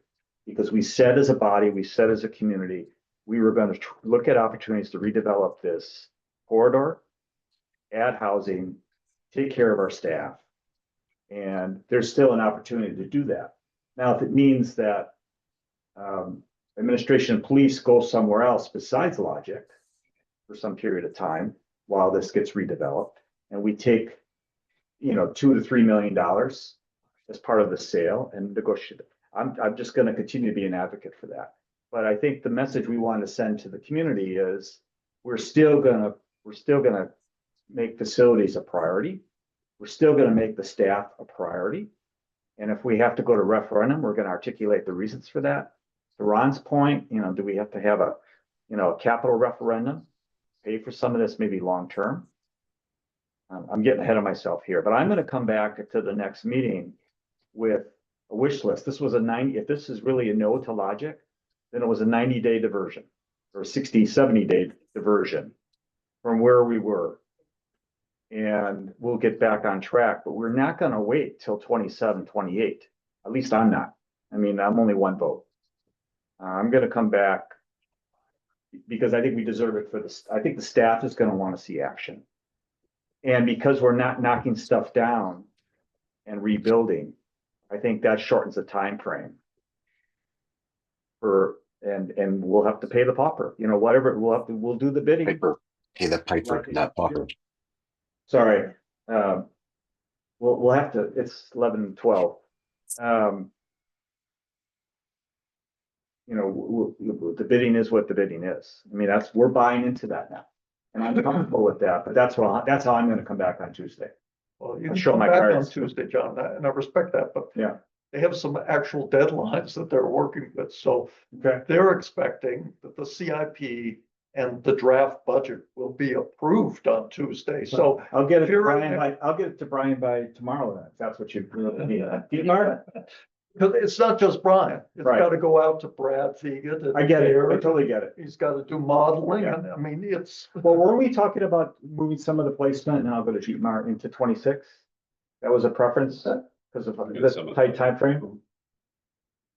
We're going to January now? There was an initial option of not moving the borrowing to this year. Right. Because it was Yeah. already. Okay, all right, I won't complicate it further. I made my point. Dietmar? I understand. Yeah, Brian, I will continue to go back to you because I think it's important to just kind of scrub through That's this. discussion only, You guys, but that doesn't mean. I'm sorry. you guys wanna, Sidebar. you guys wanna walk outside? Still we would still have more. We are trying to speed up the meeting, but Um, we're ready to vote. oh, got it. Wow, there you go. My ear for misreading. So My I've got apologies. this up on the screen again here, Brian, and maybe this is the wrong way to look at it, but maybe it isn't. And then I continue to sort of, I want to pump you for the decision process on not, on pushing street work, quote unquote, out into 2029. And again, you have your rationale. I'm not questioning this, but help explain this, So- this thought process a little bit. The street project, I have spoken with our village engineer, Town and Country Engineering. Given the list that the Public Works Committee approved a few months back on the needs of priority addressing for village streets. I spoke with our engineer and we found a street that on a very short period of time. I'm blanking on, I think I put the names into the projects on one of the pages. Small street, will not need a lot of resident collaboration to get done. It is on the needed list. It's in the budget. Hunter Hill. Yeah, it might have been Hunter Hill, very small. They said they can do that definitively next year. It does not require a sizable amount of engineering work to get that completed. It was needed. I put that in as a placeholder to take care of that. It fit within the parameters of that budget amount that we had room to handle. Ryan, is that surface only or will it include utilities? I don't remember the answer off the top of my head. I don't. So you mean after 4 budget iterations, do you remember all the I details? don't remember the conversations with Brian there you and go. Wes back in Okay, May or what. so Yeah, the, Brian, maybe to make this easier, what we should be doing is talking about how much we should borrow next year. Yeah, Not focus too much on the projects, because we have some flexibility, right? As long as our capital projects to move some of that money around, right? And we don't have a plan yet for exactly where that money should go. We just accept that. And we accept that this borrowing that's in this version D is both maintains a strong credit rating for the village, which is my first criteria. And my second criteria is smoothing out the debt service levy to the residents. yes, So if it meets those two criteria, the only other drawback is it's borrowing money before we need it. Because we're not gonna spend this kind of money next year because we don't have a plan.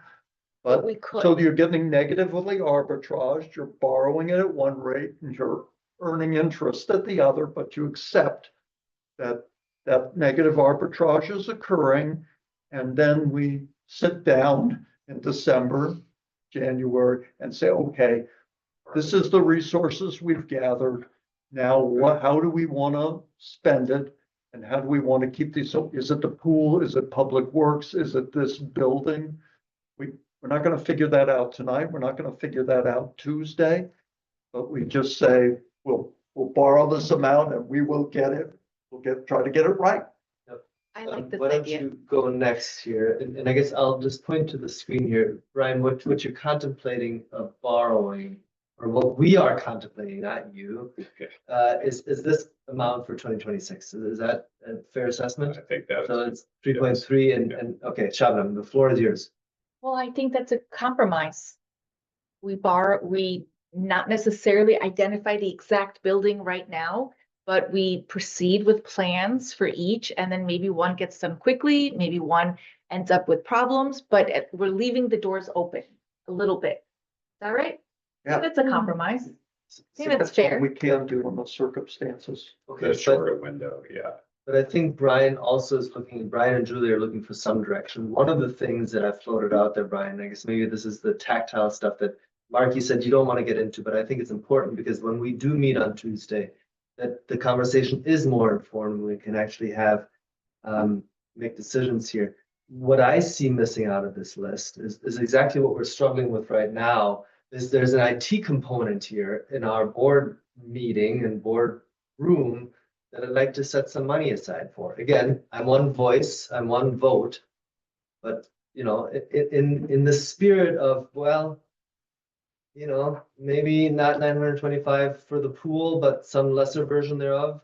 Can we carve out $60,000 for some IT infrastructure that actually works? Maybe that's an ask. I don't know. support that. Use all the time. I can support that. Really? I also put it in my memo. High five, Bob. I know, I think we need it. We can't seem to communicate, you know, we're always having problems. I think we ought to go for the more advanced Zooms version too, so we can have more than one Zoom running at once. Sure. Can I add to that? Like, I think- I agree. think this is an opportunity for Brian to take note of kind of Yeah. where we are and as a board, right? I think we are coming to the conclusion that in all likelihood, this high watermark of $3.3 million is where we want to land. Now it's up to us. How do we fill that out? How do we put flesh on those bones? So I'd mentioned something. I'd like more street work. But I don't think we can do. For me, the priority, and it sounds like for Carol as well, is addressing the issues which kind of moved us to logic, to consider logic, which is the deficiencies for both public works, policing, and maybe to a slightly lesser degree, administration. We have to deal with that. We have real challenges for retention, recruitment, and to me, that still is priority number one. Now, I understand with logic on the table and Deegan's Village Hall addition at $10 million, you take those off the table, we don't have a plan. Yeah. And I would say that we have to deal with that right away. Yep, but I want to really acknowledge the, yes, you're right. Tom, I don't want to speak for you, but I'm gonna speak for you as though I am you. That never stopped you before, T.R. I'd like to mention, Dietmar, that I took the HPC contractor through extensively with this building, $50,000 to $60,000 in corrective control that make everyone comfortable. So please, no more discussion of hundreds, $200,000 for HVAC. So if you're, that would be an impactful thing to put in your budget, I would suggest. Yep. Thank you for that. I'm now going to speak for you. Yeah, there you go. I want to be clear, I didn't make that up. I took that from our public works chief, Well- got it from a contractor. And, you know, that's a good question because I've seen that public worksheet. I saw $100,000 there. I asked everyone I could think of in the village. Julie, I asked you, where did this number come from?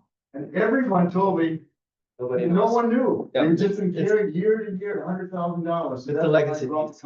Yep. That's on the side. Yep, it's a legacy piece and likely an RTU replacement, but anyway, where was I in my train of thought? Sorry, John. That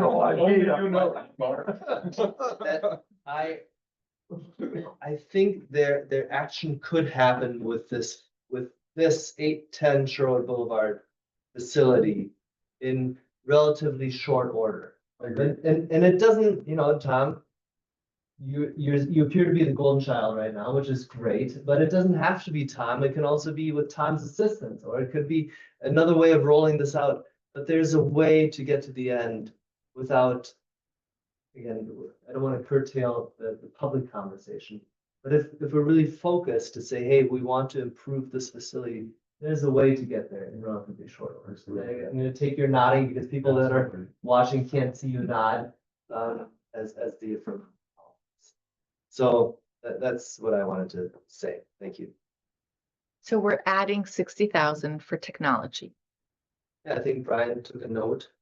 He's gonna try to see how that fits in. I think it might be worthwhile is how do we look at this $1.1 million for, again, administration, economic development / facilities. Is it, sorry to interrupt, Yep. is it fair to assume that that we can just put it in the total amount?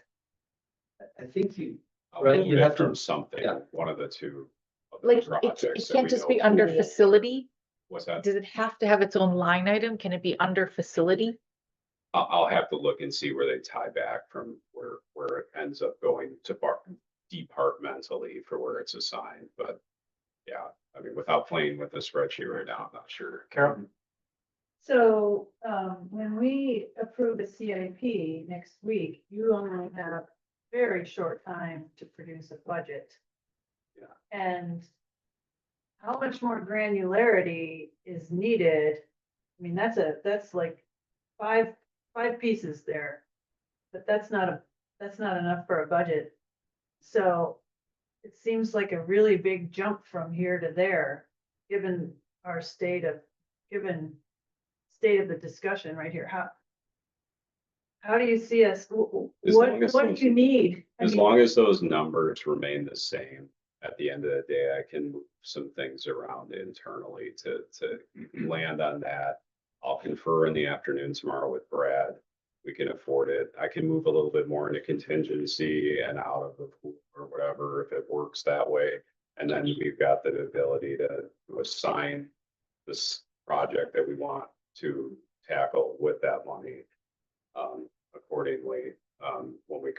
Yeah, the thing you really need to try to get a handle on is the debt service in Yeah, no, 2026. Correct. But I think if we're saying this is the borrowing schedule, That's right. then Yeah. you'll know I what can the make- principal and the Correct. interest payment, and those will be in the budget, and that'll be probably very close to actual at the end of the year.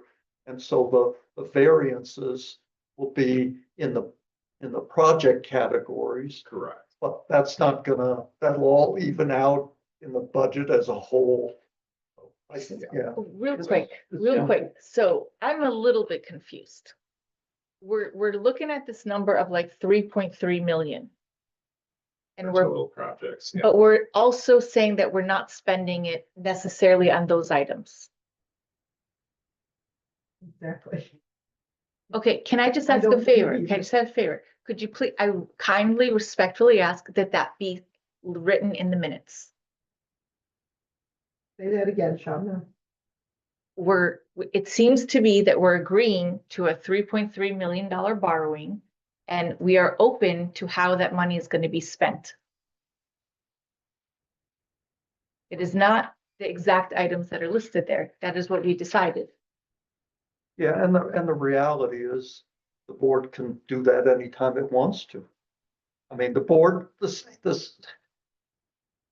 it has the ability to do that. There's some things the board cannot do. A board that can change projects. As Julie said, it can shift money from one capital project to another. What it can't do is take capital project money and shove it into covering an operating deficit. Right. So there are some limits to what we can do. I think I don't mean to speak for you, but I'm trying to infer here in your thought and question. Are you asking if we have, in a hypothetical, assigned in our 2026 CIP, which gets pulled up into our 2026 budget, if we've assigned $240,000 to for street purposes, that money can only be used for street type investments? No, what I'm saying is that we're borrowing this money for facilities, and we're not necessarily breaking it down that, parks 950, recreation 925, That's my question as well, Shabna, that have we decided on those amounts for the parks and the pool? Because what I heard is we're just borrowing for facilities and not deciding on facilities, and there's only 1 million for facility there. Correct. We will have some carrying over that we did not use all of the 800,000 here. Some of that was used as part of our planning. So like 1.7. But the point is, Julie, But my question is, what about the 950 and the 925? That's almost 2 million. That's what I was just gonna say, like. What are we doing with that? Is it staying in? Is it coming out? Is it moving up to facilities? Keep in mind that what you spend, you're not gonna have available down the road. So if you decide to spend all this now on whatever, you can't decide 2 years from now, you know what? I think I do wanna spend 2 million on the park, and we'll say, we already borrowed this, we don't have the capacity to do this right now, it's gonna have to wait longer. So you need to think big picture, and it's confusing. It's fitting all the pieces into the jigsaw puzzle. You can't like put another one in and then expect. I mean, once this money is spent, it's spent, and we can't borrow. At this late juncture though, too, I don't think it's fair to ask Brad to recalculate a new borrowing plan and try to get that back to me by Friday. And I'm trying to put the budget together Friday afternoon for a publication or something before the weekend. That's true. Like Tuesday that, meeting that's means that it has to be done by way too, Thursday. Carol? way too. To me, and maybe this is because I'm focused on my own perspective a little bit. Just spending this money in all of these, in each of these categories takes a lot of planning. And it takes staff time, and it takes our time and focus. And it seems like to me, like spending big amounts on parks and recreation, gonna make it really hard to focus on this facilities question. I mean, we only have so much bandwidth. And so I see the risk of putting all the eggs in the facilities basket, but I also see that if we're focused on that, we can do a good job on that. And if we're trying to figure out 3 things at once, I just don't see how we can do it.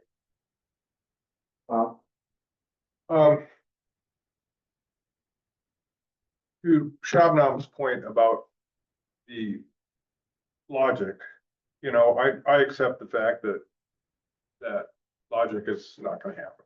So, we're not voting tonight. This was not a meeting to vote. It's a discussion. But I would like to give Brian as much time as possible. I'm willing to accept the reality and focus on this one CIP. Was that kind of, had we arrived at that conclusion? To give you more That's my time? operating assumption right now. Okay. That's how I All was right. gonna attack. All right, because I hearing that you've got this timeline, I think you should be able to focus on. Shabnam? Maybe there's like information I didn't read, but there's 950,000 for parks and 925 for recreation. And I'm assuming one of them is the McKenna Boathouse, but then what's the other one? Parks is McKenna, 925 is the pool. so Julie, I just want to be real. No, It's late.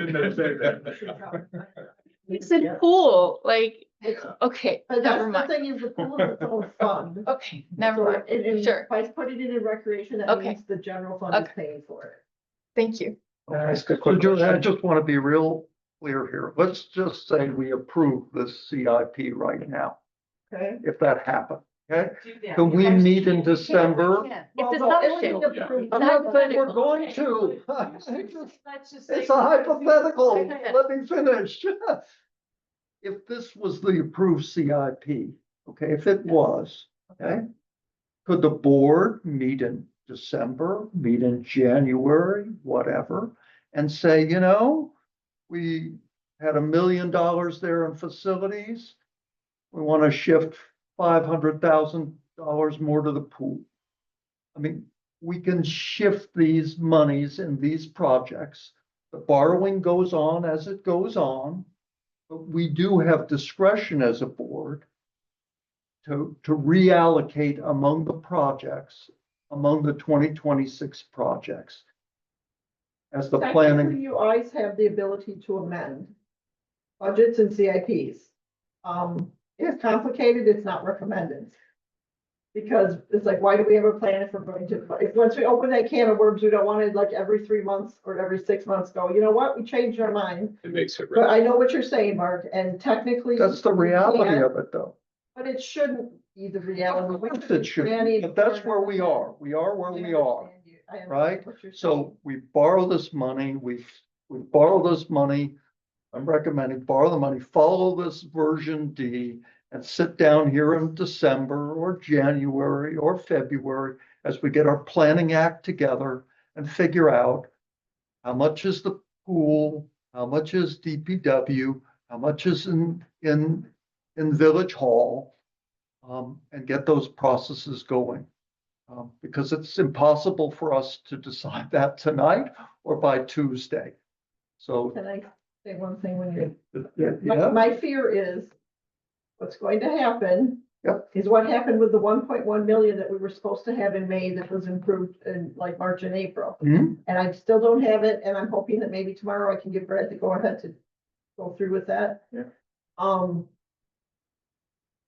I'm afraid that, like what you're saying, we'll say in January, February, we're gonna know where everything goes. There's no way in hell we're gonna know that. And we're gonna start doing this thing again, and then we're gonna get to the end of 26, and we'll say, we planned on budgeting this, we didn't do it, we didn't spend it. I think we're way too far up in the ether on this, guys. We need to make some solid decision. Carol, real quick. So we still have a few opportunities to get this right before it's We have signed, sealed, and, I mean, The CIP needs to be CIP, passed. yes. next The Tuesday. budget, though, we have a budget hearing and then we'll have approval of the budget. So, Correct, We but we still- need to post that budget yeah, by the last Monday in October. okay, that's it. So It's a that- draft budget and it It's can a be draft budget. It can be easily amended. changed. But we're getting to the point where we have our hearing, the next week we actually vote on the budget, and like the next day, I gotta send that off to the county. So it's something that you can, but realistically, if you don't think that budget's gonna pass, you have like a backup budget kind of thing. It's like, we can't tweak it. Yeah. So my understanding is, this is the level borrowing plan. Yep. This is the It's level one of borrowing plan. And we can adjust it. And we still have we still have a little bit more opportunity to get the allocation as good as we can before the state deadline. I hope. Yeah. Well- So we don't have to, yeah. I mean, I think we should all be thinking about what information do we trustees need to make those numbers as solid as we can. Yeah, I think the problem is that in order for me to be comfortable saying, let's move this much money there and that much money somewhere else, you need a plan. There's no plan. So I don't want to begin a reallocation process before we have some sense of what the plan is. And we don't. So I wouldn't put Maybe a allocation before priority and planning. then a plan? Would it be a priority first? Can we have Tom help us with that? Just one quick comment. My focus is only on facilities and the expressed discomfort of the staff.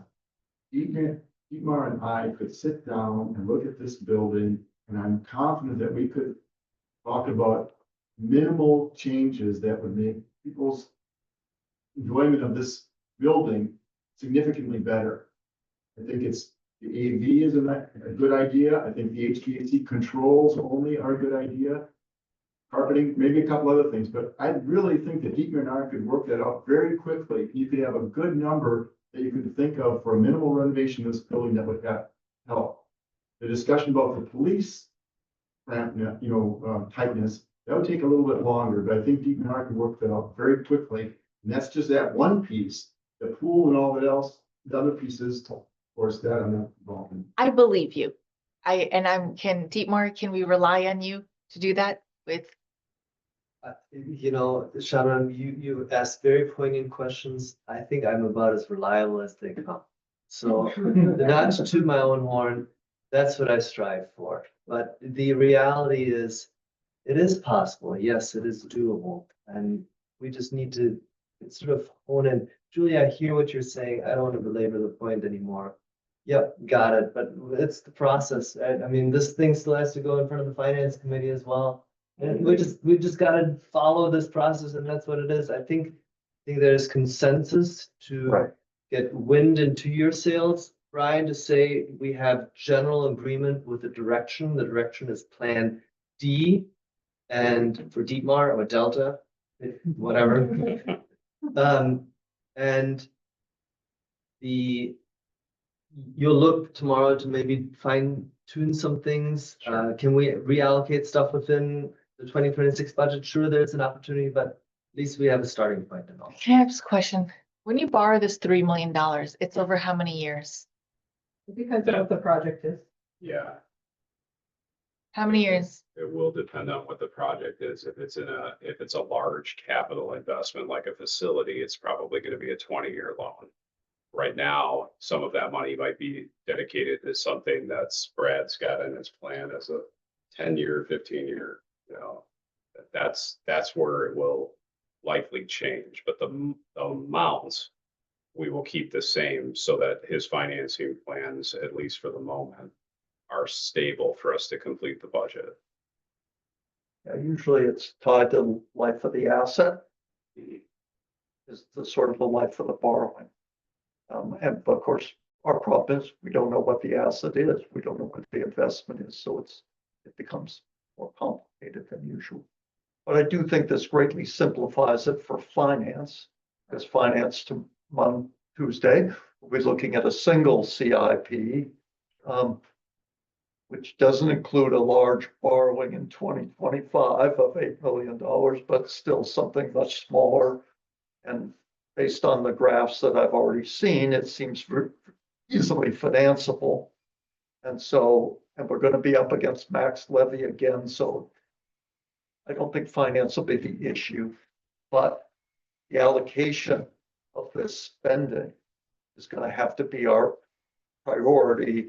And we have to get our act together to plan, because you can't allocate before you plan. I agree. The only thing I was gonna say is, I'm in agreement with Dietmar. I think there's a better opportunity for consensus. We're so split on logic.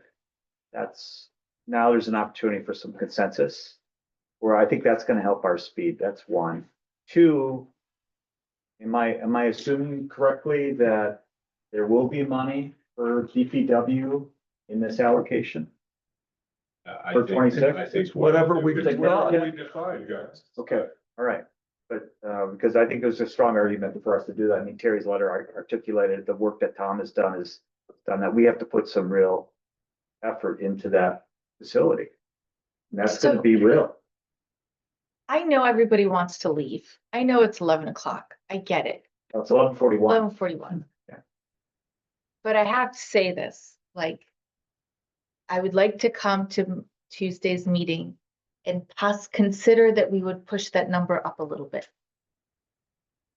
We were gonna do 7.9 in the first version of the four versions. We're gonna borrow like 8. But that's for Tuesday's conversation, not tonight. Fine, this graph sort of illustrates your question. So if you want to spend time with Brian reviewing that ahead of the meeting, that's what essentially locks in our debt capacity, because this line right here, Brian, you know, that's our 25% policy. Right? But we Our debt capacity, let's be very clear, because our debt capacity is like $37 million. We have only got about 12 million, I think, currently borrowed, of which 6 million is in the TIF. So we have a huge capacity. It's a question of, do we want to use it? That guideline there is an internal guideline. It's not a legal restriction. And we had one version of the CIP presented to us tonight with 8 million. So that 8 million must be under the line that Dietmar is showing us. No, We would it was not over have- the line. It was over the line, but we don't need to go there, because if logic is off the table, we don't need to. Just as a clarification, if we go ahead with the 3.3, and we're gonna decide that on Tuesday. You're gonna prepare for that. We still have money from 25 that's available to us. That would be carrying up 1,168,000 from a borrowing, which we'll be doing next month. Right. Plus the borrowing in 2026, and that combined for twenty So that sounds twenty-six to me like projects. we're gonna be able to, Thank you. we're gonna be able to find a way to hit these priorities in a way that makes sense. Thank you. I'm trying to give you a little comfort. Yeah, I didn't know that. Yeah. Yeah, the problem won't be that we have too little money in 2026. The problem will be that we have too little planning in 2026. We gotta move. We have to move because at best, It's a lot of these remodeling. projects, I mean, some of the things may be in DPW, but some of the things like the pool will definitely not be in 2026. But so it's not gonna happen. Hopefully the things that we need to do for DPW and to address the concerns of the police department, I'm hoping that we can get some of that done, if not all of it next year. Right. And not push it out any It's further than we remodeling. have to, but we need a plan. It's remodeling and bidding and remodeling. Yeah. Okay. Did you wanna? I just wanted to confirm for the minutes, Yeah. although there's no vote tonight, I was gonna put a sentence in here that says board consensus is to advise Administrator Mooney to move forward with CIP option B. So it's not an official motion, it's not approving the CIP, but, or for the next board meeting, is that an actual consensus? Are we all good with that? Yeah. Okay. Concur. Thank you, guys. Yep. All right,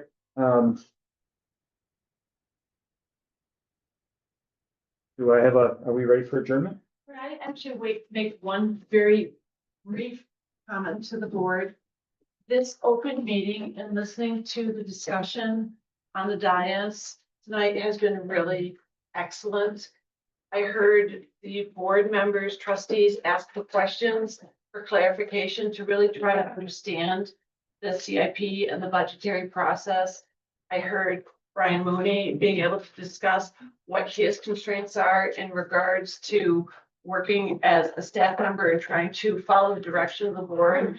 And honestly, just thank you so very much. It's supportive well. And imagining next week without this meeting is mind-boggling. And I would really, really suggest that you have more of these kinds of meetings because it does avoid the potential for walking forum.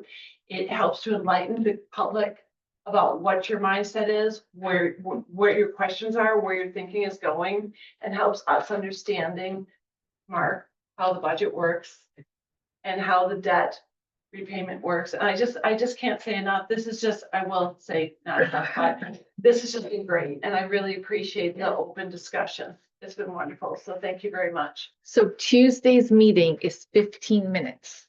Yeah, we're talking, we're done. All right. Motion I'll to make the adjourn? motion to adjourn. Second. Thank you. All those in 11:42. favor? Thank you.